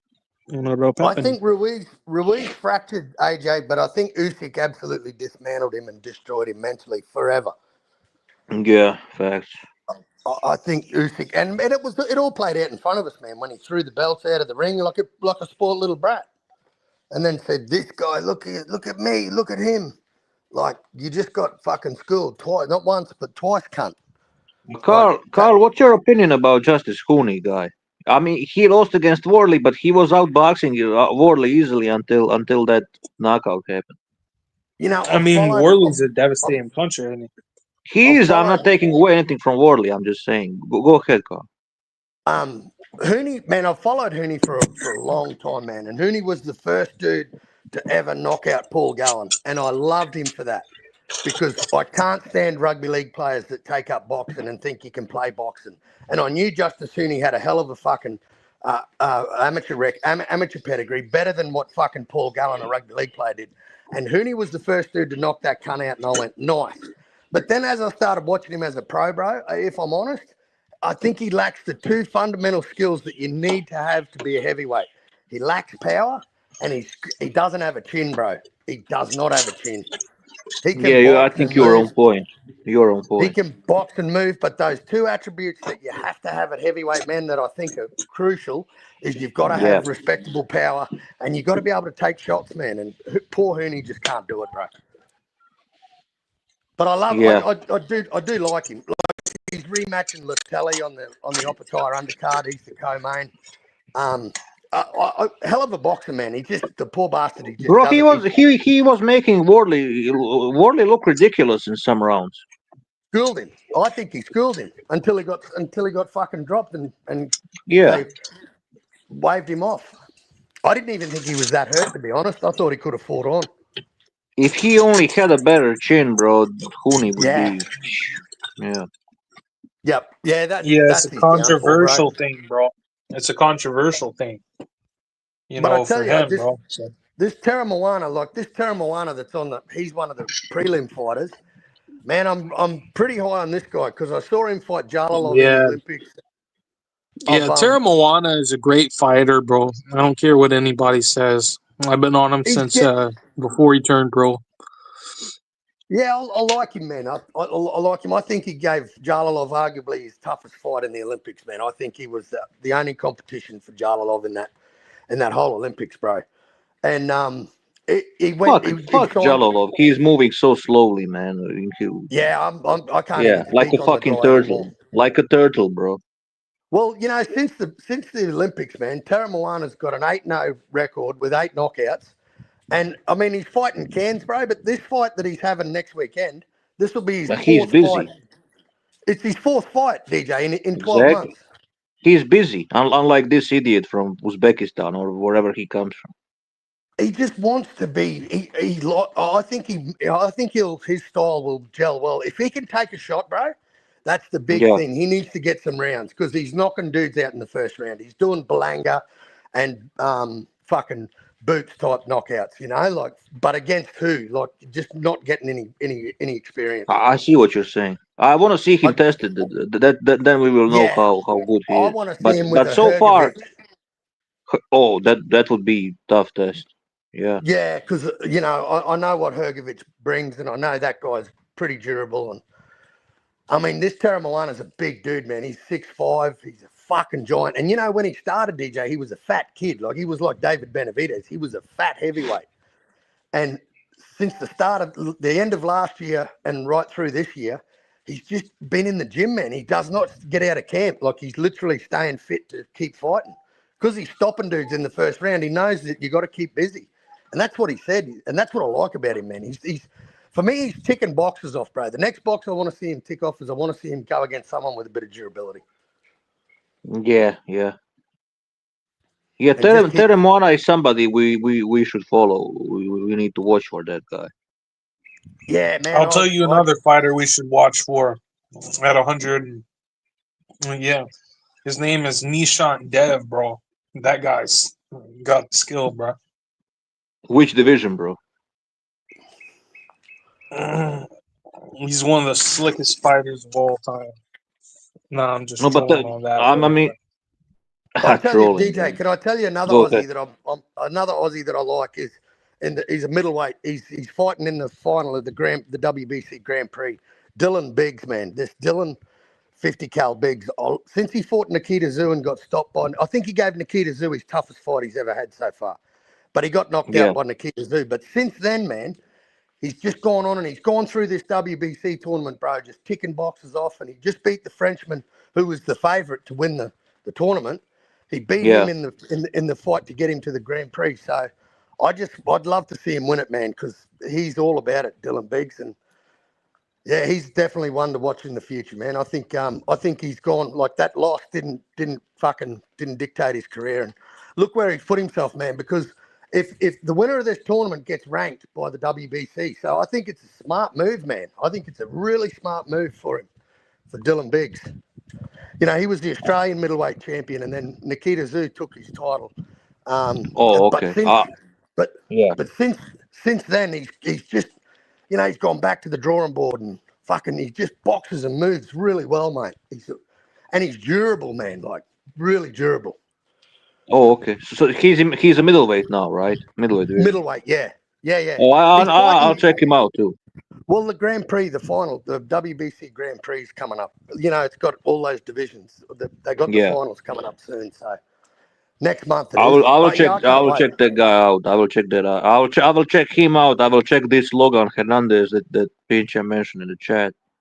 Yeah, we need to check out these prospects. Yeah, man. And it's good to see, man. I think it's like, I know that boxing in Australia is pretty healthy, man, and it's from the likes of Tim Tszyu. Like Tim Tszyu's got a lot of fucking casuals in the sport, bro. A lot of casuals. Are you gonna win? Is Australia gonna win the gold medal in breakdancing again? Oh my God! We'll clean sweep it. And for everyone who didn't want breakdancing as an Olympic sport, you're fucking welcome. Well, Australia did well on the last Olympics. I think you guys were like 6th or 7th in terms of medals, right? In the swimming pool, DJ, no one can touch us in the swimming pool, bro. We know how to swim. No, but seriously, you guys had like one of like, I think you were 6th or 7th nation with the most medals on the last Olympics, right? Yeah. Correct me if I'm wrong. Mate, the swimming pool, no one beats us. Our medal kit, most like 80% of our medals come from the swimming pool, bro. Yeah, that's true. That's true. You look at all the world records in swimming, bro. Most of them are fucking Australian. Like, yeah, you guys can fucking swim. You guys can fucking swim. In fact. Oh, it's one sport that Australians do a lot of, bro. There's a lot of. And it's a difficult sport. Swimming is one of the most difficult sports in the world, actually. Bro, my uncle, who would he'd be in his 80s now if he was still alive. He still holds the college record for butterfly at the school, the boarding school I went to. Yeah. If he was he's still got that record. So yeah, there's some fucking Australians can swim, bro. It's usually America and Australia, but man, our women just fucking dominate, bro. Our women swimmers, they can dominate a pool. And I think the guys run a distant second, you know, in the pool. But yeah, I think we got 18 medals in the last Olympics out of the swimming. Nice. I think we beat America by 3 or 4 gold medals. And and also per capita, I mean, how many Australia people is more dominant when it comes to that sailing, right? Oh yeah, anything with water. Yeah, they're dominant in sailing, bro. Anything with water, they dominate. Epic, bro. You need to watch them 150. Man, the Aussies know how to sail, bro. I think it was 1983 when Australia won the America's Cup. America had held onto this sailing title for 132 years, and no one had ever beaten the fucking Americans at this sailing. And Australia came out with the fucking QE2, and they absolutely fucking, and they I think it was the best of 5, and they lost the first 2, and then they won the last 3 races. And it went down in folklore, and that's where the boxing kangaroo flag came from. That right there, when we beat the Americans in the America's Cup. Who we got fucking replaying? Oh, is that you, 150? No, that was me. My bad. Yeah, I was about to say, but the Uzbeks are dominating in boxing. Bro, I just saw some amateur tournament where the fucking Indians outbeat the Uzbeks, bro. India. Seriously, Indians. You must be trolling. You know, you must be trolling, bro. I'm gonna get this clip and I'm gonna send it to you. You just won't believe me, but India fucking won this amateur tournament, and I'm thinking, I'm not saying you're lying. But it just sounds unbelievable because India and boxing in the same sentence. And I'm not trying to be an asshole, but I mean, look at the guy I was just talking about, Nishant Dev. He fights at, super welterweight. That's 154, bro. That's all. Is he Indian? He's Indian. Yes. He was an Olympian. He got robbed against Marco Verde in Paris in the quarterfinals. Yeah, bro. That was a freaking have you heard of Terry The Uzbeks won 5 gold. Yeah, he fought Jalilov. No. Listen, if I'm wrong, I will admit I'm wrong. I just want to see that, Carl. I'm not saying you're lying, bro. I'm just curious because India like dominating boxing. That's a news to me, bro. Yeah, I'm gonna find it, man. They won 5 gold medals last year. Exactly, big say so, yeah, they did. They dominated, bro. I mean, what happened was they used to have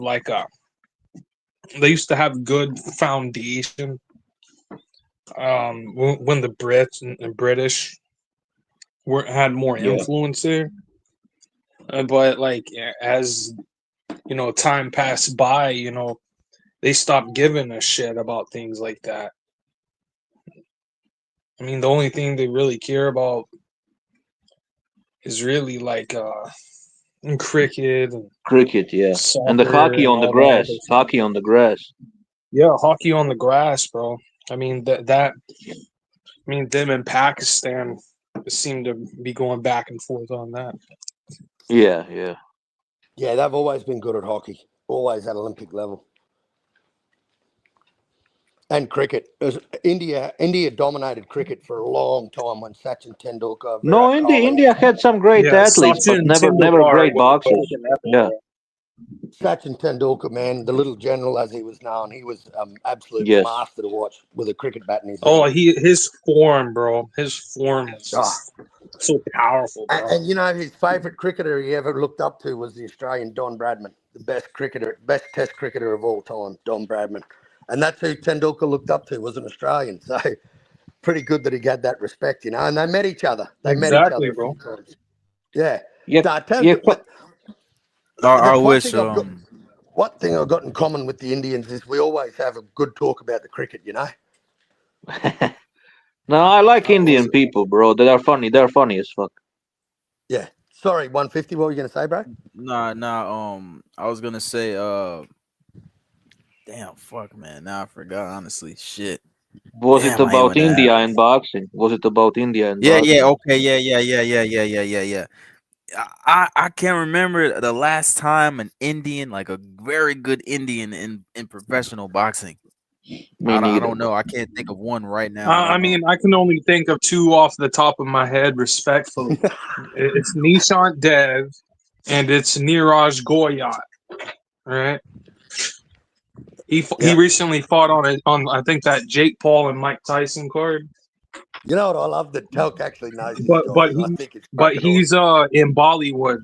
Like he's been doing stuff in Bollywood. So he's like a Bollywood boxer. No, he just got action films because of his boxing career. Like he's like a superhero. He plays he's like a superhero.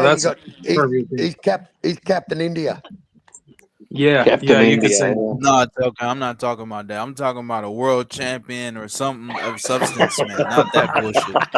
I mean, let me tell you, 150. If they were willing to rob him from being in the if they were willing to rob Dev of being in the semifinals, in which they've done that a couple of times in Olympic history, bro, they're not going to allow somebody from South Asia to be in the semis or in the medal rounds, bro. Let's just be real. No, but Carl, if you find that there's tournament, plenty of fighters that got robbed in the Olympics. Roy Jones, Mayweather. I mean, there's plenty of fighters that got robbed. What was that, DJ? Exactly, bro. But Carl, if you can find, it's politics, bro. If you can find that tournament, if you can find that tournament where Indians dominated against Uzbekistanis, I just want to see it, like a link or something. I believe you, but I just want to see it. I just want to see that because it's hard to believe, Let me see if I can find it. No, take your time. Uzbeks are Like I good said, I level believe you. players, Like I bro. said, I believe you. You wouldn't lie, but I just want to see it because it sounds so Yeah, I fucking gotta see unreal. that You too, know, Carl. Here we go. All it right. I sounds mean, We've unreal. got. All right. So here we go. So go India look dominated. him up, bro. Go look up Here we go. Nishant Dev. I Here Wait, we don't wait, go. know. wait, This bro. is Wait, bro. Wait a second, bro. Wait a second. Go ahead, Carl. so India dominated the 2025 World Boxing Cup finals, winning a total of 20 medals, including 9 gold, 6 silver, and 5 bronze. Overall Damn. performance: India won 20 medals, 9 gold, 6 silver, 5 bronze. The women won 7 gold. Hitesh Gulia won the men's gold in the men's 70 kilo category. I'll send you the link, bro. They fucking, I knew I wasn't fucking dreaming about this. No, I believe you. I believe you. But it's just unbelievable when you think about it. I never would And you think know, that man, I Indians think would done it. Uzbekistan got like third, if memory serves me correct. No, but what I'm trying to say, Carl, they must be really good if they dominated fucking Uzbekistanis. Because, Yeah, it fucking blew me out, man. Especially in amateur boxing. Yeah, I'm Because trying they're to really find good. They got really good amateurs. That's was crazy, bro. was maybe Indian lawyer their manager. Can you check that out? I'm gonna drop this link in the chat here. Yeah, And drop it. Bro. and look it up for you. Man, it really blew my mind. Blew my Yeah, fucking mind. but Carl, can you see if the No, it's Indian not lawyer, gonna if be a. Indian lawyer from Calabasas was their manager? I think he was their legal representative. I mean, that's a good. I mean, AJ. Hey, if AJ was their manager, that would be pretty epic. Facts. Actually, that'd AJ, be that funny would as be well. lit. That would be lit if AJ was their manager.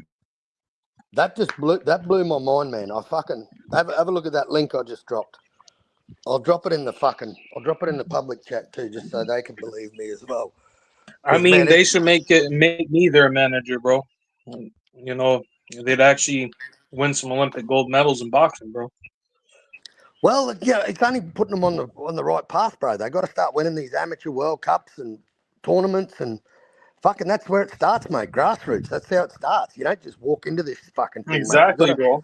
I mean, that's That's exactly why where it starts. women's boxing's a bit fucked, because they just don't have the competition there across the world. There's just not that many in each division. It'll get there, but it's just not there yet. My favorite female boxer is an Australian, so Sky it's pretty Nicholson. epic, man. Yeah, Carl, you were right, bro. Even AI is the proof you were right. Yeah. Because AI, it's saying India is currently dominating amateur boxing, having recently topped the medal table at the 2025 World Boxing Cup Finals with a total of 20 medals, including 9 gold medals. And then it says consistent performance. India won medals in all 20 weight categories, which demonstrates strong and balanced team. Damn. Yeah. Fucking crazy, bro. It's good to see, Shout bro. out to India, bro. Shout out to India. I would never expect Facts, this. bro. Facts. Yeah. By the way, Carl, it's not Sky Nicholson. It's actually Shay Keneally, bro. That girl can fight. I like that Shanika Johnson. Is it Shanika? That I like Shanika. I think she's action packed. She's a good fighter. You like Shay Keneally though? I don't really follow much, bro. If I'm honest, I don't even know. I wouldn't even know many Carl Australians. probably likes her ass. Yeah, that'd be the only reason I'd be looking, DJ. Yeah, I just don't. I don't mean to sound chauvinistic or anything, but I just don't like that. Don't like women's boxing, bro. If it's Katie Taylor and Amanda Serrano, I'm all ears. But apart from them two, man, women's boxing fucking sucks. I agree. Well, I mean, but you like Vankatons though. You like vanking on them. You like vanking. Shay Keneally's a world champ though. I mean, how can you not be on that, bro? I'm sorry, I'm not a real Australian. Yo, on top of that, she got into a verbal. She got into She was the calling only her good freaking women Clarissa fighters, Shields, bro. That Clarence Shields, bro. So she's really up there, bro. the only I good only women watch Ebony Bridges for the obvious reasons, fighters. She doesn't box anymore. She's just had a kid. She's done boxing. Oh Yeah, but Yeah. the DJ, you funny. DJ said, "Oh, Did you hear but about nah, that come on, man. Croatian Women's boxer boxing that? sucks, bro. Women boxing sucks, bro. Let's But be Big real. Say so it's true. Carl was right. Big Say so. If you checked out the link, India is actually prominent in amateur boxing now. As So crazy let's as it see. could Let's be. see if any of these guys come to the pros. I want to see some of these guys come to the pros and see what they can do, or even have I some mean, of these somebody guys in needs the to I limelight. just like seeing somebody I needs just to like put seeing something on the screen showing these guys actually fighting. I mean, some of these guys in the Nah, but this is comment good though, sections Carl, aren't because believable. you said it was at the World Cup. Yes. Yeah, that's actually good that they won, because I mean some people don't care about amateur boxing, but that World Cup, that shit's high level, bro. Like Lomachenko won a lot of medals from there. Rigondeaux won a lot of medals from there. Like there's a lot of Exactly, amateur bro. boxers that have dominated in those cups. So that's actually crazy that India did that shit, bro. I'm actually shocked, bro. Low key, damn, bro. That's unreal. Insane. No, I think that's a Exactly, good thing bro. that outsiders are actually I mean, they surprising. got some strong people in there, bro. Some of them guys who work up, who work as like priest up in there, and Yeah. in the They work in temples, call bro. centers. Like those guys are freaking swole as hell, bro. They That's could probably true. knock And your fucking head off. no, a lot of tough people there, bro. But I mean, in order to survive in India, you need to be fucking tough. To be honest. I Look just at the can't believe that a You country also has have such to a be look at sharp. the You Indian also ghettos. have to Look be at the sharp, Indian ghettos, bro. respectfully, so you don't get pickpocketed. I just Yeah, can't look at believe the that a Indian country, ghettos. the biggest country in the world by population, and they just have zero champions. Not like we can't think of any. Well, not I mean, there's now they never been have, an Carl. I Indian mean, at world least in champion, amateur Paul. boxing. At least in Yeah. There's amateur never been boxing. an Indian world champion. So I mean, Well, put that's it that what way. piqued me when I read it, bro. I saw it come up on Facebook, and I'm like, nah, that's got to be bullshit. And then I Yeah, actually looked into it, and yeah, it fucking blew my mind, man. They dominated the women's division, bro. 9 gold medals or 7 in the women's. Crazy. Hey, crazy. some Yeah. of their best military units over there in India. I mean, they got this women's military unit that, like a bunch of crazy bitches, bro. So You should Hindu go try chicks to can hook up fight, with one of basically. those guys, Justice, bro. You Hey, should I go So got to hook up Hindu drop with off one chicks of and them can charge guys. my. fight. Yeah. I'm just going to cook a steak on my Yes, you phone probably and jump chop off for your a while, damn man. throat, bro. I'm overheating. I'll be back. If you're still cooking, say so. I'll drop back, man. Hey, thanks for having me. I've got to let this phone cool down. I barely touched the fucking thing. All right, No, Carl. peace, I'll peace, catch you. peace, bro. All right. Later, Appreciate you, fellas. brother. Peace. Yeah, man. This I didn't expect this, bro. Carl convinced me. You know, the proof is in the I mean, pudding. I told you guys, bro, that these Indian fighters are starting to, build and develop a while back. So, I mean, they have Yeah. the foundation, passed down from them from the British Empire days, So it's all about Yeah, you utilizing were right. and You getting were the right. facilities, bro.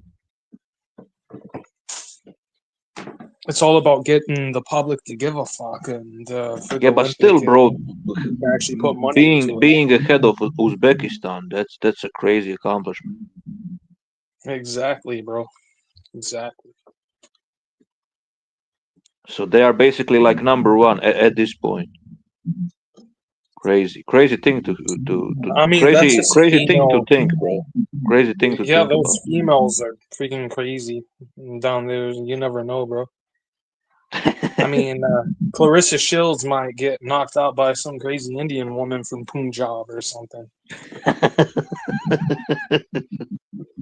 Probably looks like the Great Hopefully Khali she or does, something. bro. Cause that bitch over here saying she's Wouldn't a that be modern Mike funny? Tyson, fucking fool, man. Wouldn't that be funny if a heavyweight woman boxer was like 7 foot 2 or something, looking like the Great Khali. Man, and freaking Clarissa Shields getting in the ring with that, bro. Bro, did you saw the footage when she got knocked out by some club level boxer, bro? Hey, that Russian fighter, he was all right, bro. He was all You talking about right, the dude, the man? Yeah, the guy, Once he got dropped in sparring? Yeah, yeah. She got dropped by a club boxer, bro, and she was bragging. She was even saying like, "I can fight Golovkin" and all that stupid shit. And then this club level amateur guy knocked her out like with one punch.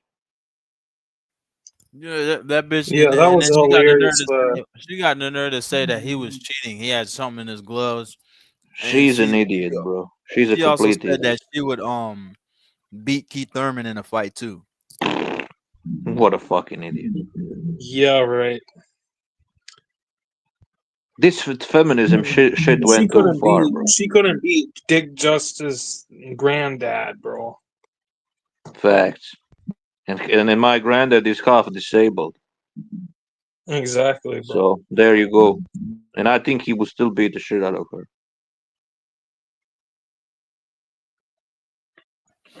Hey, some of them disabled people, man, they have a decent fight in them, bro. Well, all it takes is one punch from a grown man. All it takes is a one punch from grown man, bro. That's all it takes. No, absolutely, you're right, brother.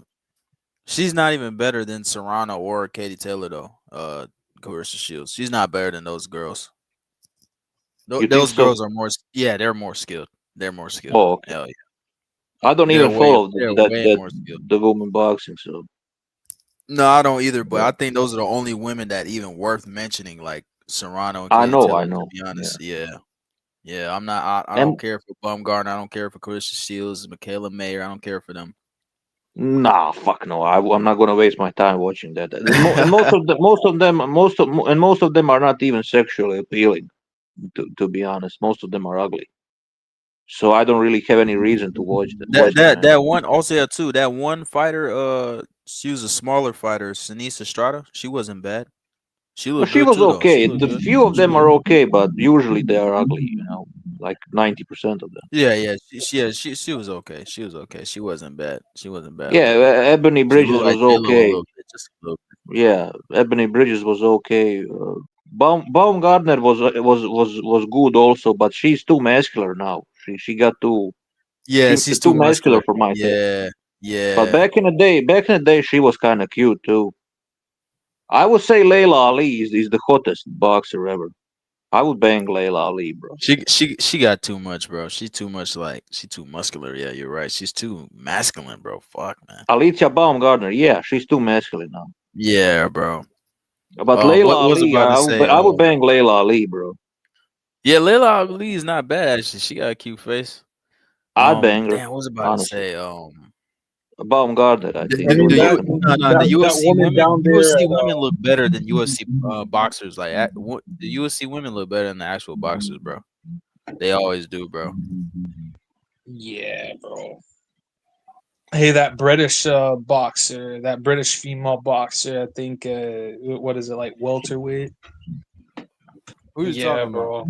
Natasha Jonas or whatever her name is. Woo.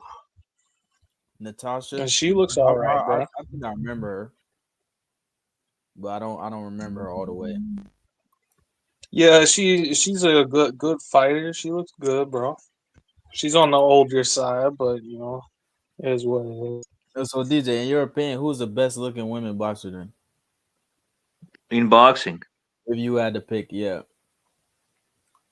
I mean, Layla Ali is not fighting anymore, but I think she was the best looking.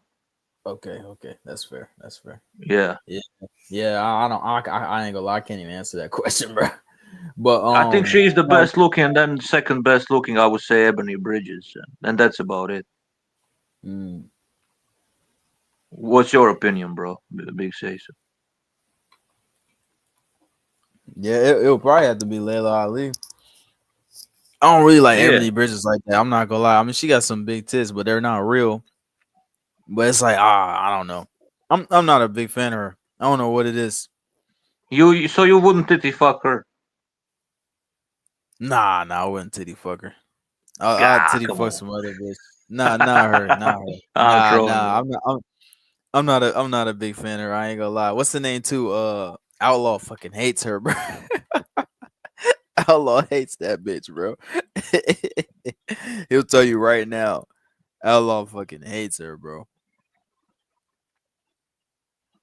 Sky Nicholson, she's too basic, man. She looks like your regular old white girl. Like, nah, she's nothing special. Nothing special. Yeah, I mean, Shaker Millie, man, she looks all right though, bro. Even that Meyer chick is nothing special. Yeah.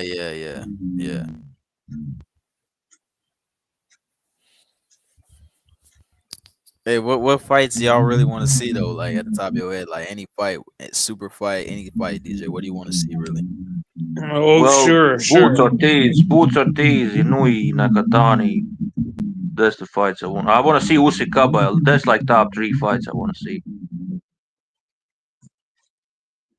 Yeah, I couldn't agree. I guess the fight that I want to see. Go ahead. I mean, good fantasy fights I want to see is, I want to get this pound for pound thing out of the way. I want to see Bud Crawford versus Alexander Usyk. I want to see Dan Rodriguez,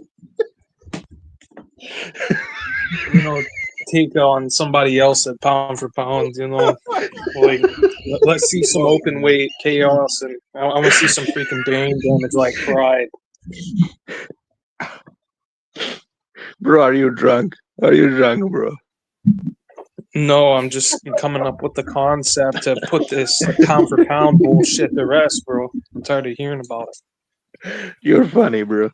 Crawford Usyk is the next fight we need to see, bro.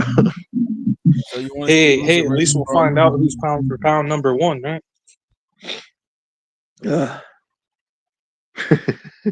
I mean, think about it. Yeah, but I mean the winner in that fight is obvious. It's obvious who's going to win that fight, bro. Then he's going to be like, I'm very feel. Bud Very Crawford, bye-bye. I could see Usyk waving to him as he's being carted out on a stretcher. You're funny, bro. What's with your name, Shriman Veera Bandra? What does that mean? What does that mean exactly? Shriman means Lord, and Virabhaja is basically a avatar of Lord Shiva. So just put it into that point. Yeah, and who would you want to see Bam against? Telcon, who would you want to see Bam fight? I mean, I would like to see Bam versus Inui, and I wouldn't mind that. Oh, okay. I thought he was gonna say something ridiculous like with the Usyk and Crawford shit. I mean, give him something not too crazy. You know what I mean? Like someone who's up there in top 5. So, do you think Inui beats Bam? I think Inui beats Bam. I think Inui freaking.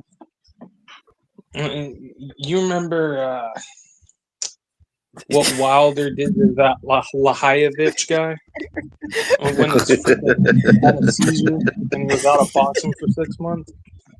Yeah, bro. Yo, his arm's gonna be twitching. He's gonna look like he's trying to pull a cord, like an emergency cord. He's gonna look like crazy. An old person going for his life alert button. I've fallen and I can't get up. I'm in the ring. So hey, Tug, do you think Nakatani beats Bam if there was to fight? Nakatani beats Bam, bro. Bam is just a freaking weight bully. He's a freaking and I just can't wait to to see what happens to him. You know, Telcon, please, I don't man, even please think it's it. I don't think he enlighten gets. me. Enlighten us. I don't Enlighten me, think. brother. Tell I me why. Tell me why to everyone on the stream, the 7 people watching this shit, why you hate Bam so much. Is it because he beat Sonny Edwards? Is that why? Is this the reason why? I don't like Bam Rodriguez because he's an industry plant. Why do you think that? Why do you think he's an industry plant? He's definitely not an industry plant because no one gives a fuck about 115. But go He's ahead an and say industry that. fighter to a T. He's an industry fighter to a T. But why? Like, can you explain why? Can you explain why? I mean, they allow him the rabbit punch, no consequence. You know, he's a freaking manufactured fighter. I don't like manufactured fighters. That's a like weirdest take I ever heard, bro, on the YTBC. I mean, you wanted my take, bro. If it's No, I respect unorthodox, your take. Like, I respect your take, but it's kind of, I don't know, bro. It's too much for me. I disagree with that. I don't think he's most manufactured champion right now. Somebody yeah, like I mean, Boots is way more manufactured. If you want to be real, you know. yeah, Bam Rodriguez isn't going to be able to survive too long. I mean, the fight in the really near future is going to take place, which is going to be for that other belt at 115. And it's going to end up getting picked if you want to talk about king of manufactured fighters, I don't think nobody is manufactured more than fucking Tank Davis. Like Tank nobody. Davis is a slick. And he can freaking knock you out at any freaking moment, bro. And I think Lamont Roach knew him too much from the amateurs. But his entire career is fucking farce. It's a farce. It's a joke. It's a, you know, I mean, he can't even be compared to somebody like Bam. No. Moses Atama came out and said that the hardest he's ever been hit is by a Croatian amateur fighter. And he was just recently in the ring pictures with him, bro. What was the name of that guy? I'm trying to search it up here, bro, to make sure I get the pronunciation right. Yeah, I agree with DJ though. Tank Davis is the most manufactured fighter, probably in the history of boxing. To be honest, like he really is. Like, yeah, it's not Bam. Come on, man. No one cares about flyweight and. You know what I'm saying? No one gives a fuck about. And also, he's proven. I mean, manufactured and proven. It can be in the same sentence. Like if you have a wins over Quadras, Sonny Edwards, Rongvisai, Estrada, you can't really be manufactured, right? Because manufactured fighter would be somebody that took an easy route to the title and took easy defenses and. Tank Davis fits that description. Bam doesn't really fit that description, you know? No, he doesn't.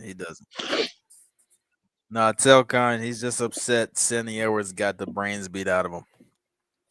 And retired. He lost to Yafai, Telcon. Come on, bro. And he didn't even lose to the good Yafai. People was mixing up that Yafai with the other one that Chocolatito fought. I mean, Yafai got freaking raw in that situation with that PED shithead. But you know, that one fight. Yeah, the Mexican fighter had PEDs. Yeah, he popped dirty. Yeah, you're right about that. But but still though, Yafai retired. Like what's they retired Sonny Edwards though. He retired Sonny Edwards. That's what I'm talking about. I'm talking about that. Yeah, Galal Yafai, he's a solid fighter. You know. Medalist. Yeah, but he's not better than the one Chocolatito fought. Yeah, because there's two Yafais. The one Chocolatito knocked out in 9 rounds, he was actually a good fighter. The one Sonny Edwards got knocked out by, he's decent. Domestic level, in my opinion. He's nothing elite. Domestic level, but a freaking Olympic gold. Yeah, okay. Just level, bro. Just because a guy got an Olympic gold medal doesn't mean he's gonna be great in the pros, bro. You know what I'm saying? Look at two different worlds. Two different worlds. Look at Robeisy Ramirez, for Two example. different worlds. I do agree with you. I mean, wasn't David Price like a menu? Wasn't David Price like a successful amateur, but he didn't do anything in a pro. Yeah, he was man. like a domestic level, British level type of fighter. Yeah. Look at Robeisy Ramirez. He won the gold medalist. He won the gold medal in 2016. He beat Shakur Stevenson, a very high-ranked prospect at the time. Super hyped up amateur. I can give you another example too. Audley Harrison. He was Olympic gold medalist, but he got knocked out by David Hay in maybe like 30 seconds. You remember Audley? You remember Audley Harrison? You remember Audley Harrison? I remember fucking David Hay knocking him out. Exactly. That's all you know about him. But he was actually a decorated amateur, a great amateur. But he was a domestic level professional. Exactly. Look at Ben Whitaker. He's a decorated amateur too, and he fucking sucks. Ben Whitaker's trash. Ben Whitaker is one of the greatest fighters of all time in modern age, bro. He's like the new age Emmanuel Augustus, with knockout proficiency, bro. So, bro, don't ever disrespect Emmanuel Augustus like that again. I mean, brother. I want to see him versus Better B now. Better B would destroy him. Come on, I would want to see Callum Smith would destroy him, let alone Better B. Crown shows in the history of boxing take place. Bro, I think Callum Smith has a chance to fucking knock him out. Yeah, Callum Smith can beat him. Yeah, I agree, DJ. This is the same dude that fell out the ring and faked the back injury. Said, "Oh, my back's fucked up." It was his leg, and it actually was fucked up. Ben Whitaker, that's his name. Ben Whitaker. He's trash. Yeah. I mean, it's not a WWE match. I mean, look at the rules of boxing, bro. Tackle your He was the one that initiated it. He was the one that initiated it. He initiated it, bro, because he was trying to find a way out. I mean, but what was his opponent doing? What was Liam Cameron doing? He was landing shots on Ben. You give him a freaking headbutt against the fucking ropes and freaking create separation. I'll say this, Telcon. The guy came back and beat the opponent. Ben Whitaker rematched him and won. He beat him again. Right? But still, though, that's my whole point. He still got exposed in that first fight, so he's shown weaknesses. He's shown that when it gets how did he get exposed, bro? That was horrible accident. Let me explain. Because when Ben Whitaker gets in a real fight and gets in those real situations, he's gonna look for a way to quit. He's gonna look for an easy way out. That's why he got exposed, bro. He's not good. He wasn't showboating that guy. He wasn't showboating, by the way. David Benavidez is moving up the cruiserweight, so I'm gonna give him a pass. But the rest of cruiserweight, or rest of light heavyweight, I mean. Now they're all on notice, bro. The dancing clown. Just stop, bro. Maybe even Zurdo could beat him. Stop, bro. Come on. But look, man, look. Like I said, all Olympic gold medalists don't last. Robeisy, I think Robesi's a 2-time Olympic gold medalist. Now I think about it. Yeah, man. And look, he lost his first fight. He came back. He avenged the loss, and then he got beat by Espinoza twice. And the second time he quit. You know what I'm saying? Yes, he became world champion, but he lost his belt immediately. Well, not immediately. Whitaker doesn't impress me at all, bro. He doesn't. Nah, Whitaker sucks. Whitaker sucks. He's not good. Whitaker is gonna win a world championship. So nah, he's not. Nah, fuck no. At 175. At 175. As long as Dimitri Bivol there, he's not winning a title. I mean, Beebal's about to retire anyway because that. Would he even beat Anthony Yard? Let's be honest. Would he even beat somebody like Anthony Yard? No, that's actually a good test for him. I want to see No, him that's a good fighting test. Anthony That's a Yarde. good test. Yeah, no, it is. It is. It is, Or bro. even Joshua Buatsi would be a good test too. You know, Joshua Buatsi would be a good test also for him. If he beats any of those guys, then maybe I will say, you know, maybe this guy can fight a bit. You know, if he does that shit. Until then, I don't really rate him at all. You know, I want to see him tested against some of those two guys, or any ranked contender for that matter. Until then, he's like a meh to me, nothing special. He struggled with the fucking journeyman, you know, like he beat him in a rematch, like Big Saso said, but that first fight was embarrassing. Yeah, it's Embarrassing, bro. embarrassing, bro. He literally quit. He literally quit, bro. He tried to find an easy way out. Like, you know what I'm saying? So yeah, he's a waste of time, bro. You know, I don't know why people even talk about him, you know, like the way they do. You know, they see some highlights, they see a guy dancing in the ring and dodging and slipping shots and, you know, showboating guys, but bro, he's doing that to domestic level fighters, man. He's doing that to I swear journeymen. to He's God, not it's doing it's that to it's a no Roy elites. Jones effect, bro. People, these casuals, as long as they see somebody who is like trying to imitate Roy Jones, they immediately think this guy is like a next big thing, you know. Yeah, But that's not absolutely, how it absolutely. works. That's not how it works. There is only one Roy Jones, and you can't really imitate what he did, honestly. Absolutely. You can't and Ben Whitaker, he's got no power. He's got no power. Exactly. He's not really fast. You know, I mean, his defense is not bad, but it's not great. He still gets caught. He still gets hit. Even him doing all that showboating bullshit. Because let him He's do that keeping his against an hands elite too low, fighter. bro. That's Yeah, his hands dangerous. are too low. Absolutely, absolutely, DJ. Yeah, man. Let him do that against a elite fighter and see what happens, bro. Like I said, I want to see him against Yard or Buatsi or any ranked contender. If he beats any of Exactly. those guys, then I will maybe reconsider what I'm saying. Yeah, me too. Me too. If he beats Yard, if he beats Buatsi, Callum Smith, who else, man, is in that division, bro? That's Is on that Marcus title. Brown still around? What is he still around? Yeah, he's still Ma- around. I think he was supposed to fight not that long ago, to be honest. Even that guy would be a good test. Yeah, yeah, him too. Him too. Yeah, for sure. Absolutely. Yeah, Ben Oh Whitaker. yeah, oh yeah, Justice. That Croatian amateur they gave Atama good sparring is Luka. Pertlacic, is it Luka Pertlacic? Yeah, Pertlacic, he's a yeah, good it's fighter. hard to pronounce for foreigners. Yeah, no, I heard about him, but I don't know how he's doing in Please the repeat amateur. his last name again. Pertlacic. I think it's Pertlacic. Pertlacic. Yeah. Pertlacic. Okay. It's hard to pronounce, bro. Yeah. You don't even need to try. So he's the hardest puncher according to him. I got it. Pertlacic. Yeah, you're right. Interesting. So that's the hardest puncher he ever fought. Yep. I mean, that puts a lot of stock on Luca's name. I mean, let's see what he does in the future. Best of luck to him.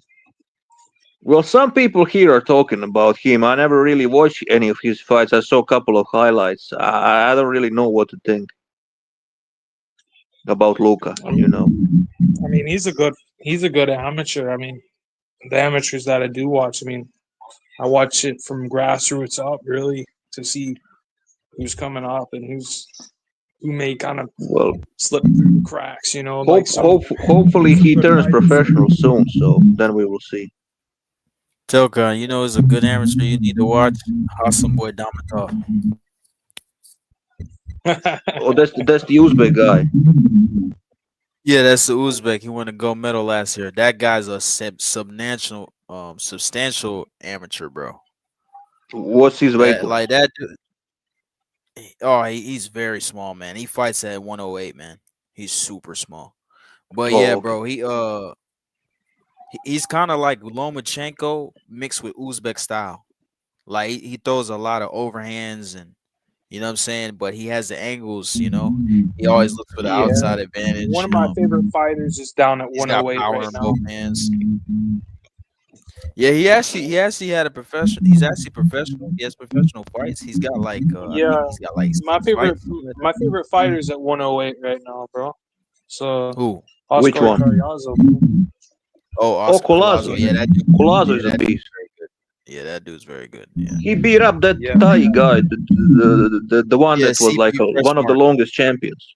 Yeah, Freshmart. CP Freshmart. Yeah, Yeah. Freshmart. Yeah, he knocked him out. Yeah, he beat the Collazo's shit a out of beast. him. Collazo's a beast. Now that dude's legit. That dude, No, bro. I mean, Honestly, if you are able to do that against CP Freshmart, then you are a real deal. Because CP Freshmart ain't no fucking joke. I want to He see ain't no Oscar joke. Collazo. My dream fight is Oscar Collazo versus Bam, but that's not gonna happen, bro, because of the weight difference. he's pretty small, bro. I ain't gonna lie. He's way Collazo more is like a smaller than Bam. I strawweight. mean, That's a who knows, strawweight. bro? Yeah. Yeah, maybe He just started maybe. out I at don't know. minimum weight and just moved up to 108. So Oh, okay. Yeah, nah, he's small as fuck, bro. But what was I about to say? He's a pound for pound fighter, bro, to be honest. You know what I'm saying? People not gonna throw him on there because he's so small and they don't know who he is, but you know what I'm saying? Like he's got the skills, bro, and he's Ring Magazine champion and he's unified champion. Nah, he's good, bro. Knocked out a reigning champion, CP Freshmart. CP Freshmart dominated for years, bro. Oh yeah. I know who I know CP, bro. I mean, you know he is. a prime Juan He was a good fighter. He's nothing compared to a prime Juan Hang Menayothin. That was probably one of the best Thai boxers of all time. Who, bro? Can you mention his name again? He went 54, 55 and 0 before getting robbed twice. What was the name of that guy? Juan Hang Menayothin. I can't remember that guy, honestly. I know Thais had a lot of great champions. He was a world champion. He was known for being that Thai fighter that had a better record than Floyd there for a while. Do any of you guys know the two brothers from Thailand? They were both great champions. The Galaxy brothers. You had Kao Klai Galaxy. Yeah. And the other one, I forgot his name. Kao Klai and Kosai. I think Kosai was the second brother. They were both very dominant champions. Yeah. Yeah, they were. I mean, what do you think about that kickboxer Floyd Mayweather knocked out in Japan? You talking about Tenshin? He's good. He's a good fighter. Tenshin, I like now him. Look at him, bro. He's like one fight away from a world title, bro. No, he's a good fighter. He's a good fighter. But people don't give a fuck about him because they only care about when he got beat by Floyd. No one cares about like actually how good he is. He's a good fighter. I care about what you can experience, what he can experience. Like what did he was a dominant kickboxing champion too. Nah, Tenshin's very good. He's super good, bro. If he becomes champion, he already became champion in kickboxing. So if he becomes champion in boxing too, that's a super big accomplishment. That's a crazy achievement. World champion in boxing, I mean, that's another win on Floyd's resume, bro. Nah, fuck that. We not giving that. Stop, dude. That fight was an exhibition. That fight was an exhibition. One, it was an exhibition. Two, the dude's a fucking bantamweight. Come on, man. You know exactly. And three, he was hella young, bro. He was regardless. He got stopped. I don't even know how old he was at that time. So you're funny. You're funny. Floyd Mayweather and go on to become a world champion. Good for you, bro. Like for real. Which division? Tenshin is bantamweight, right? He's bantamweight. Yeah, he's a bantamweight. Yeah. Mm-hmm. Oh, okay. But bro, what do you think about Andrew Maloney trolling Bam Rodriguez, saying you can't go for undisputed yet because I'm your mandatory bitch, and I'm not gonna step aside? Bam was knock him the fuck out. And he says he's not stepping aside, so there he goes, bro, stepping in the way of undisputed. I love it when these mandatories say "fuck your step aside," and I want to fight now, bro. Junk Irishman said you do know Tension lost the other day. He did? Tension lost? Is that true? I don't know, bro. Nah, you might be talking about another Tension, bro. Hold on, wait. Tenshin Nasukawa. I mean, Yeah, let's see if it's the Nasukawa. same Yeah, Nasukawa. Yeah, hold on.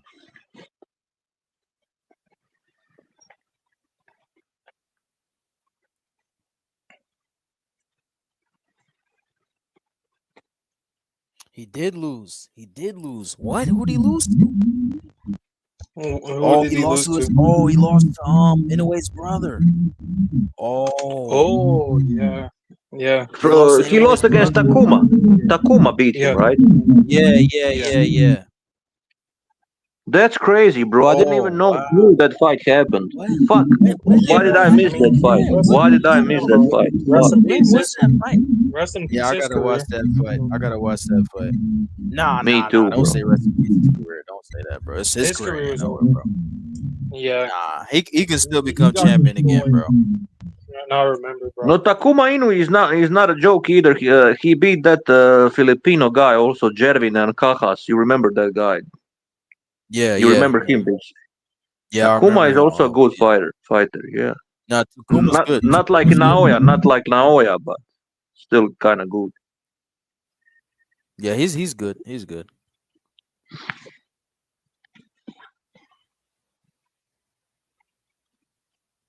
Yeah, man. But Tenshin was elite kickboxer, bro. But yeah. Damn, I didn't even know Tension lost, bro. What the fuck? I mean, that's what happens when all these Japanese fights go on, bro, in the middle of the night, bro. Yeah, but I would have at least heard about it. I usually watch the Japanese cards, bro. I usually catch them. I didn't know about this one though. Yeah, and they are early in the morning, so it kind of fits my timeline. Fuck, bro. I didn't even knew about this fight. Nobody was even mentioning anything about this fight. Yeah, Crazy. this was on the 24th. It was on the 24th. What the fuck, bro? Yeah, it was for the WBC World Title. So Takuma became champion again. Takuma, sorry, he became champion again because he was champion already, but he lost. He lost his last fight. He lost the fight before. That's bad for him, bro. That's yeah. bad. This guy in the chat. You be nice. Is his name. He said Tenshin did enough to win. Check it out. Yeah, I'm gonna check it out, bro. I'm gonna check this out. I gotta see. I mean, he probably did. He probably did enough to win. I mean, it depends how you look at it, I guess. What's your style's preference? Big say so. Look at that account in the chat. But I like the name. Listen to the name. Never sobers BDA's little cock. Oh shit! Holy shit! Oh, this is hilarious. Yeah, this was 3 days ago, man. I didn't see what the hell? This is the highlights right here. I didn't see this fight. What the fuck, man? Damn. It was a main event too. Oh my god. Why not see this fight? Drunk Irishman said, nah, Takuma won that fight. Come on. I had to watch it too, Drunk Irishman. I had to watch it. I mean, you said you haven't. You told me the other day that you weren't really locking in on box. No. I mean, that's true. That's true. But there wasn't really that much fights though, man. You know what I'm saying? Like I watched Lubin versus Virgil. I watched that. Yeah, that one. But this fight is actually better than fucking Lubin and Virgil. Is exactly, DJ. This is actually a good fight versus two good fighters. Like, damn, I can't believe I missed that shit. Lubin was like beyond washed up, but these two guys, none of these guys are washed up. They are basically in prime of their lives. Yeah, exactly. And they're fighting for a fucking world title, something that means something. Virgil Ortiz and Lubin, that was just a bullshit fight. They weren't fighting for anything. Exactly. Yeah, Virgil Ortiz is overhyped by Ring Magazine, so I don't really know what to really say about that.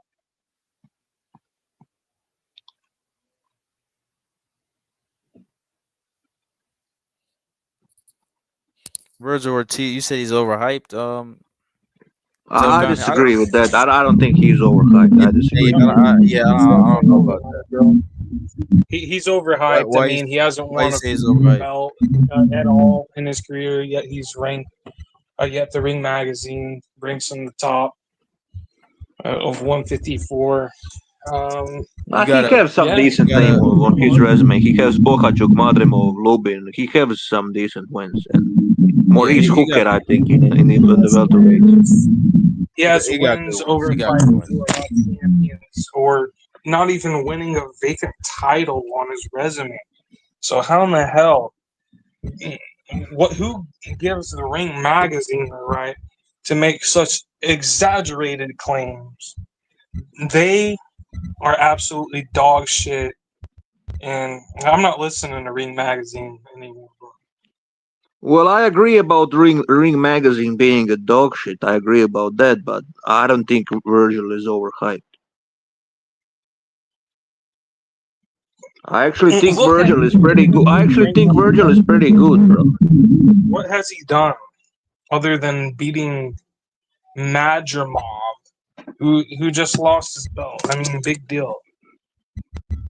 I'm not saying he has like an amazing resume or anything, but Madrimov, Bohachuk, Lubin, Maurice Hooker, those are decent victories. It's not like his resume is not like complete trash.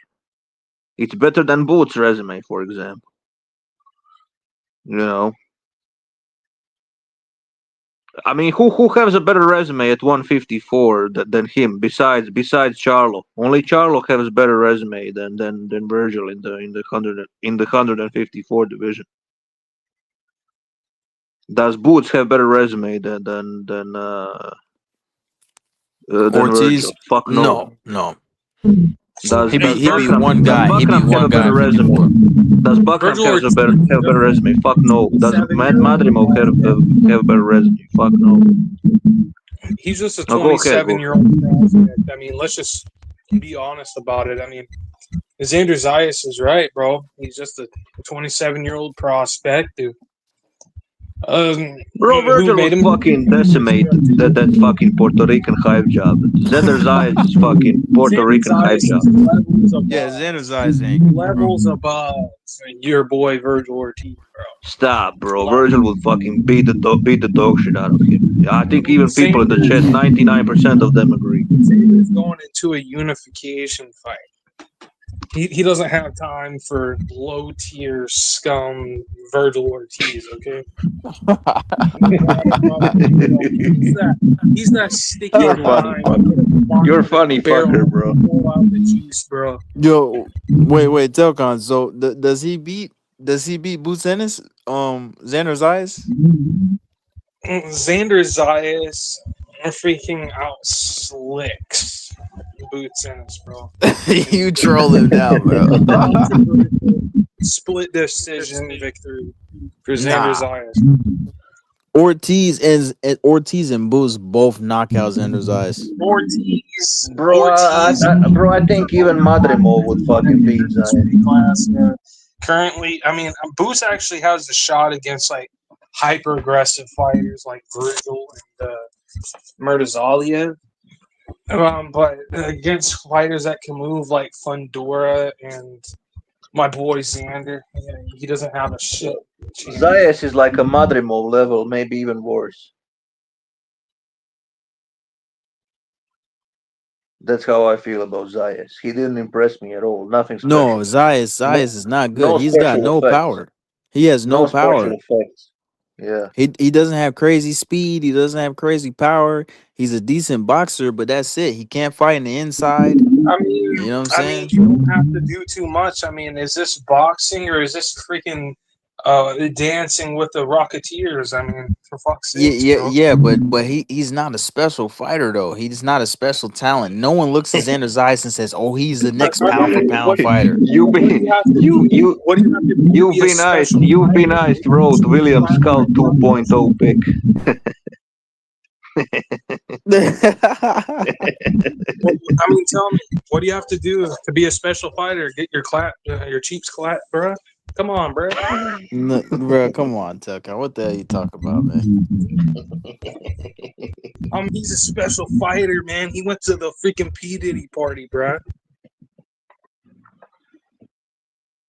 P. Diddy party, right? Yeah, but look at Usyk. Usyk's a special fighter. Usyk's a special fighter. Crawford's a special fighter. Bam's a special fighter. Inoue's a special fighter.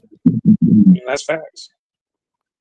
Yeah, you've been nice to saying judges had it 116 versus 112, but I thought it was closer. I think he's talking about Tenshin and Takuma fight. You've been nice. Yeah, that's what he's talking about. Yeah. Yeah. Yeah, I'm gonna watch it, man. I'm gonna definitely watch the fight. I want to see it. What was I about to say, man? Xander Zayas, though, man. Come on, bro. That dude is nothing special, man. He's decent, and that's about it. Decent fighter, and that's all. That's all. He's levels above Virgil, the hype job Ortiz, bro. He has Irishman. See, when I watch Xander Zayas on the come up, because I watch a lot of his fights, bro. And I was always telling myself, when the hell is he gonna fight a puncher? The only puncher he fought was Teixeira, and he was way past his prime. Super shot.